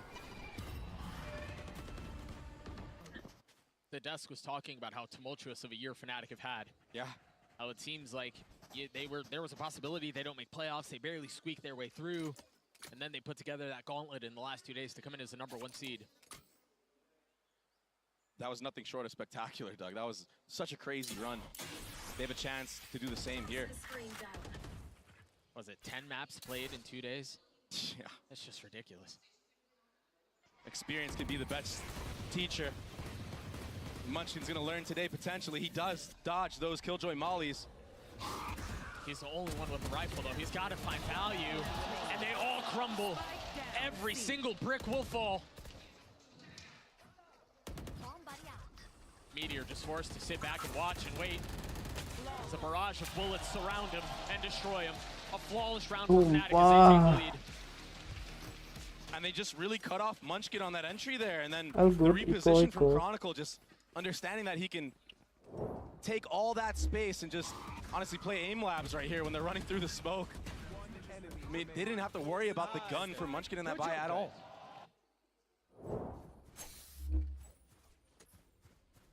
Full light armor on the side of Genji. You got Munchkin close to his ult. Meteor not far off either. But there's a lot on the side of Fnatic here, man. They have guns, they have full armor, they have a lot of ults online and more on the way. Oh. And they've got the open architecture as well. A rocket to follow up just in case as well. No one's there, doesn't matter. Munchkin has something to say about it though. But Leo! Leo's louder! A 4v2. Dia selalu main B di bawah itu di putaran itu. I mean, the last 3 matches he's played, he's had like 30 bombs back to back to back. He was a big reason why the reverse sweep happen. He and Chronicle both. Yeah. Have just been outrageous. I feel like a lot of times, especially in a game like Valorant, there can be Kayaknya quite a nge-push. bit of recency Harusnya bias. dengar But you itu. cannot forget Ya udah about nggak the star dengar. power and the veteran experience that this Fnatic team has. Yeah, they didn't make these events. Yah, susah They didn't make 5. Madrid, right? But honestly, Boaster's whole goal going into this year was, I want to make Shanghai. And now they're here and they're doing this against a team of Gen G who, I mean, Texture has looked so good on attacking sides. That's where he thrives. On the 30 entries, seconds getting 4Ks. It is early, though. Yeah. But you're right. Fnatic show no rust on the stage right now. No concerns about the fact that they haven't played through group stages. No concerns about the fact that they got Gen G to kick off this tournament. Exactly. A team that everybody was saying is the deadliest matchup you can get. And the truth is, Dre, we've seen a couple of clips and instances already that would, Chill, reinforce that idea that Gen G are, of the teams that are coming through from the group stages, probably the scariest. But honestly, the firepower that's been brought to the stage by Durka, yes, by Leo, by Alfear, those three in particular have had some outrageous moments. It's also tough when Gen G's MO has been build momentum at the very beginning, kind of roll them over. You lose to Thrifty in the second round, and then you lose the fourth round another way that you probably shouldn't have. Yep. Things get real messy. Get messy indeed, and that's why you see a timeout from Gen G. They don't want this one to slip away too much because, I mean, the last, I don't know, 2 rounds, maybe even the last 3 rounds have been very convincing for the side of Fnatic. I mean, openers every single time. They've stuffed them. Yeah. You're right. I mean, it's not fun playing 4v5 for, you know, the last 3 rounds you played on a map like Lotus. Yeah, especially on a map like Lotus, you're right. You're not able to manipulate rotations. You're not able to finesse on the attacking side, and it feels like the defenders, they could even just give a complete side play retake if they wanted to and have the advantage. Yeah. So much to be done there. We'll see what adjustments look like on the other side of this timeout. The first Genji kemarin ada kalah nggak? should they all be used? Genji di And I think a good game plan for Gen G going into this attacking side is start conditioning menang the CD FPX vault a little bit more, kelihatan. breaking the killjoy utility that we saw get so much Menang value dua-duanya. on the round where they actually Okay. try to hit that site. I think so too. Let's see, Try to let's bait see, it let's out and then see. maybe go for a rehit. Deposit somebody at C mound, go contact at A. I mean, Gen G are known for playing a very contacty 4-1 playstyle. And in high pressure situations, it can be so just annoying to play against because you have to be dialed in on your crosshair. But instead, they decide to test the waters A at the beginning again. A little bit of utility exchange on both sides. An aggressive spot by Boaster here. Gives up a little bit of that space. Meanwhile, Meteor goes exploring towards B. And it is Durka who would be waiting on the other side. There's such a heavy lean from Fnatic towards the western side of the map right now. Yeah. This is really difficult. This is the weak spot if they were to hit, but man, it's tough and Boaster's getting kills like that. Again, onto Texture of all people. Yeah, he hasn't really had that clean start that he normally does. It's interesting, it's the second time now that we've seen Munchkin have the hero rifle. He does have that ultimate online, Doug, so if they can actually swarm the C site, or maybe bait out that utility and transition to B, they could steal this one away from Fnatic, getting that Viper's put online. It's all gonna come down to Alpha here. I think there's so much to be done here, though, because Leo still has his ult. Even if Alfear loses the space, he's got his lockdown to flush out the pit in case that's what's invested. There's the contact. Oh, they're countering on this really early, or at least trying to. Leo will fall. No more pit. Munchkin is traded. The spam not connecting, not settling. And Meteor punishes on it. But while all this is happening, Doug, the bomb is being planted at A. It's gonna be a head-to-head with the Omen players right here. A perfect pump fake. Rotation through. Karon holding on to Heaven right now. With the Sheriff in hand. Lakia not much better off as far as weaponry goes. Spike has been taken for a few seconds now as the wall goes up. Lakia understands there's a really good chance. They've lost Contain. They've lost some shots! But Karon does not miss! A 1v2 now. Durka with so much on his shoulders. And again, time is the main factor here. He does not have the luxury of being patient with this, of being selective with his approach. He's got to take the fight to their doorstep. One will be found, but time will be the difference maker. Sudah dapat 2 karena. Wow. Gila. Around from Karan. That was insane. That was Back-to-back insane. share of headshots. And I mean, Fnatic, they really fumbled their advantage in this round. I mean, they had numbers up the whole time. They got rid of that Viper's Pit. The rifle wasn't there, but then this happens to you? And Lakia, the whole time, he didn't need to show it all. Sheesh. Oh my gosh, that was filthy. But even just those peaks, the spacing, it wasn't quite yet. It just wasn't there. There was no trade that was available. Honestly, he probably hits the shots anyway with how crispy that looked. Very true. The Odin is online again. And an op in the hands for Durka, who's currently playing towards C, but all of the pressure headed the way of A. Oh man, this is that 4-1 style that I was talking about. A good Viper split from Chronicle to just keep control of this and have to, you know, force Genji off a tree, spam to follow up, a little bit of chip damage. Well, but I think that's the question: is do they respect it or do they drop the lockdown? Yeah, to funnel them out. It's an awesome lockdown. That pit is so far up, they have to give up a lot of the space here if they want to hang on to it. Oh, now counter lockdown used. Yeah, the cycling of utility, ult for ult. But Genji will come out on top of this because it was, remember, it was the Viper's Pit also invested. And it got kept up the whole time. Yeah, that's a beautiful response from Alfier. To not only negate Meteor's ult, but then to also keep the pit preserved. And an op that was sunk at the beginning of the round finally gets its opportunity. Durka not able to land the shots. A lot of the pressure headed his way. See the utility in full force as Durka has to get out. Manages to do so. Now without taking some damage along the way. And now another pit used. Oh, Leo will fall. He was not ready for that whatsoever. Boaster has picked up the op texture, playing this tight angle as the smoke goes down. He tucks, finding a little bit more safety in the pit. They don't really have much more to get through to this. This post plan is so hard, but Chronicle gets texture. That's an opening. The paranoia now invested. Lockett trying to hold the lines. Chronicle gets a second. If it's not Leo, it's Chronicle. Karon falling down with 30 HP to try to hold him back. Cannot land the shots. And now it's a weapon trade, and Munchkin left in 1v2. One spotted. The second snap will not connect. Aduh. Wow. I mean, Fnatic just stole this one away. They have no right winning this round. No right whatsoever. It was all because of Chronicle punishing this Viper's Pit, the spam in the beginning, and then he just takes the step in. That was ridiculous. And then again, Alfier's ult at the beginning of the round. Yeah. Right, like, if Alfier doesn't ult there, they can flush them out of the pit, and they probably end A. Yeah, 100%. Get the Viper's Pit down on A. Make it scrappy again.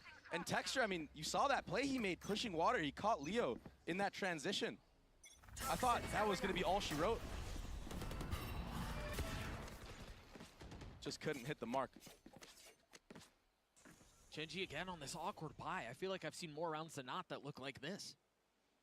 Yeah, they forced up a rifle almost every single eco round.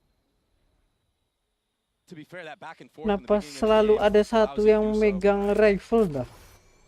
It's also interesting to note who's wielding it this time. Texture, 2 away from his ult. Should be an orb gathered here on C. So already Genji looking forward, you know, trying to build up the ultimate economy. Don't really have a lot to work with, you know. They're playing this so slow. As quickly as you say it, Boaster falls. Oh, but Chronicle's tucked, and he has no idea that they're a little bit messy. But it doesn't have to be pretty. It doesn't have to be clean. Yeah. Fnatic settle. The hero rifle down. Meteor and Karon, the two that remain. 30 seconds left. I mean, the Sheriffs have been filthy this map so far. Leo's going to be flushed into the angle. He's not able to land the shots. Down to a nice set of HP. Landing onto the first, landing onto the second.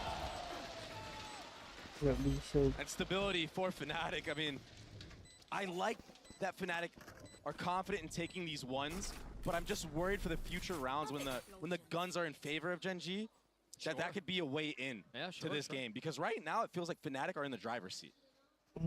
No. They're manipulating the rotations. They have just Durka just like posted up on C with an op for the last couple of rounds, maintaining all that space, painting a better picture for Boaster to manipulate, you know, be ahead of the rotations, I mean. Who you picking, bro? Who you picking? That's the kind of game we've got, huh? Yeah. So funny. That op still in the hands of Durka. A couple of ults to play with for Gen.G, who find themselves down 3 on a map that has been historically ridiculous for them. Yeah, they're 11-3 on it this year. You wouldn't believe it, given how this has gone, and it doesn't look like it's getting any better. I thought for a moment Texture was going to have a timing because Durka didn't spot him at the beginning, but more was found, and now satcheling forward, hunting. Oh, that's 2 for Munchkin in this round. Chronicle had contained there, but he falls. Leo filling in on the space behind it. The wall's the only thing that's keeping him back. He hears the cross. He hears the footsteps. They're trampling forward. But Boaster has stayed. Is he aware? Too many targets to choose from. Or excuse me, his Karin there is there. Spike planted. And now the dog going forward. A Nightfall. Oh my gosh. In exchange. And a Prowler to follow up. Lawan 2. 3v2, but the spike was planted. Can they hold on? Dua Lucky, lawan that's a big kill. 2. Looking for a second. Tempted into the swing. And baited for it. Now Munchkin. 45 HP. Forced to play the hero. Forced to be the savior for Gen.G in this round. In this half. Wah! Wah, men, itu udah ngeline loh dia. The steady hand saves it again. What a trade. They almost lined up there. For Munchkin, who got the first 2 entries of the round. He almost closed it out at the end. Almost did the impossible, it felt like. That was such a nice retake from Fnatic. I mean, this kill, well, not this one, but after these kills from Munchkin, when Karin is stuck on an island, all the noise made from the flank, that timing for Leo to just flank around. Dia tuh. Karin there, I mean, that was everything. That opened up the retake. Alpha sitting at 12-6, dude. And the ults are online and flourishing. Alfair's just become a cornerstone for this team. Through the pretty and the ugly. The kid's good, man. Yeah. Gen.G pushing forward B. A little bit of noise was made off of that early TPA to suggest that that's where they were headed, but they have fully sent. Look at how far up Texture is. But Durka trading a rocket. Dropping the first and the second. And now looking for more. But not connecting. Lakia on the swing in the face of the lockdown. Texture cannot stand either. What a beautifully set up retake. Gila, map attackernya As the pada. bomb is going down, we see the showstopper come out for Durka. And they have more ults if they want to. Alfair, at that point, he can invest the lockdown. Right. I mean, it just makes it so it's chaotic on the actual site. And Fnatic right now, I mean, they're playing very disciplined. Oh, blue ready. Holding for swings. The pre-fire here from Alpha. Yeah. They're ready for all these aggressive plays that Gen.G have cooked up. I mean, they have insurance policies to every single round, too. They've got layers. Yep. This might be one of the best Lotuses I've seen from Fnatic this year. I mean, with how this map started, too, the crazy tit-for-tat that we had at the beginning, I mean, you wouldn't think we're watching the same map anymore. Yeah. Fnatic have just rolled. And honestly, a lot of fans have been left wondering, where did Gen.G go? I don't know. Maybe they just need to warm up into this series because so far, I mean, not only are they getting outshot, but they're getting out macroed. Fade out will be baited though. That's a really good heads up play from Munchkin to tap that door, fall back, not get punished. Poison's off. Only one Prowler on the tether. I mean, the thing is Fnatic have 4 players here with no reason to have to rotate. They know that there's 4 ones, and you see Alpha playing all the way back in spawn because he knows that he doesn't even want to give the 1v1 to anybody from the side of Gen.G. What the fuck, dari mana tuh dia, He Mbak? doesn't even want to give the 1v1 to anybody from the side of Gen.G. Kenaskan. How did he just hit that? I don't know. TP to the opposite side of the map, that's exactly what he does. Alfair plucking Texture out of the sky. And the defense of Fnatic will stand strong once more. Meteor has been surrounded. You've got pings on the mini-map. This was one of Mana the tengok best tadi? defensive sides Gimana? I've seen. Makin mati. I mean, they were 2 steps ahead. Forget 1 step ahead. Most teams are 1 step ahead. They were 2 steps ahead. They were running a different race. Look at this, look at this, look at this. Oh, And asapnya then the hilang. same kill right here. We've seen, what, 3 of those? Oh my Mark has gotten 2 of goodness. them. Alfier gets his 1. Oh my goodness, Doug. It's a no-fly zone on this map, man. Fnatic are insane so far. And again, the vibes. Bro, they're talking trash across the stage. Every single one of them is getting involved in it. And obviously, that's what has led to this ridiculous 9-3 performance on Lotus. We're going to talk down Yinsu, who's standing by with Fnatic's performance head coach. Fantastic start here for Fnatic. I'm now joined by their performance coach, Ryan. Now, we're not really used to seeing this scoreline. Usually, you guys are the 3 rounds down. So I wanted to ask you, why is it that you always have what it takes to make a comeback, no matter how big the deficit is? I mean, firstly, it's great to be here in China. Have an absolute wonderful time. But great question. I think the guys have been playing together for so long, so there's a lot of trust in the team, right? We really believe in each other, and we know that in these situations we've come back before, so we know we can do it again. And we keep it really simple. It's focusing on communication and regulation. So say what you see, keep things simple, and keep yourself regulated. Stay calm under pressure. So lots of breaths, you know, lots of resets, and then focusing on what's next. And that's it, 1 round at a time, and that's how we're able to make these comebacks. So it's basically Leo's bread and butter, right? Because he seems like that player, right? Yeah, Leo is Mr. Calm, cool and collected, and yeah, you can see in the team, when he's calm, everyone else is calm, and same with Boaster as well. When he's calling with confidence, everyone else follows, and we're nice and calm and controlled and able to execute and come back. And very quickly, what kind of preparation have you been doing since you've been in Shanghai? Well, I mean, we had a pretty stressful run into the finals, obviously with our final against Heretics, so we've just been trying to focus on recovery. We really wanted to focus on getting here, overcoming the jet lag, and then just getting into our routines again. So lots of physical activity, you know, good quality nutrition, and focus on rest and recovery and good quality scrims. So that's been the key focus from a performance standpoint since getting here. Well, the boys look absolutely great out there. Thank you very much for your time, Ryan, and let's see if Fnatic can close out this map. Thank you so much, Yinsu. It's always good to be able to hear from the brain trust that has put together this dynastic team with Fnatic. And yeah, they've had their stumbling blocks throughout the year. And yeah, they weren't in Madrid. And yeah, they almost didn't make playoffs. But honestly, they're giving a finger to every single one of those storylines right now. Seriously. And I mean, that time off. Gak akan mungkin Fnatic menang. Be accustomed to the travel Ini ya, Shanghai nggak akan mungkin. heavily against a team like Genji. I think that's, I mean, we're seeing that work to their benefit. Even from the pistol round, I mean, Fnatic menang, they were ready for something like that. Shanghai. That's all prep. Yeah, it didn't go their way, Aku but pensi main Apex, aku main Valorant. Aku janji. Janji. Approach to a lot of their maps. We're seeing Fnatic emulate that in a 4-1. Now opting to make some noise. Seeing if Genji bite on anything. Seeing if they aggress. It looks like we're about to. Oh boy. There's that in full effect potentially, Doug. Yeah, there's the aggress. There's the aggress you were looking for. But Genji, they're second guessing themselves. Or maybe just not wanting to commit too far. I mean, they really have no idea what's happening around the map right now. Genji have used no info utility. No, but I think they can hear Fnatic jump spotting there, and that's why they want to turn attention this way and take this fight. But Alfier, you sneaky son of a gun, only found 1. Jeez. And as that's happening, look at this. It's a free A site with Chronicle and Boaster. Death by 1,000 cuts. Just when you think you understand what's happening on the other side, just when you think you know where Fnatic are going to strike, they pull the rug out on you. And now they're going B! A masterclass! They've got to convert the round, though, and pistols are never secure.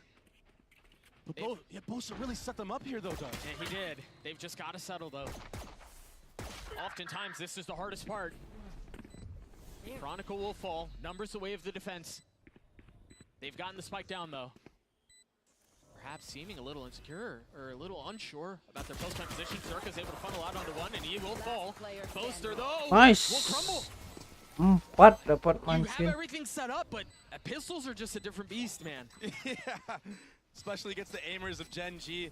That 1v1 with Meteor and Chronicle, that's honestly what it came down to, because Ini menang, terus round nextnya menang ini 95 sampai ke Boaster into heaven, trying to catch anybody off guard in that retake. Yeah, if Chronicle just lives here, I mean, this is a whole different round you have to feel. Munchkin, the IGL, dropping bombs like that. I mean, they're still in this, Doug. 13 and 11 for the caller. On the side of Gen G, still much to be done though. 5 rounds separating these two. Itu tadi masterclass ya. Right now for Fnatic, you have to identify if you can grab any of these orbs, try to build up some ult economy. You know, we have Leo that's sitting at 3 orbs already. Fade ult can be so devastating. And he was so good in the first half, man. There's no reason to suggest he's going to slow down. I mean, if he can get this, which it looks like he's going to, potentially. Oh, no. Looks like they might just go for a hit. Oh, they're giving it to Durka. Clear out of util. Yeah, I think they're going to continue to play this map as best as they can. And honestly, this is what Dre, I mean, I would love to get your thoughts on this because this is what kind of felt like was missing from Gen G on their attacking side. Yeah, they didn't really bait out any utility at C. I mean, they did like a similar slow default where they did farm some orbs, but there wasn't a bait out of that molly that we just saw broken. Right. And it's small things like that that can like put doubt in the minds of Gen G with that one molly being broken. Now that turret gets pulled. Now no one's on this A site. If they get bombed down, this is a really successful round for Fnatic. And I'll do you one better. They might win it. Wow. Lakia falls. Texture, weak. Meteor, not much better off. There. And they got the spike down. And the classic could be so good in this moment, but Leo falls right last second. That's okay, they refresh the smoke. The nade is gonna be really good. Flushing, Texture out. Oh, but they get both. Leo and Durka not able to stand. But they're low, Doug. Everyone is low right now for Gen G. I feel like they've been low the entire round. Chronicle on the swing, the taps connecting. But Meteor and hold the line. Just Let's go, man. Fnatic was gonna be up to their wild antics once more. Oh my goodness. Texture. Oh my goodness. That satchel or just running through that he had a main smoke. I mean, yeah, he had no choice, right? The nade was in his lap. It's either you get out or you die. I just can't help but feel like that was just lucky, though. That was RNG. I mean, Durka almost connected there with the right click. That's the prime position to have a classic. I mean, the right click's there. I mean, it could have easily just one-shotted him. Yep. Yeah, 1000%. And look, all that damage done. The buy from Gen G, it's so scrappy. Everyone light armor. You only have 3 Guardians.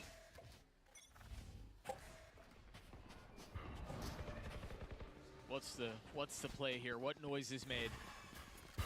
Seeing a convincing 1-3-1 so far from Fnatic. Yeah. Wah, And again, tuh I orang mean, they're aneh playing the banget. map super well here. There was utility drawn out B in the previous round. It was drawn out C. And that leaves Gen G in a tizzy. There. Another orb gathered onto Durka here. Now 3 away from his ult. Bentar. The problem with this though is, I mean, Fnatic have done a really good job of making noise in a couple of different places, of denying utility in a couple of different places, but what they haven't gotten off of it so far is space in this round. Look at this, they're still kind of forced and funneled into A main. They're gonna have a paranoia in their lap. Texture's gonna tuck out from under the smoke. Punish one, punish a second. Nice. The one thing that Fnatic missed in this round was space. Oh my goodness, that paranoia was amazing from Karen. Find you. It hit every single player. And now Texture, I mean, he's looking way more confident now after that. 30 It's seconds still 3 left. rifles up on the side of the attack. And the mind game continue. It's just gonna be so hard to bring this one back. I mean, I think they're gonna end with a B split. If Alpha can kill Munchkin here, they do have a chance. They have an opening. Yeah. But I think, yeah, they're gonna save. Yeah, there's nowhere for them to go. They have to. I show. 10 seconds left. So the clock is the decider on this one. As Gen G will get up to 6. Then I think worth mentioning as we start to cast our eyes towards the next round is what the buy will look like. Financially, they're going to be set up super well. Mampus. Yeah. Oh, that's not great on the other side. The weapons they tried preserving. Let's go. Sisa satu rifle This was that doang. omen flash, that paranoia that I was talking about. Durka was hit as well. He couldn't hear that Texture was behind him. And much like what Gen G did poorly on their attacking side, I feel like Fnatic is taking a page out of their book. They didn't break any of that Killjoy utility seat. No, they got some of it B, but that was it, really. And then they got the orb C to suggest maybe they're there, but you're right. Yeah, you gotta try to break that utility to make it even more convincing.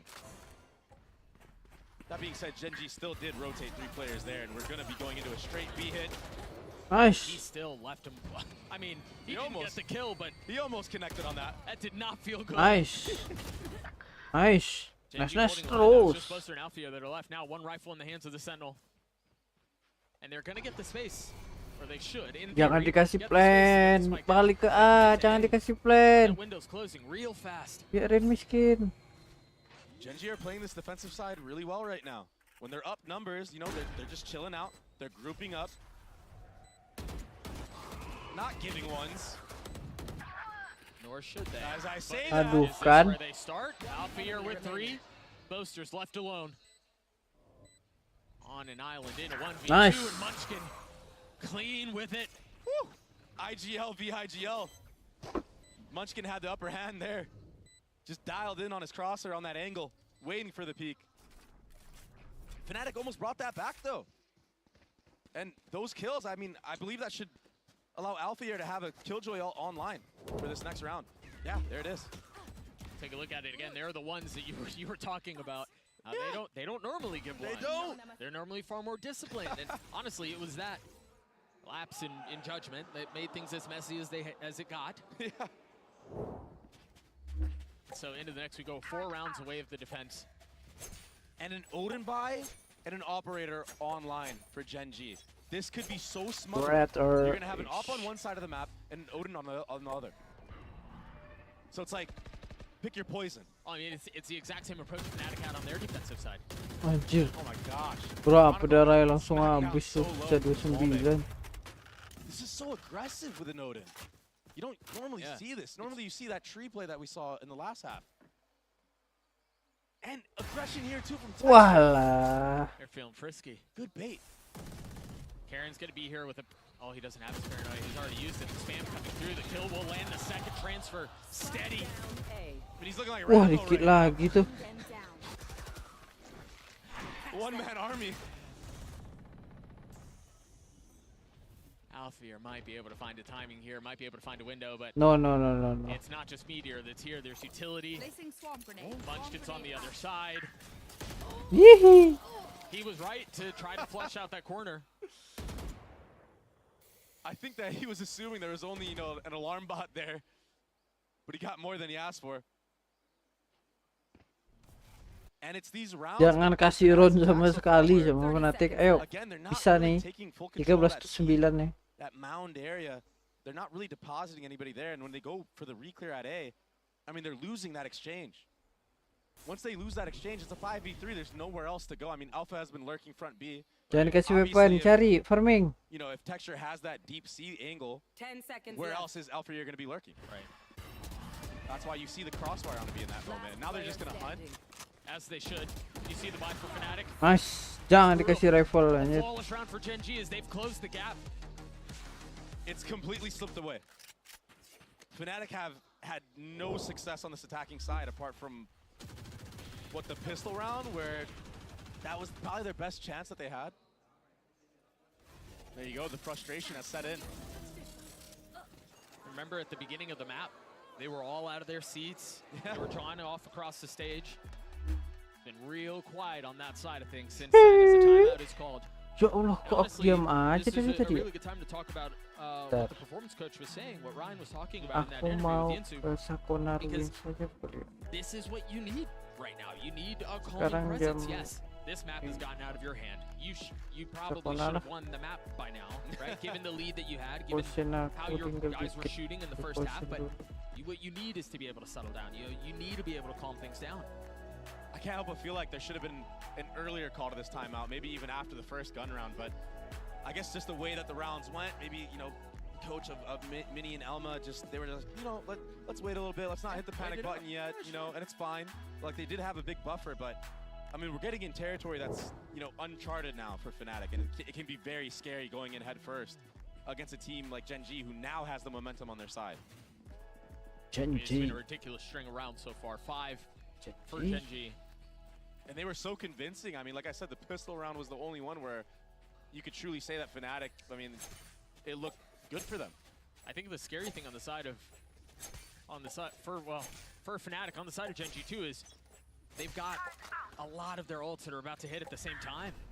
And so they're going to have a luxury on investing all of them, on staggering them, on creating this overwhelming oppression that Fnatic will have to navigate through. Yeah. And now we're seeing why Gen G wins this map so much. I mean, 11 of the times that they play this, they started on the defensive side. And they're 11-3 on the map. Oh, they dropped that nano to try to clear the util, but it splits the uprights. It literally goes around every single thing that was there. So unfortunate. So the turret is still there. Finally, one of the nanos just got cleared, but still another one in play. I like this idea with the Lurk Orb. This will open up the opportunity to break this Killjoy turret. They've got to be careful here.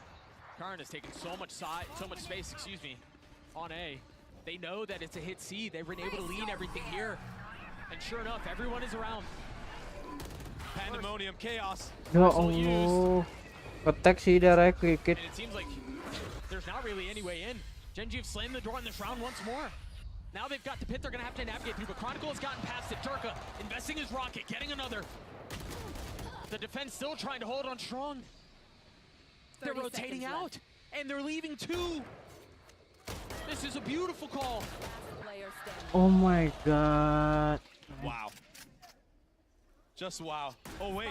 Okay. I thought for a second, maybe there's an opportunity for Karon there, but that was nicely played from Fnatic. It got a little dicey, though, there, Doug. I mean, they went ult for ult, and for a second, it was looking like it was going to be in favor of Gen G. But that showstopper, and then also Chronicle surviving here. He had no sound. He couldn't hear anything. It was just him on an island. And he was tucked back here for so long. Yeah, I mean, if Chronicle goes down here, this is not an opening to the round. Yeah. And I truly feel like it's in favor for Gen G. But success on the C site for Fnatic. And now they have an operator online on their own. I mean, success on the attack half for the first time. Yeah. And now the spam Nice. from Lakia getting the best of Boaster. But Odin continues to be a problem. Shortly lived success, apparently. Yeah. Nice. We got another 5v3. This is probably about Wow. time. Chronicle does answer back, though, and if they can contact somewhere else, maybe they have a chance of bringing this one back. They find themselves in these positions a lot. The problem is, Doug, is that they might have to invest this Killjoy ult, like Alpha's Killjoy ult, just to get the space to get on the site. Do you not save it for the next round? I mean, we'll see. I think there's a world in which they use the Killjoy ult if they can't get any kills. Sure. And maybe then they invest the Viper's Pit, but if you do that, then Meteor is just going to counter you. Right. So you have to, you're absolutely right. You have to find a kill first. An early ult, though, this could be a great opportunity for Fnatic to steal this round away. Surprised they committed to that there. Chronicle will not find safe exit out. But again, the map is Venn diagrammed. Nice. Yellow Fear with up in hand has to sit and wait on the other side as the spike has already been diffused to half. Filling in on the space with no choice but to dig his heels in and try to one against the world, and Alphayear cannot. Disastrous Bawain round for OP deh. Fnatic, but Munchkin, I mean, his intuition, his timing on that peak, Sit understanding down that if he can ini. kill the bomb planner, was Down. trying to get back Aku into cuma main. baca komen aja. I mean, it makes it nearly impossible for Fnatic because at that time, at that moment, Alphayear is already dropping that counter KJ ult. It was, I mean, it's the 5v3 again. You mentioned it at the beginning of the round. That's such a hard position to play from. And it's always at the A side of the map. So for Fnatic, you had success so far only going towards the C side of the map. Early, late, and yeah, maybe you think that Gen G will read into that, but you should still condition the C default and bait out rotations from the A side of the map so you have a more advantageous fight. A change of pace here, though, as Durka will be running it down front B. He does have a Phantom to his name. And full armor. Alfie are the only other one that well equipped. They've managed to get onto the site. They've got Chronicle's Pit. Nice. Invested right on Q, and now Paranoia in the hands of Durka already falling. How? Gen G can slip the net. That's the pit. That was a big Waduh. success. Key if they can hang on to it, but Leo Durnya lama banget masuknya. might be the real safety that they needed. Leo might be the real playmaker because he's going to be hitting on a late flank here. The timing on this is going to be everything. Can Fnatic keep enough attention? Can they keep enough eyes on the site to let Leo strike? But they all crumble, leaving Leo on his own. I mean, he might Nice, get away with one, cakep. but can't even do that. Ambil lah. It was a great retake from Gen G, but Fnatic, if you're Meledak gonna play nanti for your win throwing. condition, which is Leo flanking around heaven, I mean, you're not supposed to. Just play in the main, play the time. Put doubt in the minds of Gen G. Let that clock run down Let's low. go. Ini baru game anjir, nggak kayak tadi. Itu dia dari awal entry diam di sini di Heaven ini. Dia ragu mau masuk apa enggak. Matinya kayak gitu. Ayolah, Darky. You can do better. Because you know that you should have won a couple of these post plants. I mean, starting from the pistol. Tied once more. Texture with an op. And he's going creeping. Alfier's only one close by. Oh, again? Lakia has been it's just such a menace with the Odin. And where was it? I said A. It was A again. But this time, I mean, chronically, he was playing in the back like normal Vipers do. You're not used to Mati nih OP nih. fade Odin. Mati OP nih. Oh enggak jadi kesel mereka. Lakia, he's been doing a good job at changing like the pacing of where he's doing the spam from. Right. I mean, the last time he did that aggressive attack spam was probably like 4 rounds ago. And even then, he almost caught out Chronicle. Alfier and Texture are playing a game of chicken right now. It's a war of attrition. Who's going to be the one to get antsy first? Whoa, he's not able to land the shot. Tried satcheling away. Patience pays off for Alfier. So close there. Cakep. The Meteor clotheslines. Who you picking, man? And now attention turned towards B. Munchkin trying to reposition the smoke, but he gets tagged, has to take a step back with the Prowler nipping at his heels. Finds safety, finds an exit. That's still Odin in the hands of Lakia. It will fall. Durka wanting to go forward, slams his head on the roof, but it doesn't matter. What the fuck? Watching here. The pivot back A will be safe. The spike will go down, and Gen G are left to figure out how do they win this retake. Down in numbers. Durka weak. Yeah, I mean, Meteor. all of them have taken some damage on the side of the attack. Come on. Meteor now creeping forward. Munchkin over his shoulder. Realizing that things are at least under the illusion of safety. The suck first. The swing out from Durka. He will fall. Are they expecting another? Now attention divided. They're looking on either side, leaving Munchkin on his own. He's got to take the fight to Leo. Isolated as best as he can. He's gotten it down to 1. With 3 bullets left and time short, calls Boaster's bluff. Tempting him into the swing, but not able to connect. Fnatic get to 11. And it wasn't pretty, but a win is a win, and they needed this one for sure. Yeah, win is win. It was so scrappy around that broken door area. I mean, Texture was Kok so macet ya safe. satchelnya? I mean, even just this peak, I mean, it's just ones. And that satchel, I mean, Durka kind of missed it there. But all good when you've got the firing squad with you. Yeah. Yeah, the paranoia. Dapat 2 round dia attacker dan masih diteriakin anjir. So Fnatic at their second of the half. Still within sniffing distance of taking this map. A map that, as we mentioned earlier, has historically been beautiful for Gen G. Yeah. Fnatic definitely did themselves justice with that defensive side because if Gen G started on defense, I think this would be a whole nother game. Bot coming back. Finally a C default. The difference here is that Texture has an aggressive A line. Chronicle just used his orb C. Really wanting to lean into this here. Yeah, I think that's why you see rotations there. Yeah, I think they're committing. This is not a fake. This is not playing around the map. And the opener will certainly help. But Meteor playing around the utility as best as he can, trying to be a Dapat 2 dia. Darky pakai pistol. To slam their face into this site, and the door will swing wide open. They're so scared they don't want to throw this round away. Cabut That's why you dia. see them just backing off. They don't want to fight fire with fire. Yeah, this tug that they're playing, this push and pull. Take a little space, give a little space right back. Gila rotat anjir. Aduh, berat ya dia. Gen G have been they've managed to figure it out the vast majority of the time. Berat. Here it seems like Fnatic have an opening again. 12 dapat Fnatic. That last post plan, I think it was the same 3 players, or maybe Leo was alive last time. 10 seconds But it was left. still a lot of ones. So Fnatic need to play together this time.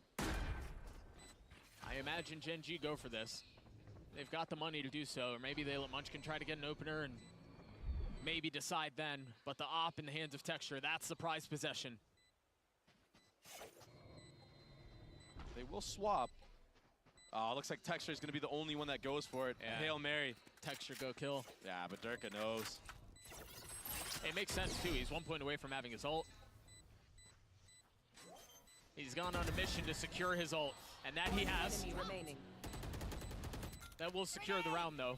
So Fnatic will get to map point, but the defense will have a rocket in the hands of Texture, and barring some silliness at the end, an op in the hands of Gen G as well. Fnatic looks so good when they lean towards the C side of the map. When they're heavy C, they look great. They do a really good job of baiting out the utility, weathering the storm of Gen G, not giving isolated fights on the actual site. And they also don't really overextend on the site. They kind of just fight in their main, that main line, that main choke. I don't even think they've gone on the actual site. I don't think they've even touched it. They understand that Gen G likes to flood in and take all the ones.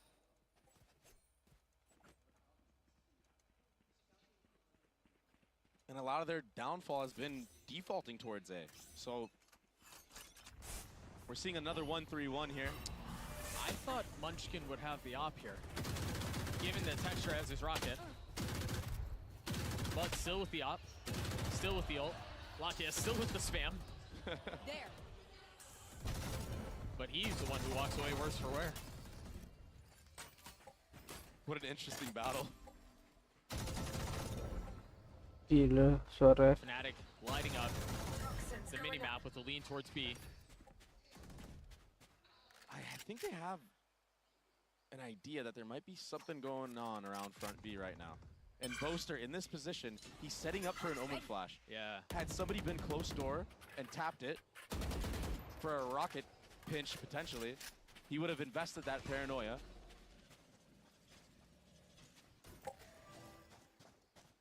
But he finds no one's home. Yeah. And Durka now has a showstopper of his own to bust open this site. And they're stacking. Every single one of them are here. Lakia with the tap of the door. The spam coming through his meter swings at just the right time. Wah. Will not connect, but Fnatic Wah. will. Sial, man. They were ready for that, Doug. They were waiting for it. It didn't happen at the time they thought, but the call was correct. Yeah, they knew it was a possibility, and that's why the trades went in their favor. Kron would have to 1v3 to keep this map alive. With an Odin in the hands of Chronicle, no Tapi dia less. smoker sih. Bisa nggak ya? All util for the side of the only standing controller. And they're playing out on top of it, Doug. I love this for Fnatic. Kron has to check every single angle. That's the thing about rotating over so late is you really have no idea where they could be. Oh, the Molly too, and Alpha's gonna creep up. This is such a good post plant. The spit soars through, a second smoke used. Alfier punishes at just the right time. Fnatic walk into Aduh, Gen G. salah di mana tadi ya? No less. Dia buka door. No one's home. Yeah. And Mau Durka now has a dijepit dari C sama B. showstopper of his own to bust open this site. And there's Terus dia mau open, dia megang OP si teksturnya di belakangnya itu. stacking. Every single one of them are here. Lakia with the tap of the door. The spam coming. Dapat 2 pertama. Lakia juga dapat. Meteor mati, meteor itu di sini, meteor di sini. Di dalam. Through his meter swings at just the right time. Terus Lakianya mati. Lakianya yang di door itu mati. Lakia with the tap of the door. The spam coming through his meter swings at Tuh, ini nge-swing. just the right time. Mati juga. Maskinnya mati di mana? Di C. The door. The spam coming through his meter swings at just the right Dia time. mundur. Dia mundur, ini mau lompat mundur. The op will not connect, but Fnatic will. Itu kena apa ya? Kena spam ya? They were ready for that, Doug. Maskinnya mati kena spam. Rotating over so late as you really. Ah.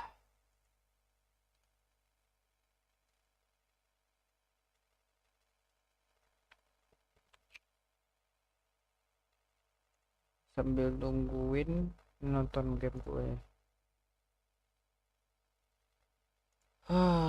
Mati pula. Alah, bentar FK. Cing.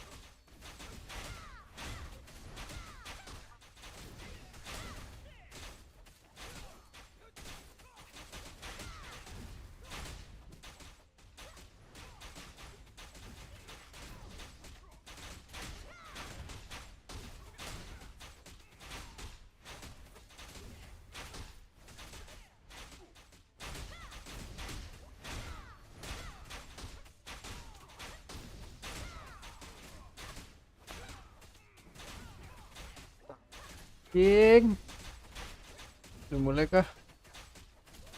Sky combo comp that a lot of teams have played. I don't love it quite as much as, say, the bind we saw earlier from 100 Thieves, but I think they actually play really well around those kind of util combos, re-clearing in the mid-round. This is a map, normally when I'm watching Fnatic, I'm talking about Chronicle, about Leo. Those are the guys that stand out. But this is a map where they actually have a lot of great ideas to set Durka up and give him a lot more of those kind of star moments on the race. Yeah, exactly, but the rest is also so reliable. You're talking about Leo, and he was one of the big highlights when we talked about this map, because in the previous years we talked so much about Leo, what he was doing in Guild when he was picked up, and that he was playing in those comfort roles. So it was very, very good to see that he has another layer to his style as a pro player, and he plays so cleanly with the Gecko. Yeah, of course, we can continue the conversation going here, but we do have a Omen player moment featuring Texture. Let's go ahead and check that out.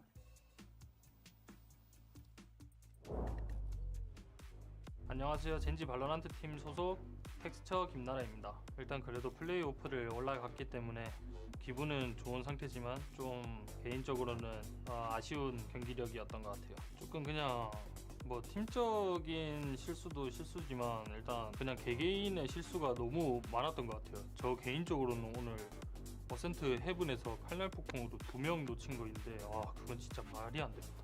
좀 그냥 우리가 평균치만 해도 저희는 결승은 무조건 간다는 마인드입니다. Meteor, this lurk though is so brutal. Do they suspect it? The answer's no, but he can't find the shot. And then Autumn just swings into the crosshair.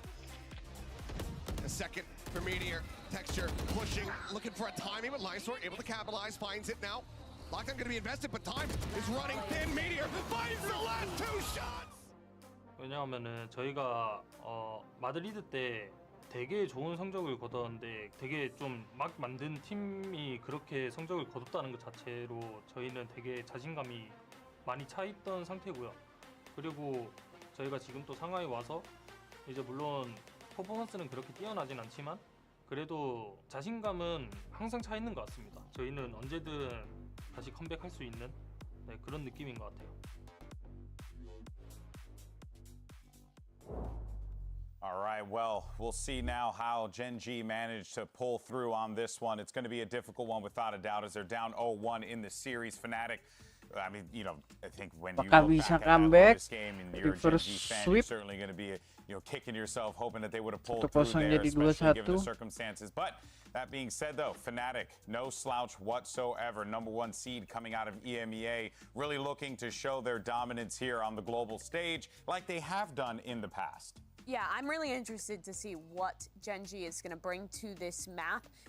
It has not been my favorite map of theirs to watch. I think they're one of the few teams who is still playing the solo initiator on this map. Last time we saw it was regionally when they were playing, and I believe that final against Paper Rex there. And I think when you play solo initiator on this map, the biggest things it limits is going for these super proactive re-clear ideas. When you only have those 2 flashes that aren't regenerating, you have to really kind of pick your timings on when you're going for fights. And that little piece of util becomes so much more important versus when you play the Gecko where you can recover a dizzy every 10 seconds and cycle util down long. I think it makes your defensive side really difficult. So Fnatic starting on attack here, I think this is a great place for them to be in 1-0 up in the series. Yeah, exactly. And especially as I was mentioning, Fnatic being a little bit more slow, like breaking and actually expensing that utility for the side of Gen.G is going to be the bread and butter. Probably one of the reasons why Fnatic chose this map to begin with, even though they do not have the tape because Gen.G hasn't played it in this tournament. As Mimi was saying, they have it regionally, and dealing with the Cypher, especially starting on this half, if Fnatic manages to snowball again, this is going to come from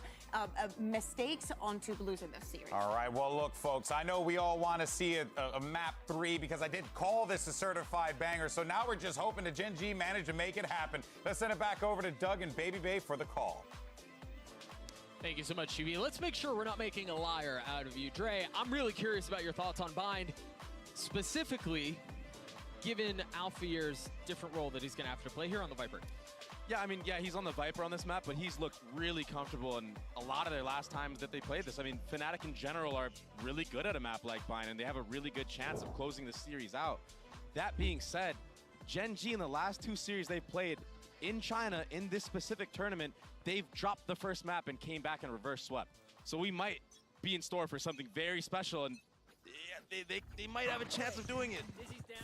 mean, you're kind of spitting. You might be onto something there. Fnatic on attack. Mimi mentioned how this should bode well, given the fact that they were able to steal Lotus and now starting off on the attacking side. We'll see if that is the case. They've already gotten U-Haul. Oh. But they haven't cleared much. And Texture over the top, the second kill found. Spam coming through. They haven't even hit the Ayo. trips. Dua lagi. And now everybody from Fnatic is just stuck. Ya Allah, kenapa dia They haven't nyudut answered back. gitu? These trips are insane, though. There's another one. Oh, the flash should make it around the corner. Both of them cleared. Sumpah. Mentioned they were stuck. And they've got Jadi it down to 1v1. Oh, the timing. Oh, he's able to pass by. Not caught. Karan quietly creeping his way forward. He's going to flip the map once more. Oh my gosh, Doug. The pump fake. That's insane. I think he knows. Biasa aja anjing. Does he? Karan's close by. He's got a frenzy. As much as Chronicle can keep the distance, the better off he'll be. Oh my god, he's wrapping around again! Oh my Nih baru goodness. insane. Karen doesn't have a smoke to even fake the tap or anything. There's the tap. Now, running forward, Chronicle, time is of the essence. He's gotten a tap. Can he settle the shots? No! The frenzy at a distance gets Genji the pistol. Chronicle played that situation so well. He played it perfectly. Oh my goodness. The shots just didn't connect, but I mean, he read into it. The TP into the re-wrap. Are you kidding? When you're Karon in that moment, you're like, where is this guy? I mean, he's finessing me. How does he know? A good start from Genji. Another pistol round win, by the way. I don't think Fnatic won a pistol on the last map at all, so that's 3. Jangan pakai cakar dong, sayang. Yeah, you're absolutely right.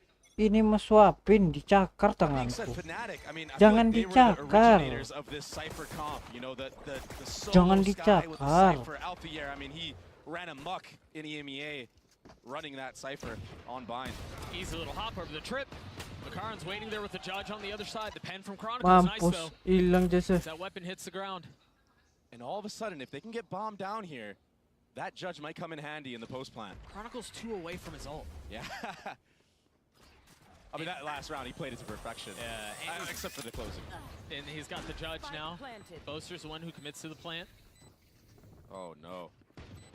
I mean, if you're Genji, you cannot be going here. You know that there's a judge inside of U-Haul. Yeah, and you got to be careful because Leo still has all of his utility. Upgrading to a Sheriff. The tap, the first. Whoa. Oh, the satchel ended up costing him his life as Leo tries to go over the top. Cannot connect. That satchel from earlier. It took Meteor out. It was a slow burn, but it worked. The Molly buying some time. The Sheriff shots don't connect. Chronicle will fall and the defuse will come through. Ini dong. But Fnatic, I mean, they made it scary for Genji. Genji had to work for that one. Yeah, that thing cooked for a long time. Huh? That judge going down early in U-Haul is not something you see every day, especially against no armor buys. But Chronicle, I mean, he's so sharp. He gets the wallbang spam. Wait for it. Yeah, his satchel. That's so funny. That's tough, man. Yeah. So Chronicle now, or excuse me, Fnatic will now have a full buy. Chronicle 1 away from his ult. Genji have hobbled together a little bit of something. Again, it's at 3-2, but this time it's an outlaw in the hands of Texture. It's just going to be a steady default right now from Fnatic.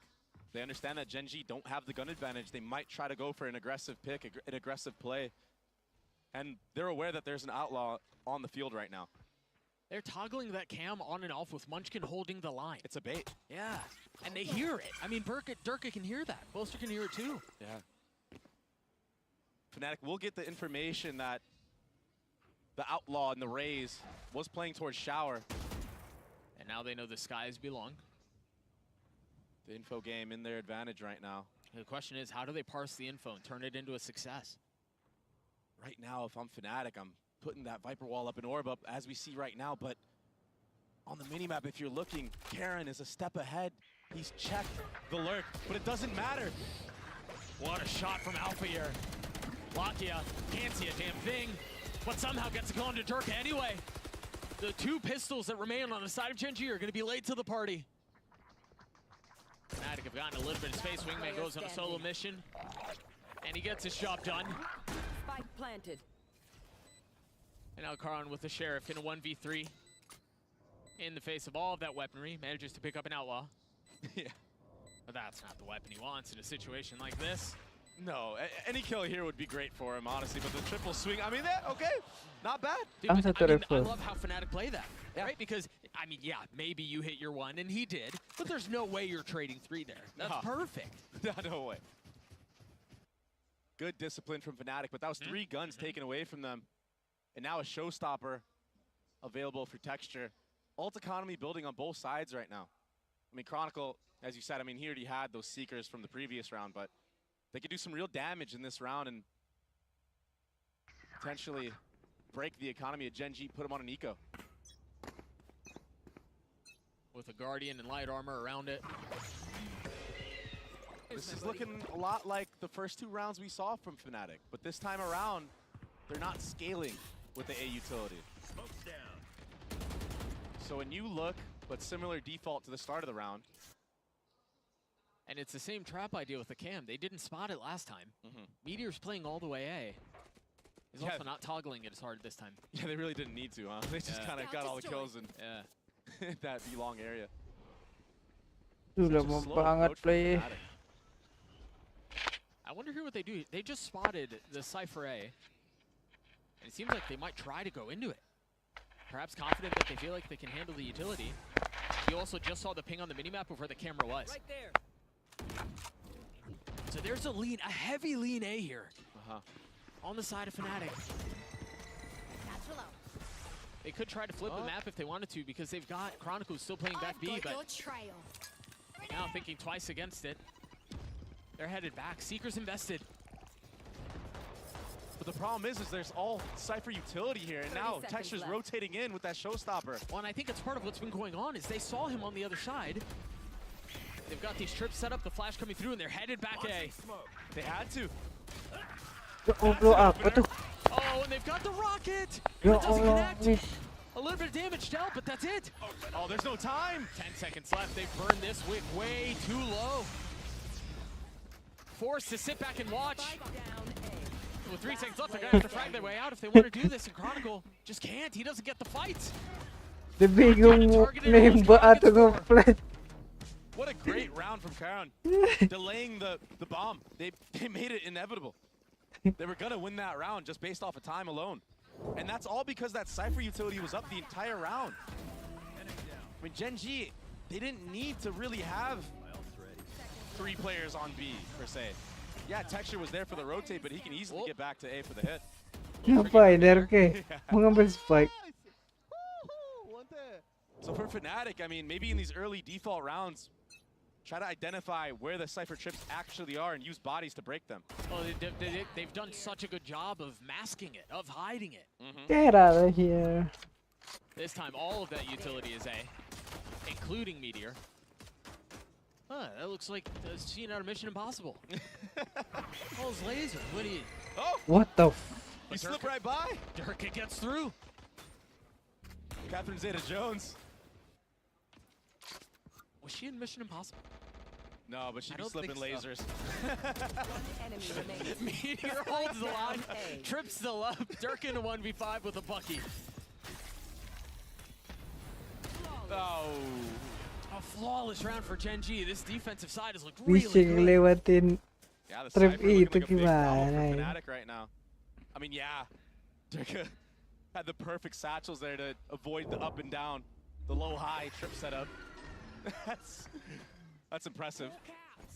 But I mean, full gun advantage in the way of Gen G, and why would they even want to give a close range battle like this? Right. Just play your gun advantage. I mean, you had an Outlaw, you got an early pick into Showers control. You could just play the delay game, not let Bomb get down. And all of a sudden, we have a timeout from Fnatic. Feeling that pressure that Gen G had in that last defensive map that they played on. I mean, Gen G, they look abysmal on their attacking side. But now they're on the defensive side and they're shutting Fnatic down, shutting them out.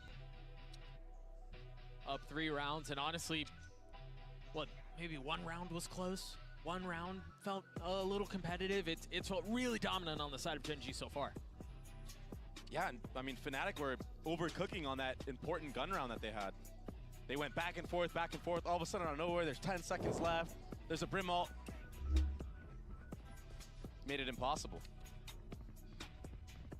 For Fnatic here, though, they've got 2 ults. Boaster's 1 away from his. Alfear's close to his as well. I would guess that there's going to be a player on some of these ults. Yeah. Maybe a hookah pop right here. But the trips, I mean, the Cypher could be so deadly on a map like Bind. Well, and this is another setup for Meteor. This is a different look. Yeah. Right? Sometimes the trips are B and he's playing A. The previous round, everything was A. Now everything is B. And I like how not every single trip is conventional from Meteor. Yeah. He's mixing it up. He's using unique trips. Meanwhile, Munchkin has taken showers. Taking a lot of that space over there. That's a lot of info found. Yeah. Durka tagged. Oh my god, he's so confident taking the fight. It wouldn't be Durka if he wasn't. Meanwhile, Munchkin, who took all that space in showers at the beginning of the round, like I mentioned, gets the best of Chronicle. And it's not every day you see a Viper orb that far up in shower. Usually it's a Brim smoke. Yeah. So the fact that Munchkin is able to toggle that up and down and on and off, that allows him that entry. I imagine he dropped it there and caught Chronicle off guard and maybe a rotation. And now full info for Gen G. They have 3 players here with Cypher utility. And look at the delay. I mean, they can't even go, they're stuck. One of the trips was cleared by Durka Oh, Satchel. He still has his ult, but no way for him to really go in. 30 seconds left. And there's still that trip outside hookah. This is so hard. Lah. I mean, Munchkin has pushed all the way through this. The hit's gonna come through. Ult used. Still getting on him first. Durka a second. The nade forcing Karen to get out onto the swing, getting the best of Alfear, but still 10 seconds left. They still haven't gotten the spike down. Leo's gonna have to do it on his own. Munchkin spotting him. Karon cleaning him up. Once Tadi more. perasaan ada ulti. Maybe a rotation. And now full Nih dia info for ulti. Gen G. They have 3 players here with Cypher utility. And look at the delay. I mean, they can't even go. They're Gak stuck. jadi masuk. Oh. Around the bullets. And then stop on a dime and get that entry. Get that opening kill. He's been so good on this map so far. It's right here. That little extra speed boost. I mean, Alfear just couldn't track him. Yeah, a little oomph. Closes it out right there. And he's already halfway towards another Brim ult. Over halfway. 10-2 right now. And another new setup. 10-2. For a second there, I thought that those lines were a trip in the air. I'm like, surely you can't put a trip that high. Those are different. Yeah. But look at the confidence now for Gen G. The up, down, the disrespect. And the cam showers. Munchkin Ya Allah. The full run stinger is just too much. They don't decide to speed up off of that, though. Well, it's interesting. There's a lot of space that Lucky is taking here, but I think Fnatic have a really good understanding of what the map looks like right now. They get the kill at the beginning. Now they've taken care of the sky, and then the Raise Nade came in through TP. And when you get those 2 entries, you can't help but think that right there. The side of Gen G, they have to Dia harus rotate culik maybe orang, 3 tapi players malah here, dia mati tadi. Which honestly would be correct in this situation. Yeah, but the utility is just superb right now. Meteor's in a miserable spot. The spike makes its way all the way across, but Durka pushing forward, getting another. Oh, Karen running for the fences, trying to find safety. And all he finds is death. Poor guy. Damn, that was a nice shot. Snappy on the Pick first. lah. Oh my gosh, that was a headshot. 4 more to be found, though.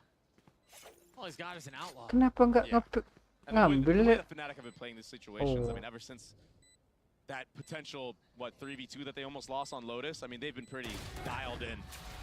Lu baru diambil lah. Peeking off one Makanya another aku lihat and kok et cetera. weapon Darke kok masih stinger. And, I mean, Mainnya jauh rupa. stuff is a little weird. I mean, Munchkin getting caught out here alone, and then this re-aggression down B long, that's not some things you like to see. Even in a 4v5, you still have gun advantage. But I get it, you want to even the numbers.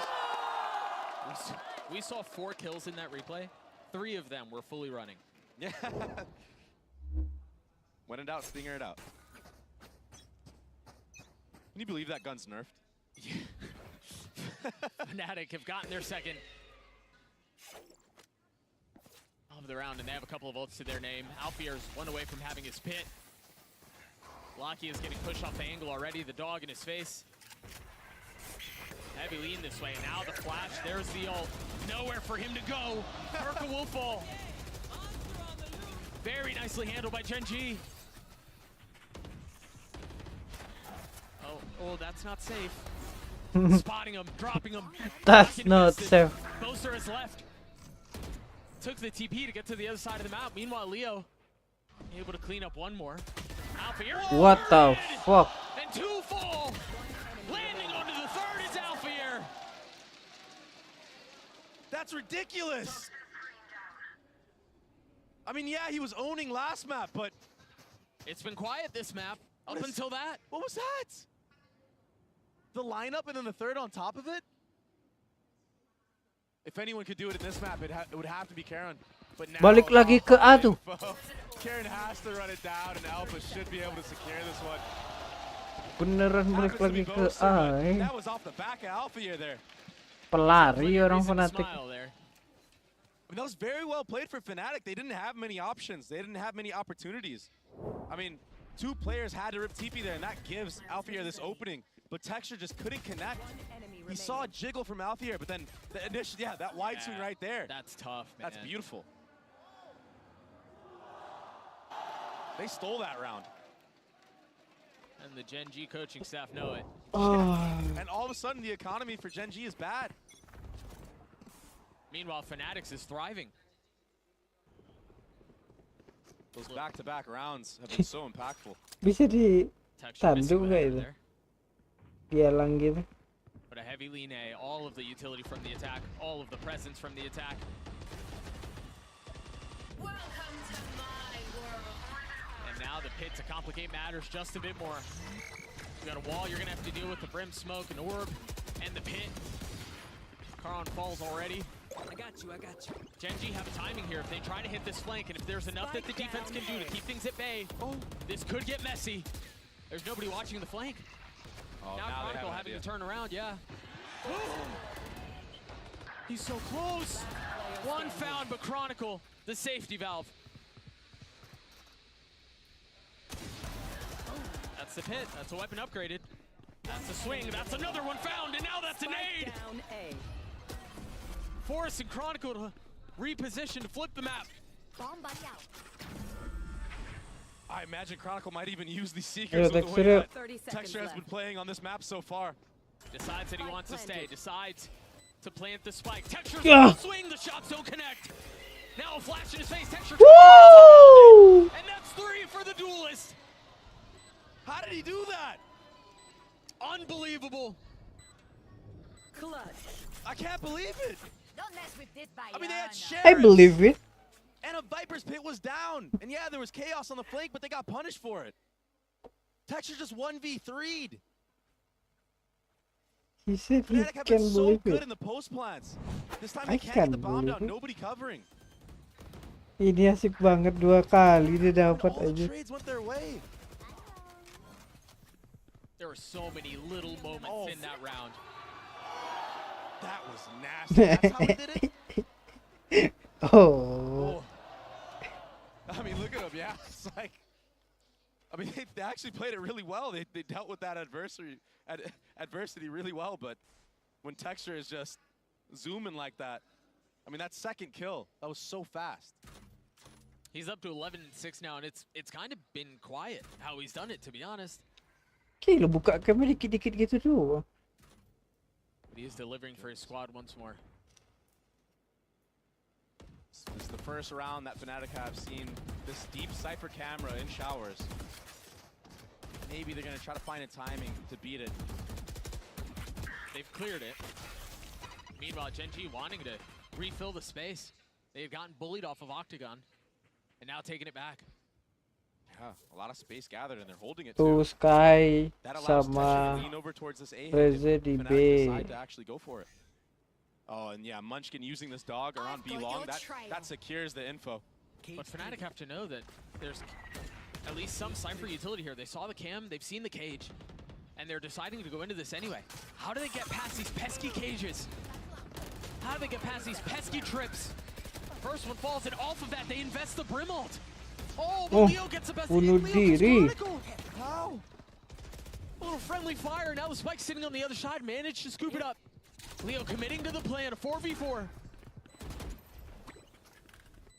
Munchkin's gonna be laid on the rotate while Meteor falls on the other side. Alfier with no HP gets 3. Finally falling, and now Munchkin arrives. Cannot hold the line, cannot keep them back. Alfier is having a masterclass in pressure handling. He's been turning the tide single-handedly. He's sitting at 8 kills right now, but the impact from start to finish. He was stuck. Yeah, he was stuck. Yeah, he had nowhere to go. Dude has 16 HP here. Almost gets 3. Oh. Little change in sound right there, right at the end. He's like, I don't like what I heard. Itu buat nge-com itu. Yeah, but you gotta imagine that Fnatic are gonna take a very slow approach in this round. Oh, that Gecko flash, that Dizzy connected on all 3. I know it only shot out 1, but they were so clumped up that it ended up getting a collide anyway. Oh, man. Yeah, the Sheriffs are not holding up here. Itu baru sakit banget tuh. Dari tadi nembak run and gun Really mulu. nicely handled by Fnatic so far. They've been able to sniff out the early trap and then play the rest of the map. And that's a default that they've been doing quite a bit this Ini Meteor bunuh 3 nih. Opening pistol look. Yeah, you're Ya, absolutely right. Oh, they're looking good right now. Again, the momentum was the wave Genji at the beginning, but Fnatic seem to have settled. It also helps when Alfier's doing that. Back-to-back 3Ks. And he was healthy this time. He has actually won them 3 rounds by killing 3 people. And they've only won 4. Well on their way to their 5th. He's solo keeping them into this game.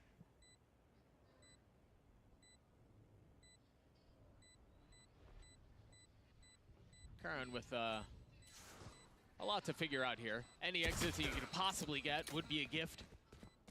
But now feeling the pressure, Leo hunting him down, running forward, and cleaning him up. A flawless round for Fnatic. I mean, they've kept, their money's great as it is, but they kept all of their rifles. Most of them still had full armor. They have a couple bolts to play around as well. And all of a sudden, we're in a 1-round game. I mean, Genji, we're up, what, 5-1? But honestly, it doesn't feel like a 1-round game right now. Yeah. It feels like Fnatic are just running away with this thing. It does. All because of this guy. One enemy remaining. Yeah. It's just so steady with it. It's clean. Precise. 4 of the last 5, the way of the attack. In the hands of Jerka. Meanwhile, Munchkin using his right at the beginning of the round. He does have Cypher to back him up here. Meteor, I really like the way he's been playing the Cypher so far on this map. Puts the trips on B, he's playing A with the camera. He's been so elusive. He's kept him guessing, but honestly, Fnatic, I mean, they've figured it out. Toxin screen down. For as much as Meteor was an issue at the beginning, they've got him solved. Yeah. That will be a Thrash online with a showstopper that can really do something dangerous to Munchkin here. Maybe a pinch with Rocket and Thrash going up short A. Sight smoke's coming out, and there's no trip to thwart Durka at all. They're all back here. It is. The Thrash should clear the pit. You're absolutely right. They have to flush out behind it, so they don't. Oh, they hit him. Oh, but there's cover. Texture's got him. He's got his back over his shoulder, finally falling.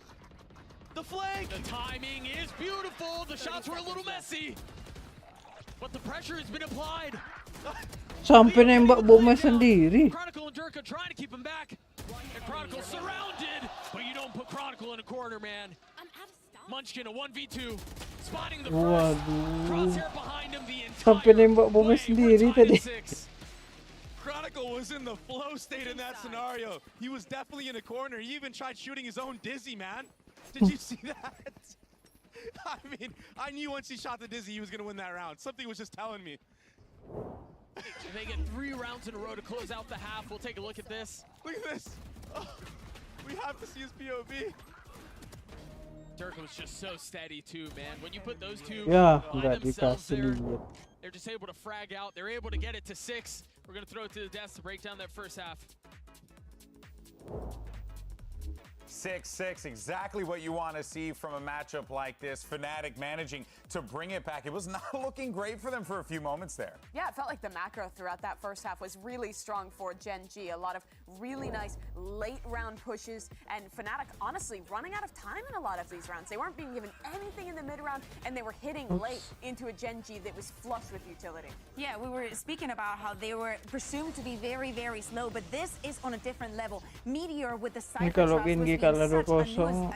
nuisance. Sorry, thank you, Mimi. Kenapa And time after time, even though they got into this very late hits, all the utility was still available for Gen G. But it ended up being a 6-6 half, and this guy is one of the biggest culprits. Man, he's working overtime. Yeah, I mean, it feels like Fnatic was so reliant on the hero plays at the end of this half to really pull off this even scoreline. Iya, main hero play aja. Alpha stepping up big time. This guy is just so clutch on this Viper. Yeah, and we talk about them maybe losing like the gist of things and what they want to do in the round. We speak about the macro. We saw that round also. That what was it, a 1v4? Yes. And they cannot even get the spike down. They're second guessing everything just because they're not gathering the correct info and because Gen G is doing whatever they want with the map and how they're moving around it. 6-6 though, and if Fnatic can win this pistol, they could turn a map that looked heavily in favor of Gen G into a 2-0 victory. Gen G definitely a risk here. Yeah, for sure. Gen G certainly going to have to really muster up a lot to go into this next half. And well, as for Fnatic, they have been looking pretty dang solid as they manage to make that comeback a reality there. We'll see, of course, how this is all going to play out as we send it back over to the casters to get us into the second half. Thank you so much, GB. Mimi mentioned that if they're able to get this pistol, all of a sudden we're talking about a map that looked comfortably in the way of Gen G for Fnatic to steal away. And I mean, it would be very... I mean, it's poetic if they're able to pull this off, given how Lotus went. If Fnatic win this map and this series, losing every single pistol round, I mean... You did good. They have a really good chance of maybe taking it all the way to the finals. Because that's so impressive. It just goes to show you that pistols are fake. Gen G on the attack. You see this defensive setup from Fnatic. You've got Alfier posted up with Boaster. Holding his 50-50. A dog just cleared out short. Toxin screen down.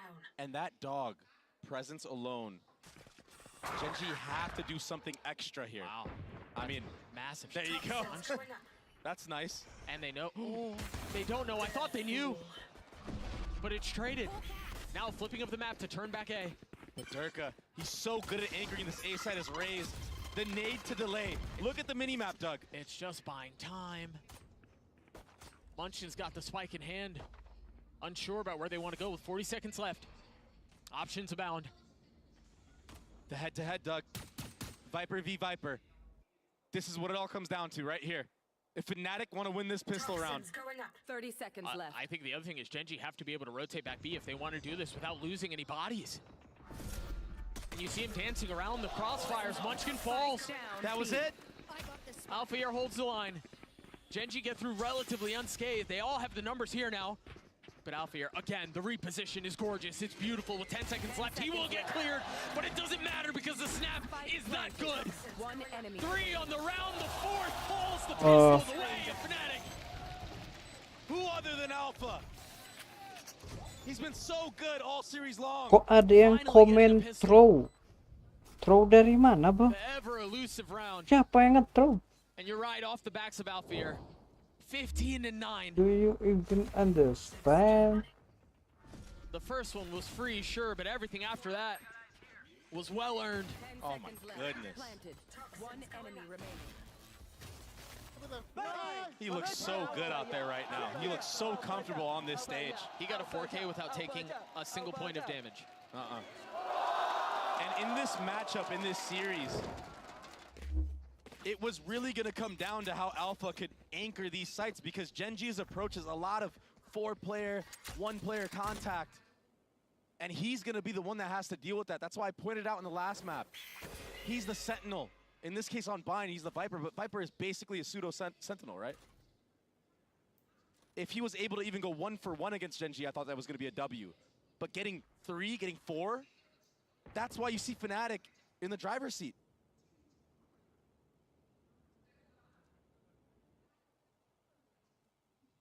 Genji have a lot of present showers. Texture the only one. Oh, and Munchkin is as well. It's that contact approach. That silent walk up. Trying to catch somebody from Fnatic just sleeping on their crosshair. Yeah, and it was he swung off of off of the Viper utility. So he tries to catch a timing, as you were mentioning, catch someone asleep. Doesn't connect. Alpha's winning Fnatic this game. He knows. He's active. He's so proactive. What's crazy too is he's gonna try to hit this timing with the Sentinel on the other side. No trips to really have to worry about 30 though. seconds left. Both are waiting on the other side of the molly. Now starting to see it come through. They've committed to the side, and Alfear gets his free kill. A second.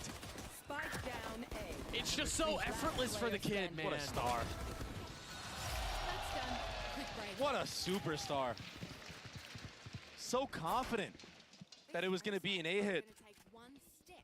And he wanted that head-to-head with Munchkin. He's trying to prove a point. Aduh, kok kalah Genjiku.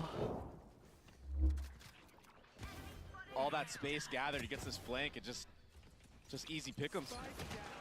Aku jarang dukung Genji sih, tapi match ini aku dukung Genji. As a consolation prize of sorts, a silver lining. And if you look at the buy from Fnatic, you couldn't tell that this is a bonus round. No, 4 rifles and a judge. And they had to buy into it, yeah. Chronicle and Durka bearing most of the weight of the investment.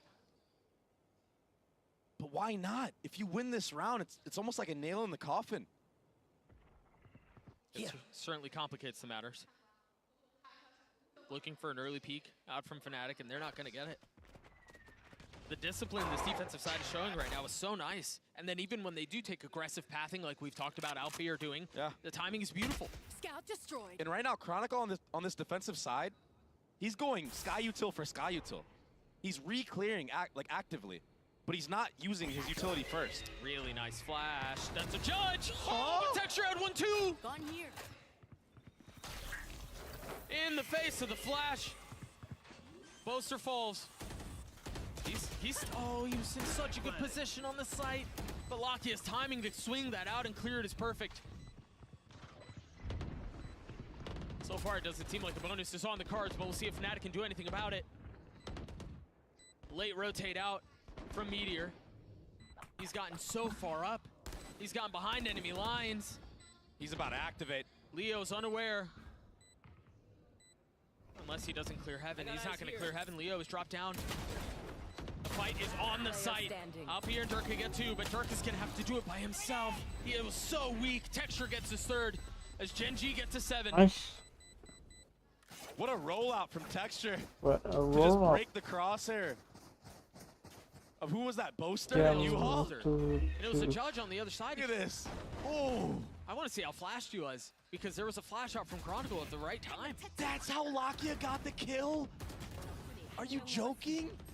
He just randomly spammed triple from inside shower, and it was all headshots. I thought he maybe peeked, like you said, but... Yeah, I thought he swung too. What was that? Oh, there's the aggressive look they've been waiting for.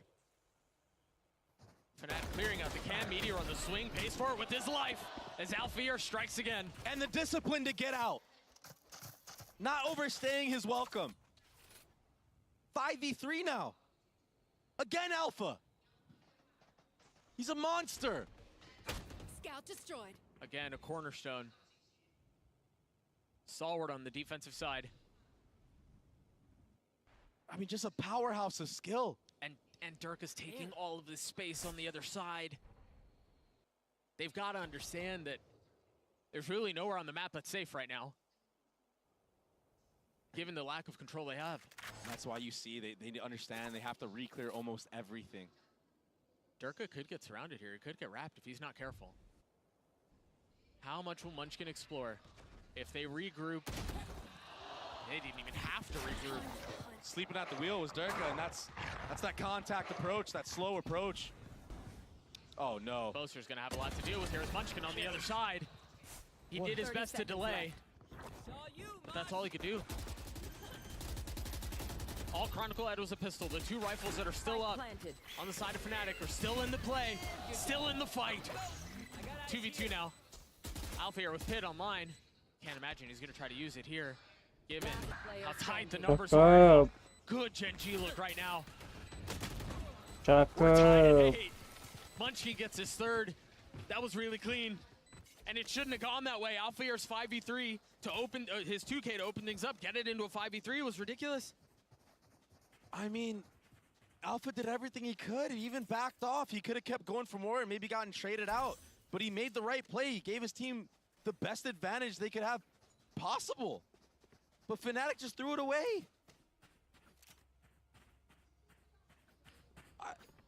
I'm at a loss for words right now. That's not characteristic of a team like Fnatic. They buy into this next round. Guns on both sides. A little bit of light armor in there as well. Leo rotating back B. He does have Thrash online. Alfear holding on to the pit for now. And it's this contacty play that you've mentioned. Makes the flash go out, makes the wall go up! The Thrash was beautiful! Texture can't hold, he's got nowhere to go, but Lakia's got his back! And now Seeker's over the top. Alfear manages to find safety, but swings back into his death. Cakep. What a round from Genji. Dah bang, save aja bang. Just when it looked like Leo was going to be the savior, it all goes wrong. Lakia in that moment. He was so clutch, he spammed Leo down. A little bit of RNG for sure, but that's ultimately what it came down Dari to. tadi It's Darka kayak crazy. gitu nggak kau sebut It's almost reminiscent of what he did in RNG-an. Showers. That previous round where he just intuition, I guess, just instinct. Let me just spam it here and now. So precise on it. I'm sure we'll get a look at it once more. Because that was ridiculous. I mean, he thought he was dead to rights. The Thrash not getting 2 there ultimately is what decided that round. I mean, the Thrash getting texture there, that was perfect. Yeah. It just wasn't enough. I mean, if he tags Lakia in there as well, the round doesn't go that way. They get stalled out. You don't have to worry about that showstopper at all. You could reset. Yeah, let's see if we can look at this again. No way. Was so He was so far off, and you're right, the spam is crazy. Showstopper at all. You could Aku nggak reset. lihat sih tadi lagi main game. Yeah, let's see if we can look at this again. No way. Was So no far, he way. was so far off, and you're right, the spam is crazy. Kenapa dia ngulti di tengah-tengah Yeah, situ? See if we can look at this again. No way. Was No He way. was so far off for Alfear. Genji deciding to go exploring long. You'd often see a little bit of Sky utility out here to get a flash, maybe a dog, get some early info, but they're not really interested in that. They're trying to hold over the top. In the previous round, it was Chronicle. This time, it's Durko's holding onto that space. And this passive approach, Doug, from Fnatic, it's working against them. It's not working to their favor. They're not showing anything. Genji don't have to be worried about the walk-up. But yeah, they have people playing anti in case there's a trap. But you have to try to hesitate the attacking side. Maybe make them invest that Sky utility a little bit earlier on, so it's not so explosive. The delay looks really nice for Fnatic right now. They've got the Brim smokes to Dizzy when the wall was up to make sure they had to take a step back and retreat behind the wall. The timing on this is even better though. Durka satcheling back. The eye not catching anything, but Leo Singer does. I mean, the What round the has just gotten heck? into chaos. Fnatic are still trying to rotate. Hampir dapat 3 dia tuh. Can't be scooped up. It's well out of reach. Now Munchkin taking a step back with a rifle in hand. He's got the pit. 2 stingers on the other side. Does he invest it? Does he get flooded? He's got to understand there's really no safe time. There's 2 stingers. They're so Ay! hard. Almost hits them both. Wah, but he's dapat overwhelmed. 2 itu harusnya. Stinger saving Fnatic once again. It happened in the first half, and it's happened once more. Leo, he just barely touches the edge of that stim, and it gives him the ability to just speed around the site. Delay for the rotate so Boaster can get the trade. That's so perfect. It was right here. Yeah, so perfect. Enemy down. Those stingers. Well, I mean, that was very scary. Yeah, they almost lined up Yeah. there. Yeah. Alpha's sitting at 21 and 12. Ridiculous performance so far, and that's brought us to 9 apiece. It's quiet. Is it over for Genji? Bang, skornya masih 99 bang. Fnatic, I feel like they've read into this just a little bit. It's the first time we've seen them Man do it. palu nggak sih bang? Fight. Oh, that's a trap. They want to go for it. They want to try to hunt him down, but Dirk has the satchel back. That push and pull. Masuk Mayat. Was gonna land that shot. Yeah. Couldn't hit the mark. But look at the health bars of the members of Genji that remain. Yeah, but they can just get healed up by this guy. That's why you see this freeze. That's why you see this guy coming all the way back. Yeah, rotating all the way over. They understand how important this round is. For either side, whoever loses, the economy is not looking too nice. Genji with a little bit longer of a leash, but you're right. It's got to be now. The mobility too much, but Alfier holding the line only gets 3. 30 seconds left. But that's enough to get him to a competitive spot. Jeez.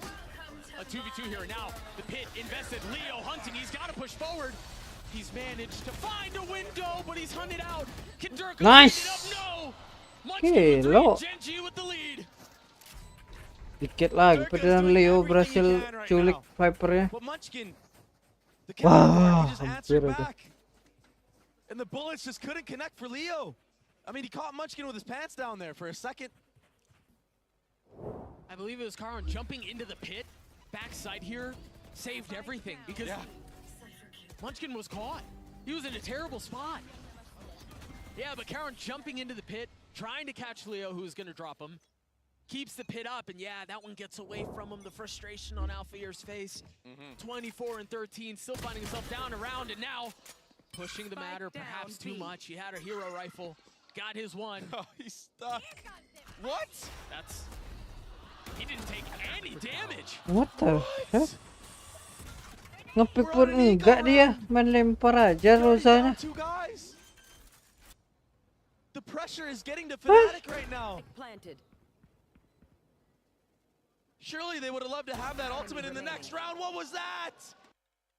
Had a hero rifle, got his Dia one. tahu ada orang nungguin dia. What? Tapi dia nggak ngelihat sedikit pun, setidaknya adu aja tukar. We're on an eco round. You're already down 2 guys. Not the situation you want.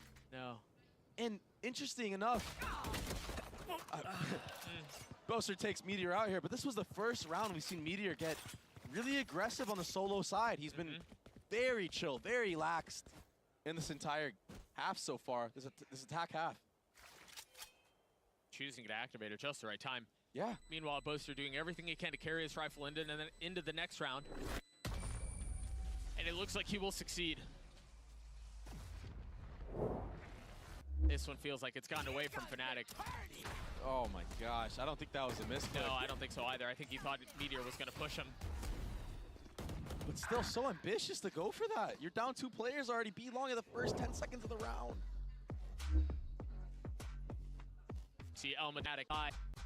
It's a 2-round game, and the 2 most important rounds that Fnatic had were just stolen away from them. I mean, that 5v3, I mean, come on. Now that last round where Durka just invests the showstopper, I mean, the implications for the future rounds are going to be there. That showstopper can honestly win you a solo round.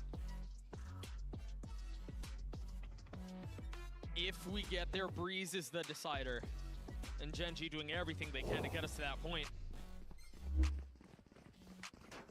What are the adjustments for Fnatic on the other side of this timeout? They've got Chronicles ult, they have Boaster's ult too. Genji have been playing such a slow-paced attack side. Like, if they decide to just flip the switch randomly, I have to believe that. I don't think Fnatic will be ready for that. Looks like they're going to try to set up a little bit of showers control. Note Alfier one away from his pit. And if he tries to get that orb, he is by himself. Be long.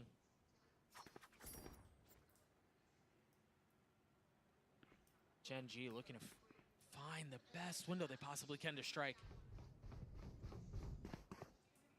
And much like has been the case the entire attack half, it's a slow approach to start things off.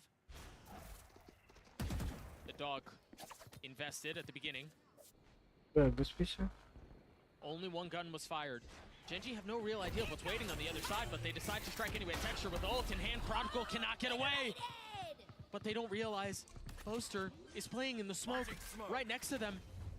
Texture on the other side of the box. Boaster gives a little bit of the space back.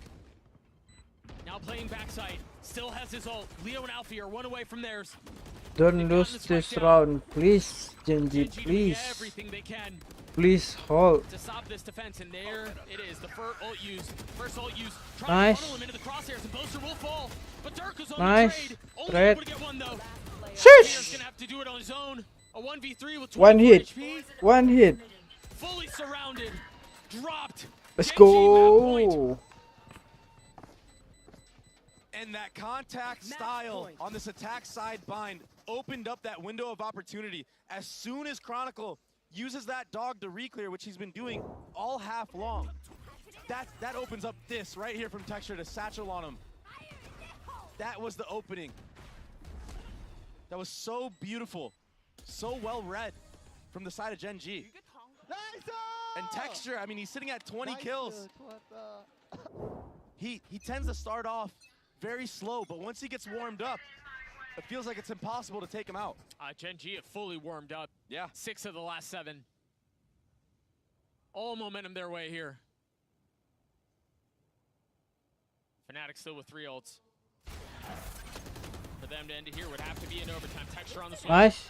Dirk is already dead. The thrash could be problematic though. Only tagging one. Jagain. Great flash. Oh, nggak apa-apa. 1-1 berarti ya. Texture's left to die.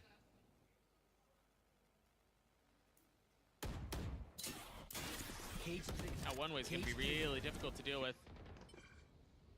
But it's all just to bait out a rotation, and they've done such a good job of doing that. And the problem with investing a aggressive Viper's Pit like this is that you need to have somebody watching his back the entire time. Yeah, you can't really leave him. They're gonna push him here. Chronicle gets his ult online and invested. The Seekers. He had to. Yeah. They had no info. 2 of them were cleared. There's another one going the other way as Boaster's fallen. Meteor has gotten backside, and now Alfie are surrounded with nowhere to go. 30 seconds left. He's stuck. The TP's to safety, but can Leo alleviate some of the pressure? Grabs 2, and that's a spike! Oh my god. Oh my god. But the round has become bedlam. Munchkin with 10 seconds left, grabs the spike, has to run out, no time to think about it. Fnatic at their 10th. They're not done yet. Leo on a solo mission. TP. Leo-nya TP loh. Bisa dia menang. 2 orang dibunuhnya. No armor and like 86 HP or something like that. And then the second on top of it. Nih 85 darahnya. 3 hit. That's the big one. Oh my gosh. Meteor did such a good job in this round. I'm in disbelief that Fnatic brought that back. Gonna have to do it again. Close this. Akira, close this. Back to this guessing game. Please. Back to these slow rounds. This time the dog cleared out instantly by Boaster, or by Durka, excuse me, A Showers. Traded by the dog on the other side. Takes a bite out of one. I don't believe it spotted the other, but there are 2 there. This game has become an exchange of utility and any sort of info that can be gathered. Right.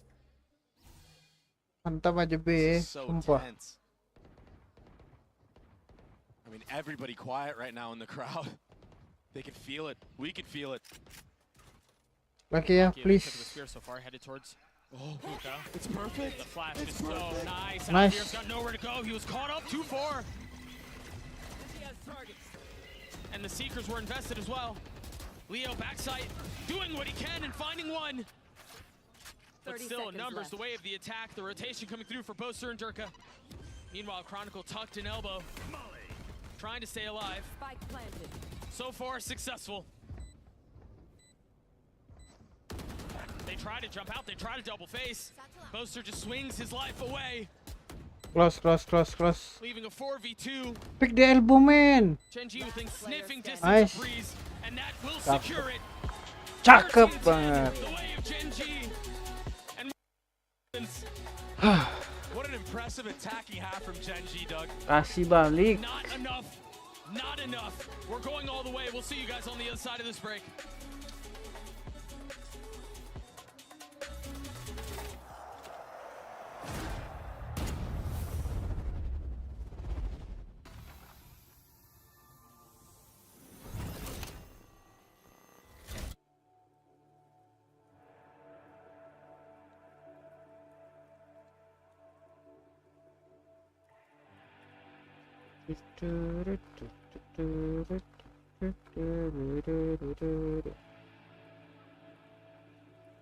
Mana anak gue lah ya? Apakah ada yang nunggu di sini?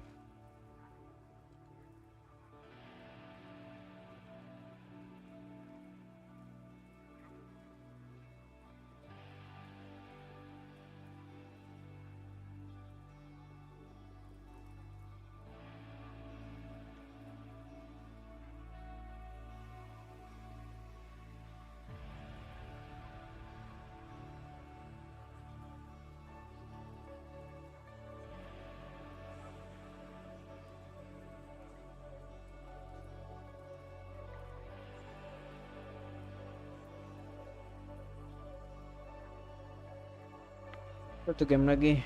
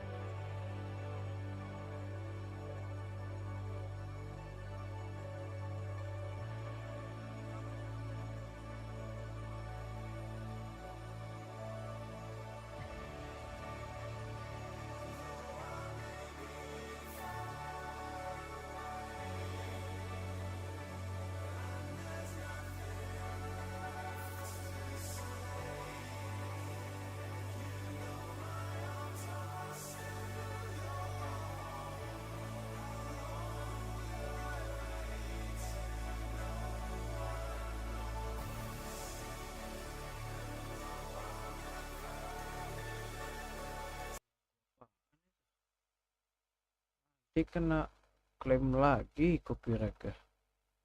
Gak jelas. Duh, mau ngasih lihat. Jadilah kasih lihat game sebelahnya.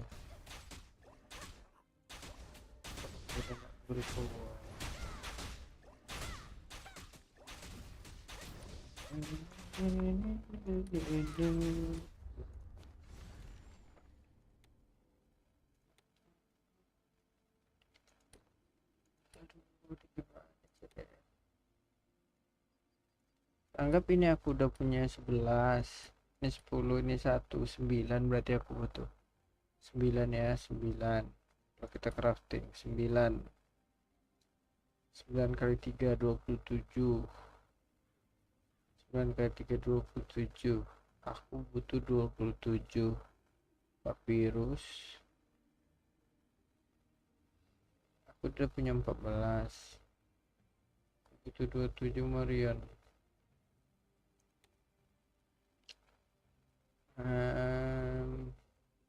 Atau aku bikin kaki dulu, tapi papirusnya habis, nunggu minggu depan lagi. Kayaknya aku bikin kaki dulu deh.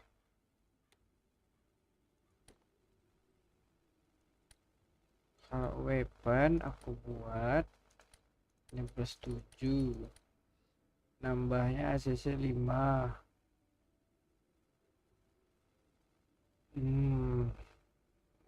Crit-nya nambah, sig damage-nya nambah 1 doang.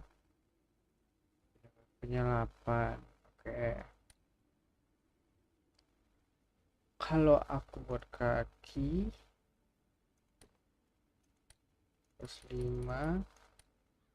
Akurasinya nambah 1, HPMP nambah 50, defense-nya nambah 3. Buat tangan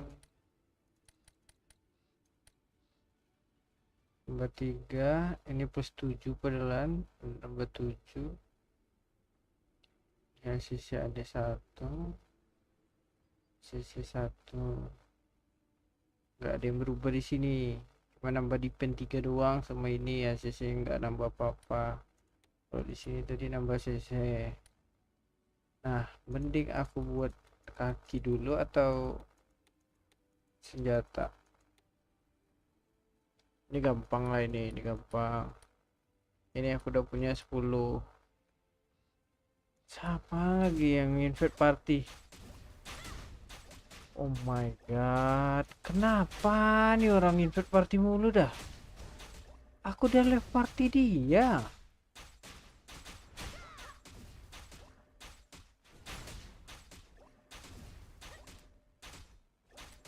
Banget.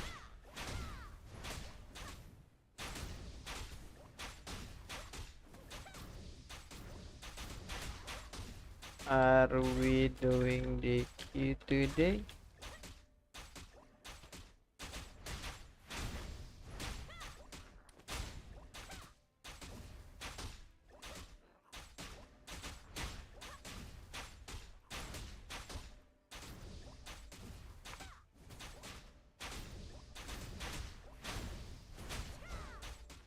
Aku nggak terlalu butuh akurasi karena udah ada equip baru ini. Terus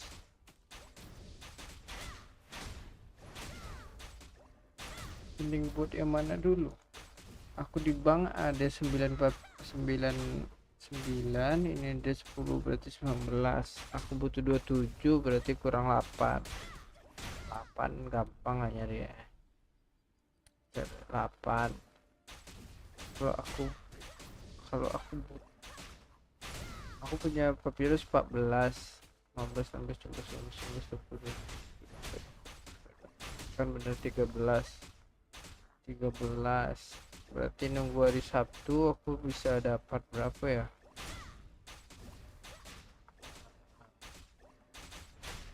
Hari Sabtu anggaplah aku dapat berapa? Minggu depan intinya bisa ganti weapon atau mau bikin kaki.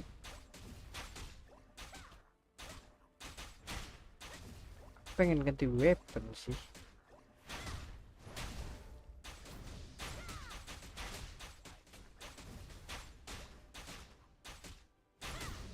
Ini orang kenapa ikut wih.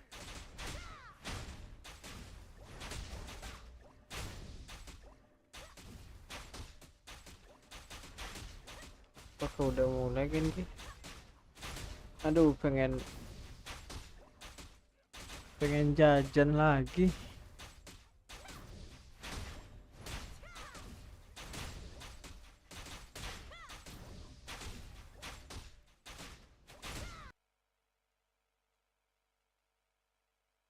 Whether or not he can have that impact going into this breeze. Yeah, he's definitely been throughout the year, I would say, one of the most consistent, if not the most consistent player in the team. But this is going to take a little bit more than just the player shining. That's what fair. we were talking about on Bind, how the plan it's so clean that even if a player falls, the rest goes on. The plan on Breeze is to be so disruptive that it doesn't matter if they start up on a 4v5 situation, they will know how to turn it around. So even if Alpha can do some heroics, there's always a next layer for Genji with this comp. And to focus more on some of the intangibles, Fnatic, I think, looked shaken towards the end of that Bind game. We saw a lot of rounds where Genji's just contacting into these executes, and Fnatic players are whiffing out on shots that we normally expect them to hit. You see Durka investing a Raze ultimate in an eco round that already looked unwinnable. Some of these weird little mistakes that tend to be very uncommon for this Fnatic team kept cropping up at the end of Bind. So they're really going to have to focus in on resetting,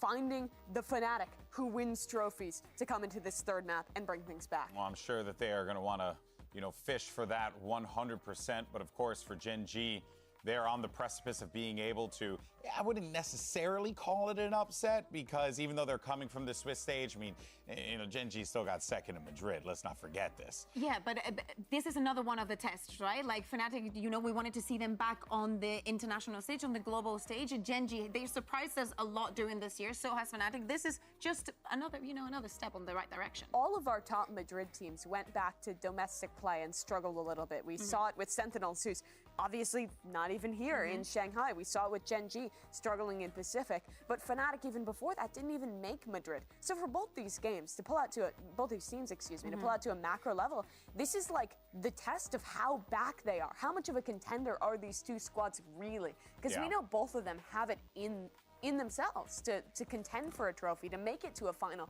We've seen it in the past, but it's a question of what form they're in here in Shanghai. And if Gen.G can win against Fnatic, who showed great form in EMEA, I think that'll dispel a lot of doubters and really shine some light on Fnatic in an early lower bracket. Oh yeah, for sure. I mean, definitely not what you want to see if you are a Fnatic fan, but most importantly, if you're Fnatic, right? This team had even mentioned how a lot of the teams were eager to play them and still rate them incredibly high. So I'm sure for them, this would not be a situation that they would like to find themselves in, not by a long shot. Yeah, exactly. Of course, it's very surprising to see two Euros going head to head, but I think it's something that we need to pay a lot of attention to, because it was a lot of hit and miss with this kind of plays. I'm looking at Leo. I think he had brilliant performances on this map. Watch how Karon anchors sights on this defense. He was really good throughout this series already, and his plays can end this game. Now it's time to settle the score. Who's going to pick up a massive W to start off the playoffs and send it back over to Doug and Baby Bay? Thanks so much, guys. Breeze to decide how this plays out. You've got the double Yoru with the Jet on the other side. This one's going to be a lot of fun. I think, Dre, if I could pick your brain and get one massive adjustment that I think we would need to see on the side of Fnatic, given how Bind went, given that we're playing Breeze now, what would it be? I think the big thing was they had no op presence at all in that last map of Bind. And playing against a team like Gen.G who do a lot of contact stuff, especially on a map like this, like you have to get that operator online, and it just seemed like Fnatic, their buys were so dodgy and so spotty, they kept forcing rifles. They weren't able to save up for that operator, so Dirk, he needs to just save and get that up as soon as possible. We'll see if that is an adjustment that they make on this map, on this half. I mean, an attack side up on Breeze is no strange thing. Yeah. So we'll see if that's the case. Durka trampling forward, aggressively swinging into that to take that fight. And it's what you need out of your duelists. All the space has been gained. The spike has been planted. And now they've been able to set up behind them. Alfia really far up in halls. Overwhelmed. 3 waiting for him on the other side. Durka realizes he's got to get out of here. TP's away, finds safety. And now the dash out from Texture. Greeted by Boaster. Chronicle had played his card just perfectly. He still is getting away with murder. How is he still alive? Oh my gosh. A flash swinging around and the potential for another finally. Bested. Leaving it all onto Leo. What the fuck was that? First shot is crispy. 2 more to be found though. 1 target spotted. Lachius should be able to stick it all the way, barring some spam from Leo, and the defuse will come through. Another pistol the way of Gen.G. Apa tadi itu kill dia yang di sini Start of tuh? the round, Gen.G looks so comfortable giving that A site because they're so confident in their retake. I mean, Alfier goes down there who, I mean, he was the only saving grace for the pistol rounds of Fnatic in this series. And honestly, taking him out early, especially how he's been playing on the last 2 maps. I can't believe Chronicle played this game of ring around the rosy around yellow there. He ended up living for so long. Even getting flash value at the end. Yeah, he was just a nuisance. They've put an outlaw in the hands of Durka. It's a force. Just a little bit. Boaster's the first to fall. Gotta capitalize on this. There was just enough that went the way of Fnatic that previous round that they can buy into this and still kind of be okay. They even put light armor on him. The problem is he has to force the issue. Oh, and that's info gathered. What a clone from Meteor to bait that out. Yeah, now they know there's an outlaw on the map. Now they know where it is. And they're just going to tuck. There's no need to even give any type of fight. That's a disadvantage. Inet going fishing a little bit, not tagging anyone. There's still 2 members on the site. One of them playing in main. Munchkin tucked in the smoke. He's stuck. The spit at their feet will buy a little bit more time. Down to 40 seconds left on the round. Alpha. He's taking a lot of space, but he isn't spotted. I thought Lucky was looking at him. You can tell he keeps glancing back. 30 seconds left. Everything else has to really go right here for Alfier to provide value on this flank, though. Idiots. Mid-nya. I don't know that it will. Chronicle falls Nice. the spike still. One enemy remaining. Now sitting on the ground once more. Down B. Alfier cleaned up. That's another couple of kills for Meteor, too. Kasih tahu, kasih tahu. Very simple stuff out of the side of Genji. As soon as they JJ, found oh. out that outlaw was online for the attacking side, I mean, they just hunkered down, and Munchkin knew the fights that he had to take. He understands that he might get wrapped from that tunnel area, so that you saw him push forward into his own smoke in the main, and then when he had to back up again after that smoke goes down, Meteor is holding the angle at that point. Yeah, they adjusted beautifully. Yeah. And Alfier should have activated a little bit earlier there as soon as Durka got that kill. It's just so tough to get those timings right. Yeah. Off of limited information. Look at this aggressive Yoru TP. I don't think... Oh, he did. He did get a hint of it, so maybe a punish late in the round if Fnatic try to speed up somewhere. Yeah, Buster's looking for it. Yeah, they have a really good opportunity here to punish this. This is actually really nice because even if he doesn't commit to it, the clock is ticking. Yeah. The spike is in Boaster's hands. But they need to press the issue. They need to bait that TP out. But that's not going to be the way that you do it. A 1v1 in halls. And so the first, 45 seconds go off the round. And Fnatic are just now starting to lean towards B. They've had the Cypher utility to make sure that nobody's taking the space. Thanks to Alfier, but... Yeah. This is still going to be really tricky to get through. The clock is running down too low right now. Texture will go for broke. What a kill. Nade was so nice, but Texture's just ahead of it. You're right, he goes for broke. And he cashes out. 30 seconds left. Knife there from Chronicles. Really nice. Munchkin still playing on the site with the Marshal. Or excuse me, a Sheriff. He gets one. The spike is out. That's round over. That's bonus the way of Genji on a map that they're so dominant on. And you're on the defensive side. 10 seconds left. You wonder here. I mean, it's so tough when these teams are so well matched up. The tiniest of decisions can prove it to be the difference maker. If you're Booster, you wonder. You just shoot. You just shoot the gate crash. You clear it out, and then you have a little bit more time to play the map. That's just tough. Yeah, and if your plan, oh, here's that kill in halls. Oh, trying to get away. No, he got caught out in the timing to put his TP behind him. That's so unfortunate. He should have had that pre-play started if he's gonna go for something like that. The pressure is definitely getting to Fnatic right now. I mean, not playing in the group stage. I thought from the first map that we weren't gonna see any of that, but it's starting to show. And what I was trying to say was, if you're gonna punish the Yoru TP, the gate crash, you need to send a massive amount of people to fake like an A hit or a B hit to bait out that TP if you're gonna do something like that. You're not supposed to just do a contact play and just sit and watch the TP, hope he takes it. But it's so hard to make a decision like that in the moment, because how often are you in that position? Right. They've sent the TP again. Was unsure if they, I don't think they saw it. So the TP was just fake. Now it's been cleared. The mind games. Yeah. And it's a fun part about running Yoru. Such an odd character. Nothing like it in the game. There are a lot of players on the other side of that man. Genji are just so healthy right now. Durka's the only one with a rifle on the other side. They can't really find an easy way in. Durka does have a gate crash, but that's part of the problem of running a single Yoru is you don't have another way to go. But that certainly will help things. Munchkin will fall. Durka on the entry gets the best of Meteor. So they will create enough space on the site to get the spike down. The rotation's coming through a little late. That shock dart was from far away. Chronicle has full utility up though here. He could potentially use a flash for his teammates here. Doesn't look like he'll even need to because Durka is activated and online. 3 on the round. Fnatic play that really well. And honestly, if not for Leo's drone clearing the way B main, the round probably doesn't go that way. And Doug, they turned scraps into a symphony of shots there. And that's what ultimately had them convert this round. They've upgraded weapons too. Boaster just picked up a Guardian. Karen will be able to save this rifle into the next round, but Fnatic find the way on the board in an unexpected round, in an unexpected manner. The Thrifty. Sorry. Aku lagi fokus sama game sebelah.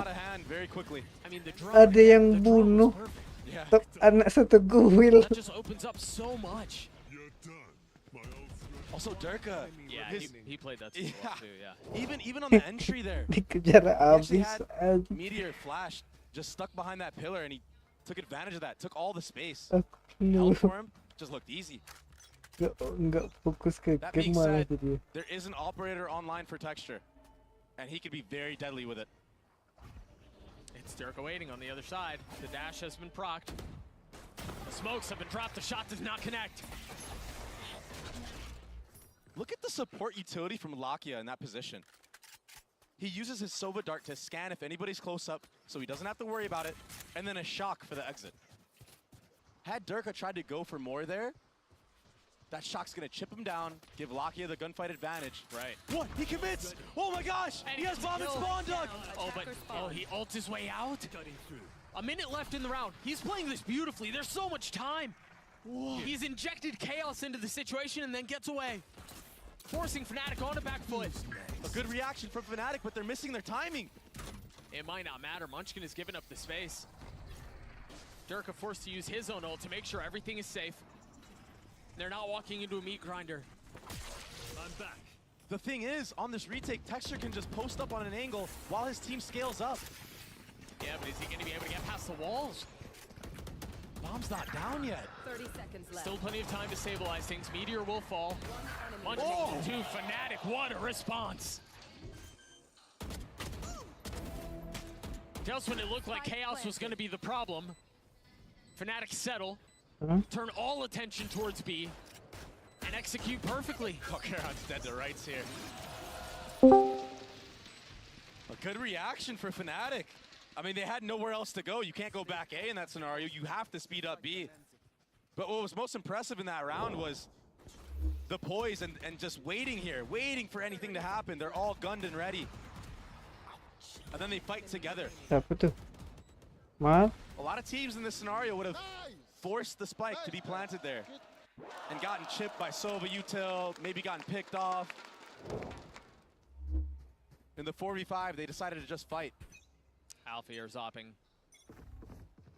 We thought it might be Durka, but Alfie is formidable with it as well. Yeah, he kind of has to on the attacking side too, because there's no other gap closer. Right.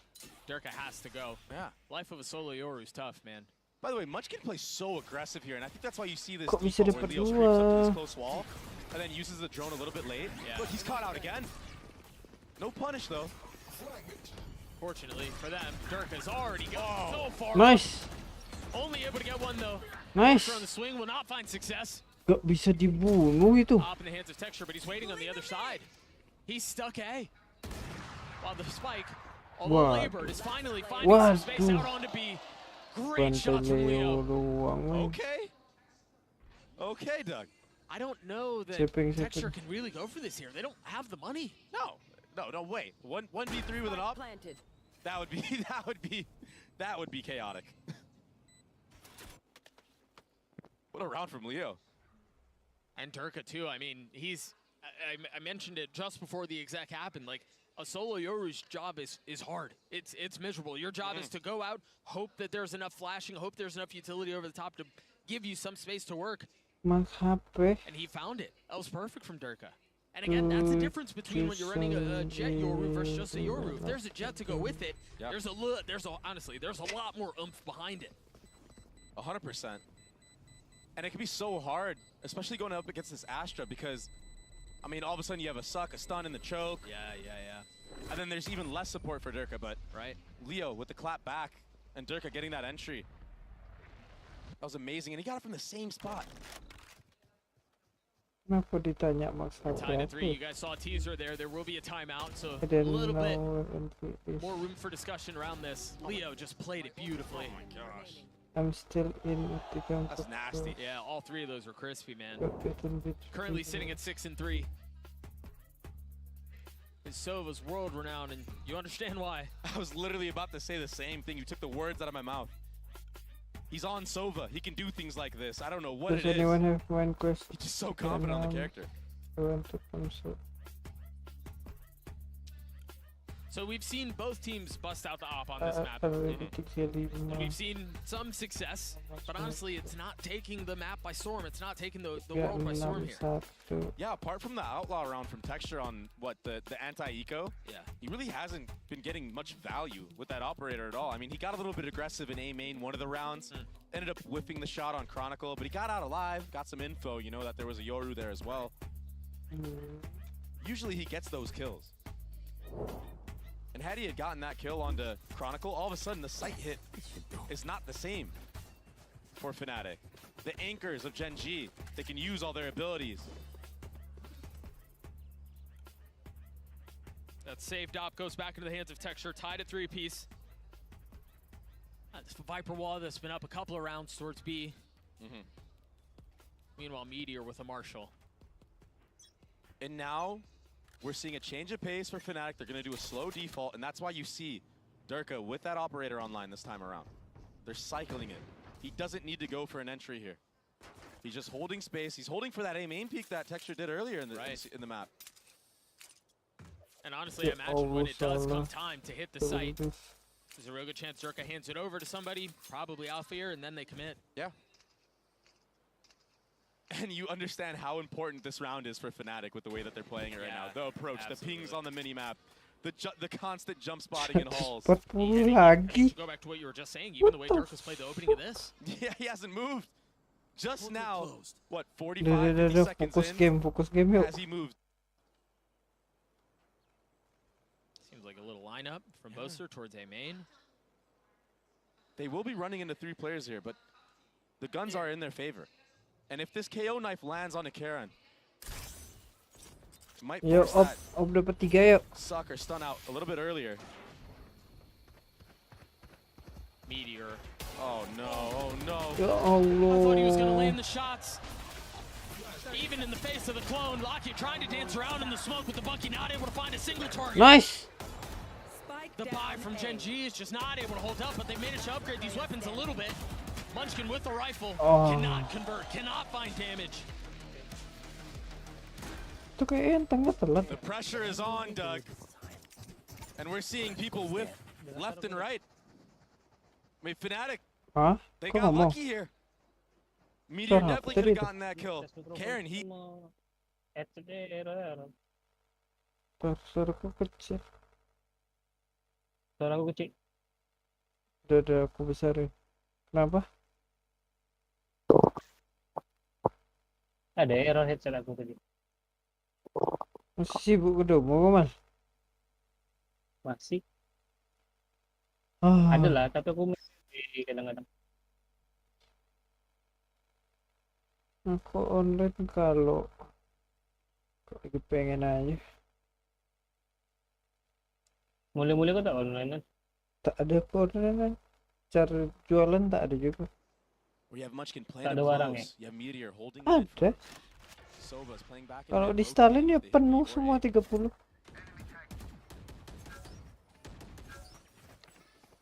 Drone will be broken. Info will be scarce for the side of Gen G. Oh iya, kadang kayak gitu aja. Texture's playing with fire. Malas nge-Stalin. There it is. Meanwhile, that pick got invested right at the beginning of B main. Sepi. Kan agak lagi nih aja main gue cuma 6 orang gitu. But decides Yang lagi on. Iya. hangs onto it, uses an ult of his own. Makanya malas aku install. Kalau sepi sama tidak capek install doang. Lockheed investing the ult. There it is, the pressure mid.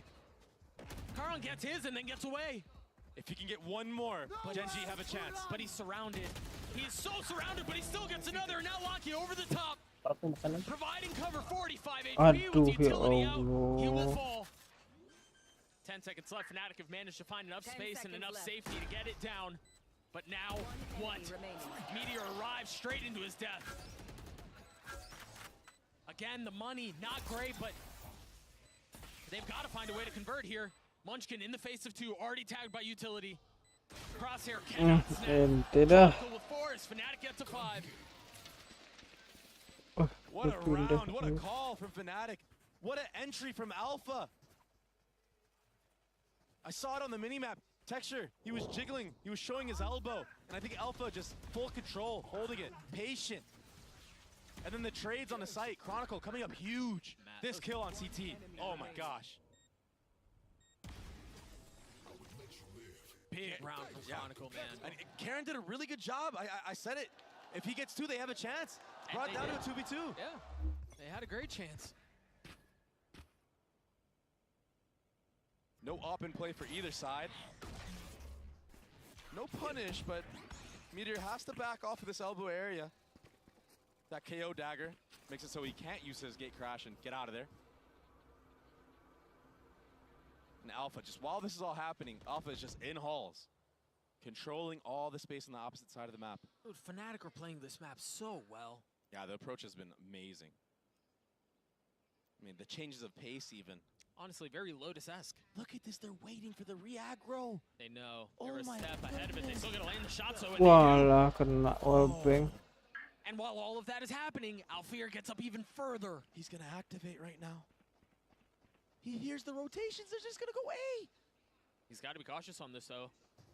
The info is nice. Oh my gosh, he's playing it so well. Texture's on an island right here. Do they realize that it's safe? Do they realize that it's clear? Oh, Lockheed destroying Alfear there, and now they know Texture's here. Tries to flash as much as he can. And Nice, Texture cakep dances in and banget out of the ini. util. Gets the best of Chronicle and somehow stays alive. 4v3, the way of the defense. The spike's still not planted. Boaster with a pit, but doesn't really have the space to invest it. And Lockheed strikes Mid. beautifully. Pyramid, nice. Gila masih hidup teksturnya.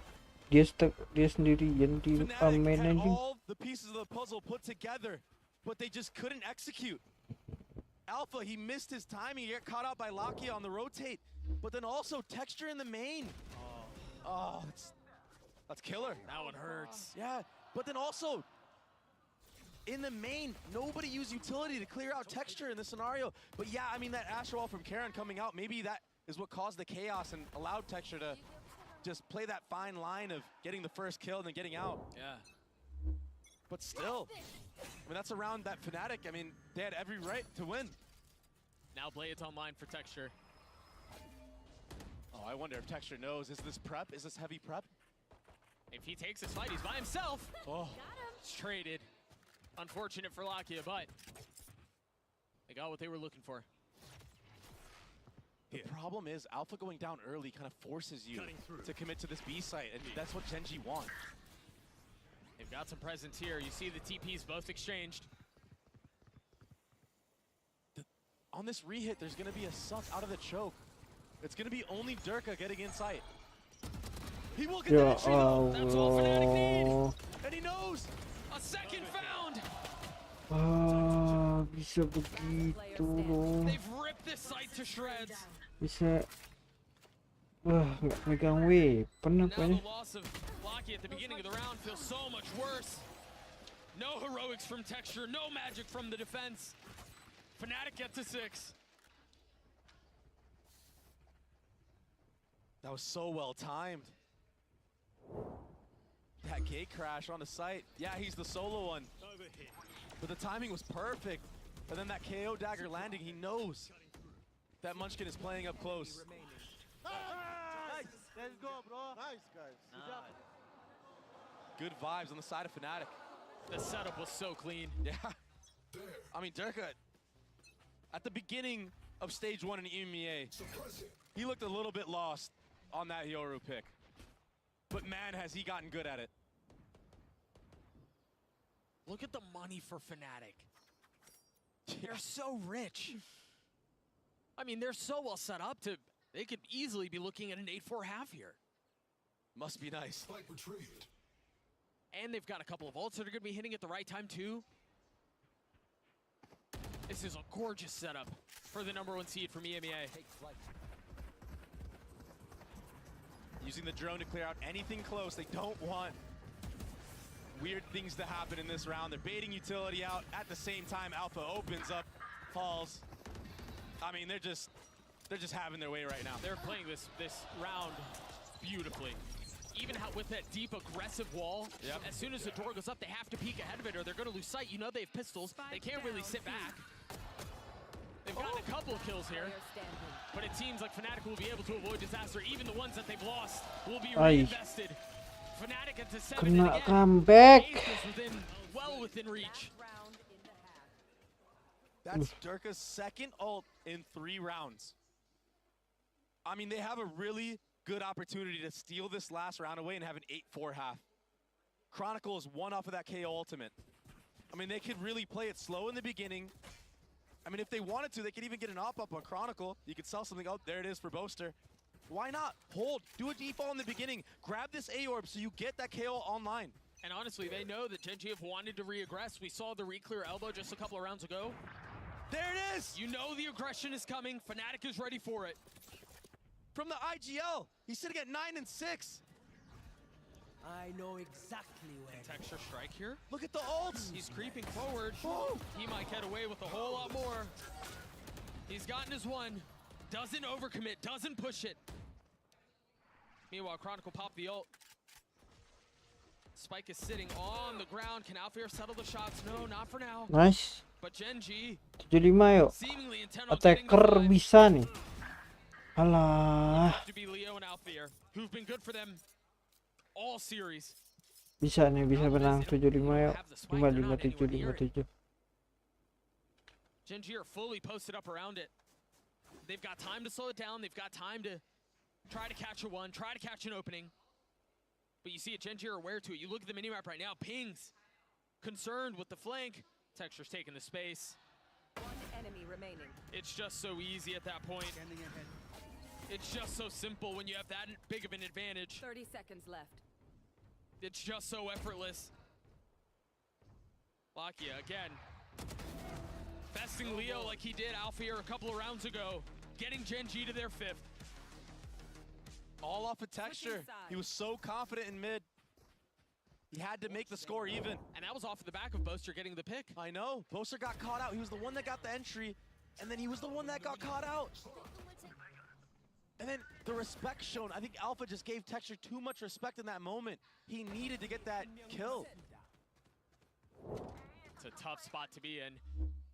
Unless you're a spectator and you like bangers, and that's exactly what we've got on our hands. GB, take it away. Hello, I'm Spectator, and I am enjoying this. All right, guys. Let's go ahead and talk about that first half there. I mean, you know, well, we have a resident Breeze enjoyer here, Kukuka, to discuss this a bit more. Yeah, this round was insane. Yeah, there was a lot of crazy stuff happening. This is crazy. This was on Fnatic's mind so rent-free at the beginning of each round, and then Meteor decided to go for it. And even though he gets the kill, the instant call for Fnatic to go on the execute on B, even though Gen G has all the read, just because Boaster, I think he taps the spike very briefly, they decide to go on the retake before Fnatic take all the positions. But this is also a trap on the side of Fnatic, and they managed to get the round. You're saying it. Okay, I don't like Breeze. I don't like the map. It's not a freaking secret. But actually, this one's been so entertaining. Like all the plays, the mid round from both Fnatic and Gen G, it's been actually a very enjoyable. Yeah, Fnatic's mid rounds were incredible throughout this one. I think Boaster making some great calls, and in particular, setting Durka up for some really good moments. Yes. It's really difficult to play this map with a solo Yoru, but I think Durka has actually gotten so much done. When he's entering, they're finding really good timings to send the util with his teleport. So even though there's not like a smoke to combo it into, he's finding these gaps on the exits and getting tons of value in the opening kills, which is one of the big reasons that Fnatic is leading by 2 at this half. Yeah, but let's not forget though, it's only going to be a 2-round lead. You got a Gen G that could very well get themselves back into this one, Mimi. Their attack side is really strong. Watch out for the combos between the Astra and the Yoru on the Watch out for Leo. and how that Jet helps out as well. This is a very winnable comeback for Gen G, but you're right, Fnatic's looking hot. The desk is split over here. You love to hear it. All right, let's send it back over to Doug and Baby Bay for the final. The problem with that image that we just saw is that Gen G like to do a bit of the same. They like to lose the first map and then win 2 bangers to close out the series. So, and we're just gonna see who breaks first. Gen G on the attack. We talked so much about how on Bind and on Lotus their approaches were slow, they were quiet, they were contact. And that's really what found them success on Bind. Let's see. We'll see what they do here. Wait. What the heck? Fnatic on their pistol. I like that. And of course it's out there. What? Boaster's doing his best to keep them in it as well. A little bit of presence found, understanding there's Hall's threat. Nice. Yeah. This pistol is just so chaotic until Messi. Spike is sitting out on the site with no real Nice. way to pick it up. 2 lawan 1 lawan 3 aja. The shock, buying space, buying time. Leo patient with it, not forcing the matter whatsoever. That heady angle is so difficult to hit. Yeah. 2 players are down low here, though. It's not over yet. Munchkin's got 10 HP, man. And Fnatic are so spread. If he does this correctly, I mean, he has a real chance. But I don't know, honestly, man. They've got everything considered. Look at where they're facing. Oh. Every single one of them. It's not ones anymore, Doug. No. That will be all she wrote. Alfier, he's been the star on these pistol rounds for Fnatic. That aggressive push all the way down here. Beautiful, catching Karen off guard. And then Boaster. He almost got caught in that timing. Spike down A. Nice shots. Very nicely done from Chronicle. Nice boys. Come on in. And these are signs that are all good for Fnatic because we're seeing Durka, we're seeing Boaster using Marshals. They didn't have an operator once that last map. And with the way that Gen G like to play, you have to have those online. This is double elimination. Jadi Boaster had a classic for a little bit, but Durka jangan sampai turun air. Around yellow, so he does get an upgrade. But Meteor's so aggressive here. Oh, spotting one. He has to back off. Yeah, the comms had to have been traded there. But the thing is, with that, just that little peek there, that baits out Leo's rotation from the B side. Just a little, though. He's still playing mid. He's still at a position where he can help on both sides, but actually now he's fully committing A. Do you see how Gen G maneuver around the map and put doubt in the minds of Fnatic? This is all stuff that's going to help them further down the half to make a comeback. Sampai tak comeback. That was their demise on the bind defensive side that they had. They played too passive. There was no disruption. And that allows this slow Gen G approach to cook exactly the way they want it. Closed. You're right, there's nothing to kind of throw them off the mark, nothing to get them off the rails. That Marshall close, not connecting, finally does. The third time is a charm. I mean, but Gen G have been able to fight back. They've got a couple of kills here, but still just a sheriff in a classic. Watching here. The spike down feels like a win here. As far as money goes. Oh, but it might be more than just that. Winnable. Alfier still healthy. Still 2 Bulldogs on the Yeah, other side. yeah. Oh, they fully swing out. Alfier is able to save it. Fnatic will get another round, and now Gen G will be on the bye. But still, for Gen G, I mean, with limited resources, you were able to do that? I mean, they could have won this round. Where's the confidence from Fnatic? I don't know, you could tell on Leo's face, there was, he knows they got away with one. That one was closer than it should have been. Where's the confidence? It's map 3. You won the pistol, you're in the driver's seat. I don't. Where's the gusto? I'm going to disagree with you here. I don't mind the way they played that at all. Yeah, it got a little messy at the end there, but given how Gen G like to be contact, given how they like to deathball, who knows what's waiting on the other side? The fear of the force is always a factor too. I mean, either way, 4 rounds still separating these two. The buy from Gen G, we mentioned it, fully healthy. Just light armor for Meteor as he gets one step closer to having that ult online. And again, the slow burn of this Gen G approach is what greets us. Yeah. And Alpha and Durka actually invested into this with rifles, so if they do not convert this round, the economy will be in shambles. Yeah, it'll be a weird buy. But I like the proactivity from Durka. I like that in the mid-round he walked up, but there's pings around the map. It looks like Gen G might have a read that Durka might like to play this spot. Is he going to get hard cleared? Is he going to find the timing on Munchkin? It was for the wall. That's what they were calling for. He needs to get out of there. Should be able to TP away, but he stays just a little bit too long. Trades his flash for his life. Kaget dia. Texture though falling on the other side will keep Kawan nih di belakang rupiah nembak. Gen G with full intentions towards B. Meteor using his drone to do his job. Chronicle filling in on the space behind it. He might be able to get ahead of this. I don't think they know where he is. Woi, itu kelihatan. He's able to cut him off, but the dart gives him away. Now the flash on the swing, but they played anti. Nice, That was so beautiful. Tadi kelihatan loh tangan weaponnya. Tangan weapon apa sih? Tangan sama weaponnya. Now potentially saved. What a beautiful call from Munchkin to set up this entire round. I mean, off of that entry in mid, it gets traded out, but all of a sudden the map opens up. And Karen, he was the star of the show by really not doing much. All he did was use that Astra smoke in that B tunnel area and deny all info. For Fnatic, the players on Fnatic, they don't know if it's going to be an A split. They don't know if somebody's going nest, halls. I mean, it really kept them guessing, and the whole time, Karen actually was just sitting behind that Cypher trip and tunnel, waiting for his moment to strike. And he did just that. And then for the players as well to just walk onto the site and just hold and wait for that dart to come back up, not overextend, not get punished. This right here, that's disgusting. That felt like heartbreak, man.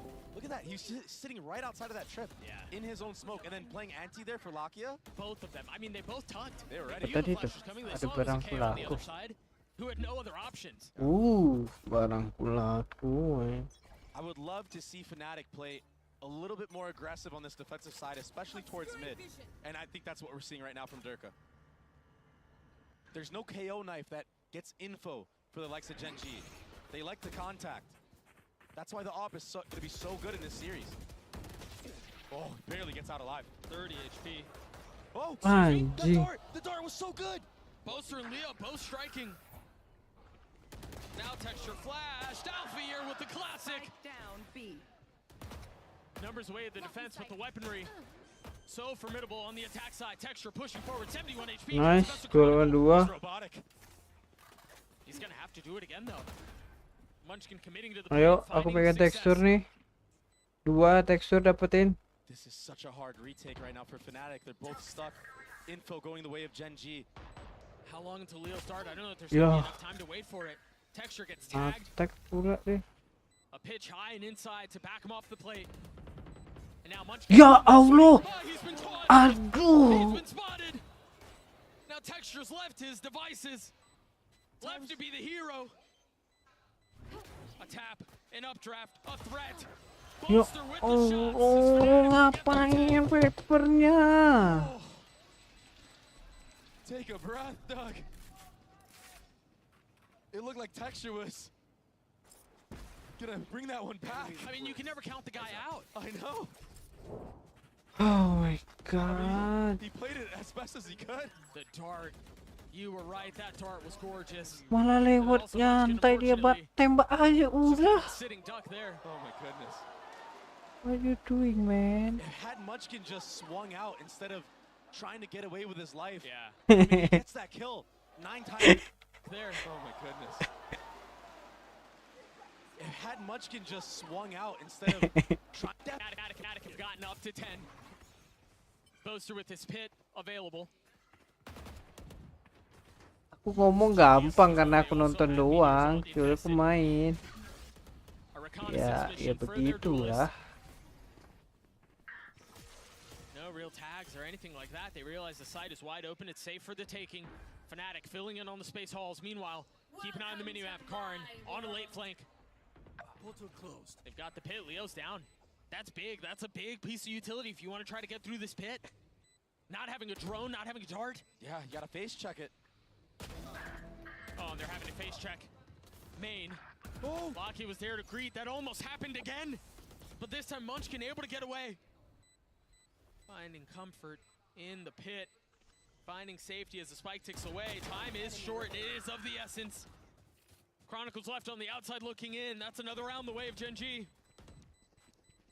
Just using the ults to shut Fnatic out of the A site there. We entry in with Meteor's Yoru ult. Once we find out it's completely clear, we're gonna get the pit down. And I mean, that's it. It makes it so hard. Even if Leo's alive in that scenario, it's still so hard to win that round. I mean, those ults are just too strong. That Viper's pit basically guarantees you a round if it gets down. Yeah, if you get that much space on the site, you're right. By the way, what a nice shot. You wonder here if there's going to be a timeout called on the other side because we're nearing the end of this, but no. Right now, from the side of Fnatic, I don't really like what I'm seeing. I don't know if anybody actually has the economy to get an operator online. I mean, they used it on the attacking side. Why would you not use it on the defensive side? Why would you not try to save for it? Why are you making it a brawl v brawl matchup? Gen.G want that. They've handled the chaos so well. Gen.G have. I think about that hit B a couple of rounds ago. Portal closed. Oh, he's getting in the same. Time to jump. No, he's not.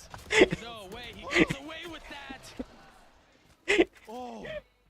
This time the TP early, no flash or anything like that. It's insane.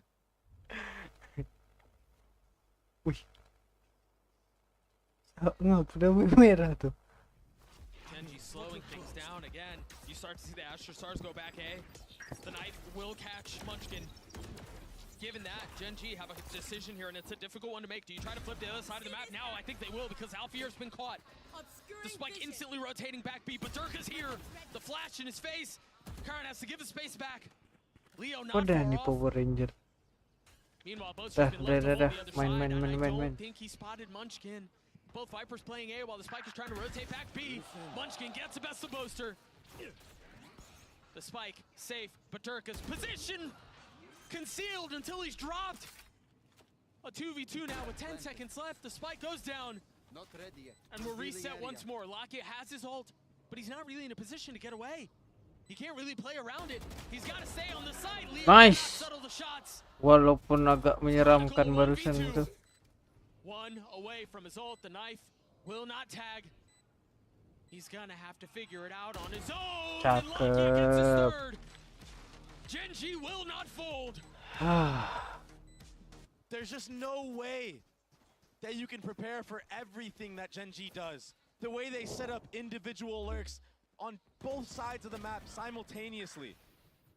It's so unconventional, it's so hard to deal with. It comes down to a 1v1. They force you to take an aim fight. And if you lose it, it just feels like your chances of winning the round diminish. They relieve just a little bit of pressure. The valve is turned just the slightest, and they instantly fill in on it. Kasih yang panas-panas. Essentially 4.5 ults. Leo's one away from his. Yo. And the pit invested right off the bat. And I don't know if he spotted that gate crash coming through. No one did, Doug. That could cook later in the round. He's got the spike, though. I can't imagine he's the one who commits to it. Maybe a fake TP a little bit later on.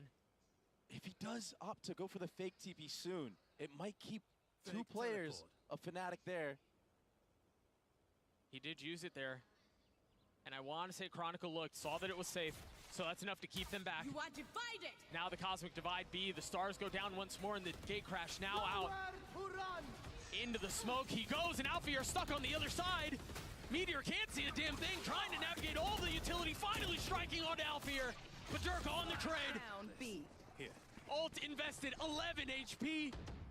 Nih 4 lawan 2. Darknya lagi ulti. Jangan buat kesalahan. 4 lawan 2. Dirk is in such an awkward position. Woo! He's dealt with assassination style. 30 seconds left. Gen.G again with the numbers advantage. And Fnatic again. Save aja, save. Gen.G are so hard to deal with on this attacking side. I mean, just the layers and layers of utility to set up texture, to set up Meteor. Just full chaos mode. and they find the calm in the chaos. That's what's the difference maker right now. Gen G enter like a state where everything is slow. Everything is seen. Such a pleasure to watch. This has been such a back and forth battle all series long. Gen G though, they're never out of it. They dropped the first map in their last 2 series, and they bring it back every single time. In this case, it's just like Bind. Fnatic hit 10, and all of a sudden, we're in a 1-round reach. This is that controlled chaos. How does he get away with that? They're so calm, like you said. Even Munchkin, he only has one job here. Hold down the entire flank as everybody else is going crazy on the site.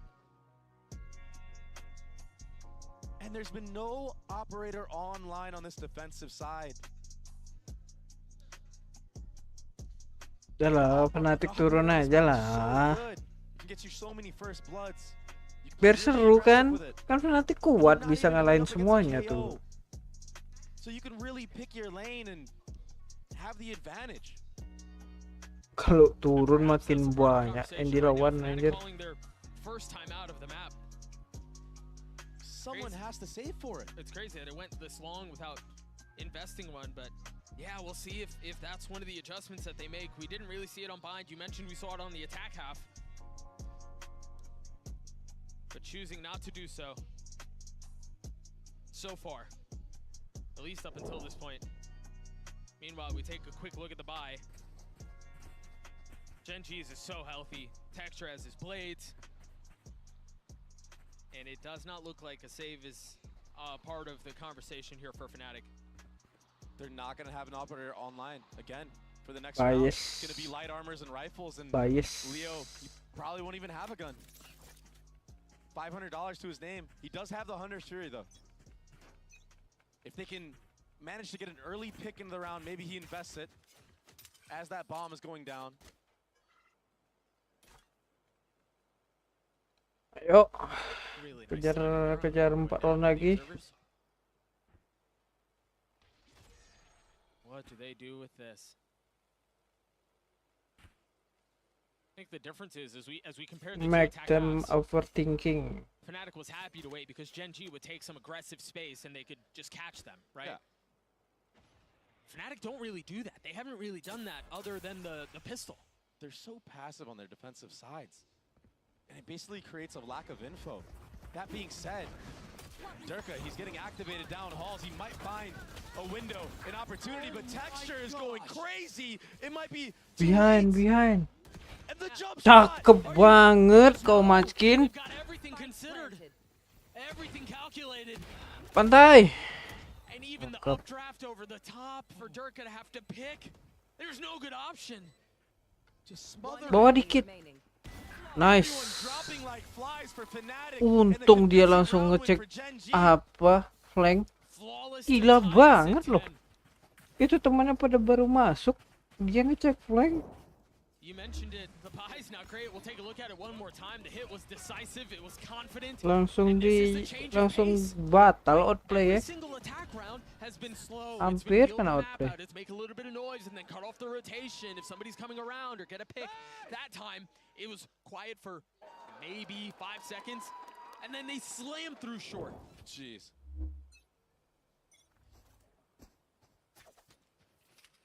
Light armor on a couple of members, 3 of them on the side of Fnatic. Standing ahead.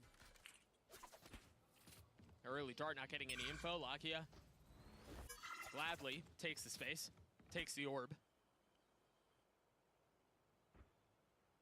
And the quiet over the map at the beginning of the round is deafening. Shock dart. I have the spike. The thing is, there's a Yoru online and available for Meteor, so if Gen G want, I mean, they could just use it as scouting, like a scouting report, just an info, a drone. That shock dart towards B doesn't clear out any of the Cypher utility, but it was enough to consider a rotation. Leo was on his way back B, but the fake TP, and now they can play a little bit more towards B. And they just dodged the knife, too. Yeah. Everything is on Alpha right now. Everything is on him. Durka has joined the fray. The TP back B. Meteor getting a lot of info here, spotting both of them. That's the idea of what the defenses are. They realize they can play a little bit safely back here. That flash is gorgeous. The swing out, not connecting yet. As Durka takes a step back, but he's got to dig his heels in. It's Alfie. Nice threat. How much more can they find as Carrot sloops the net? Gets behind enemy. Nice threat. Punish. Rolling Fnatic once more.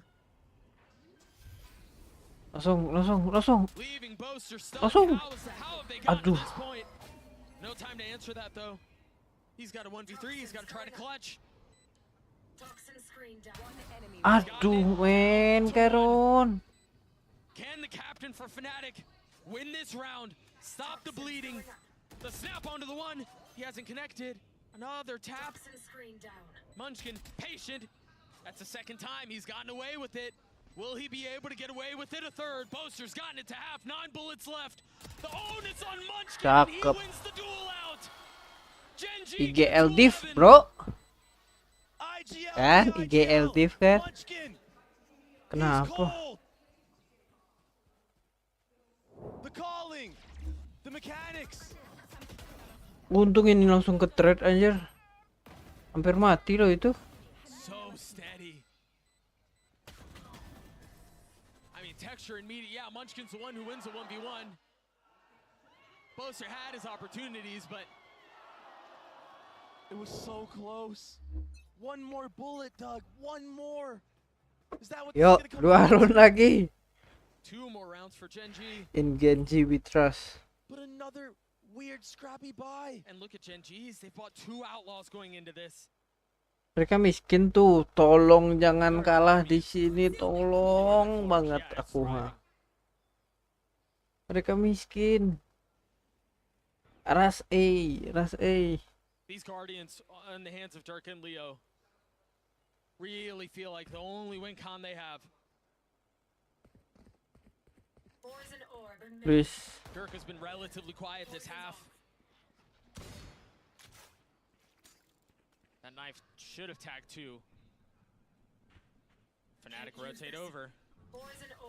Iya rame banget itu, aduh serem ya.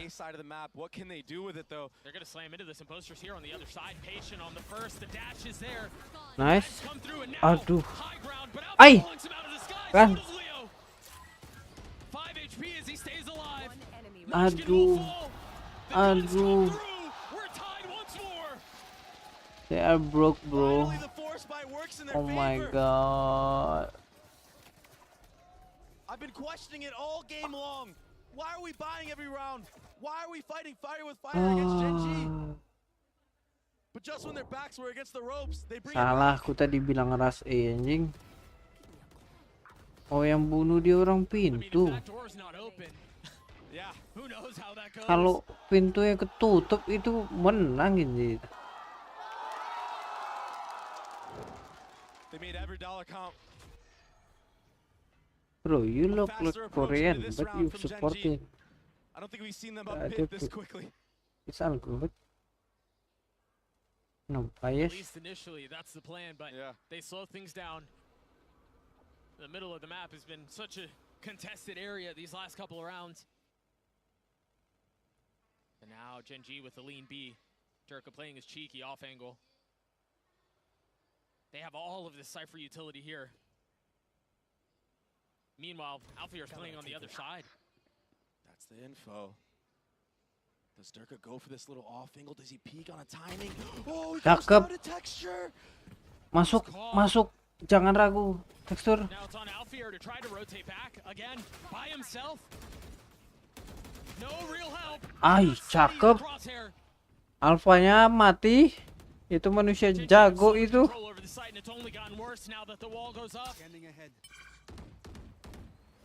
Boaster has to find the timing, but Munchkin's already looking back. Yeah, he's just gonna get clothesline, man. That bullet's going right into his ear. Banget. This has to be a save.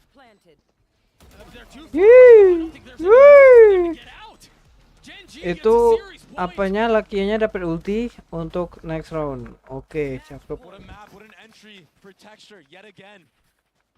21 and 14. Fanatik turun. Komen bentar aku komen. He had a rough first Where are the But he always brings NHF it back. fans now? He's always here. He always turns up for his team. The IGLing from Munchkin. It's been ridiculous. GG lah. Available for Lakia. No Yuk, ults GG online yuk. for Fnatic. And a Spectre. Aduh, on Boaster. manusia jago di B. Off the first 20 Nih seconds of the manusia round, we jago haven't nih. seen this at all. Wah, mati dia. Mati. Mati. Yes. Woi. Genji's attack half has been beautiful. And in what looks like the Astaga. might have been their best call of them all. Nice. The cosmic divide goes up, Chronicle goes down. Leo and Boast are forced to go in aggressively. No armor on either. Please. Karen. Genji Karen clutch finishing this. touches on this. Barring a miracle. Can Boaster and Leo Satu lagi. No. Karen.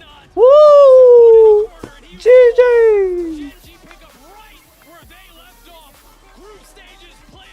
Sit down, man.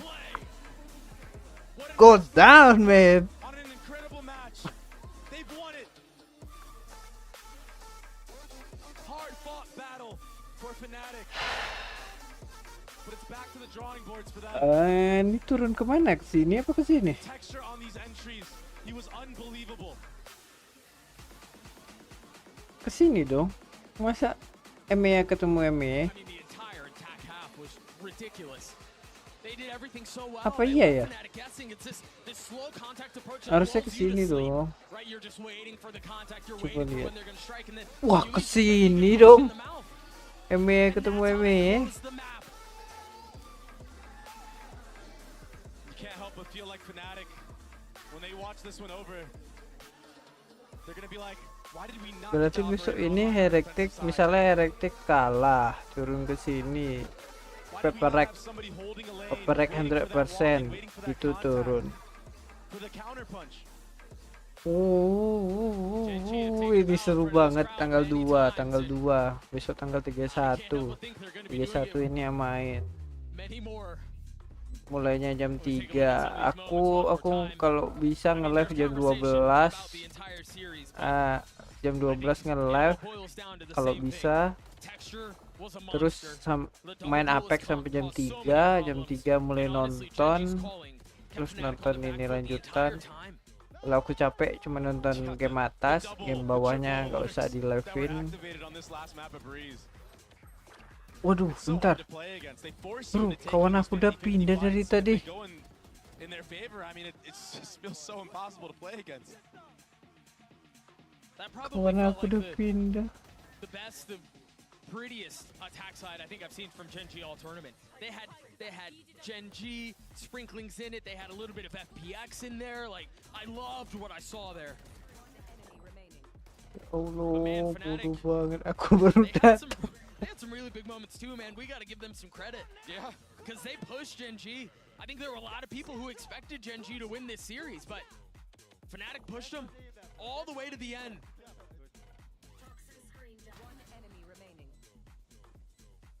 Fnatic have a good chance of making a lowers run here. Mati lah aku. Ada yang nolong nggak ya?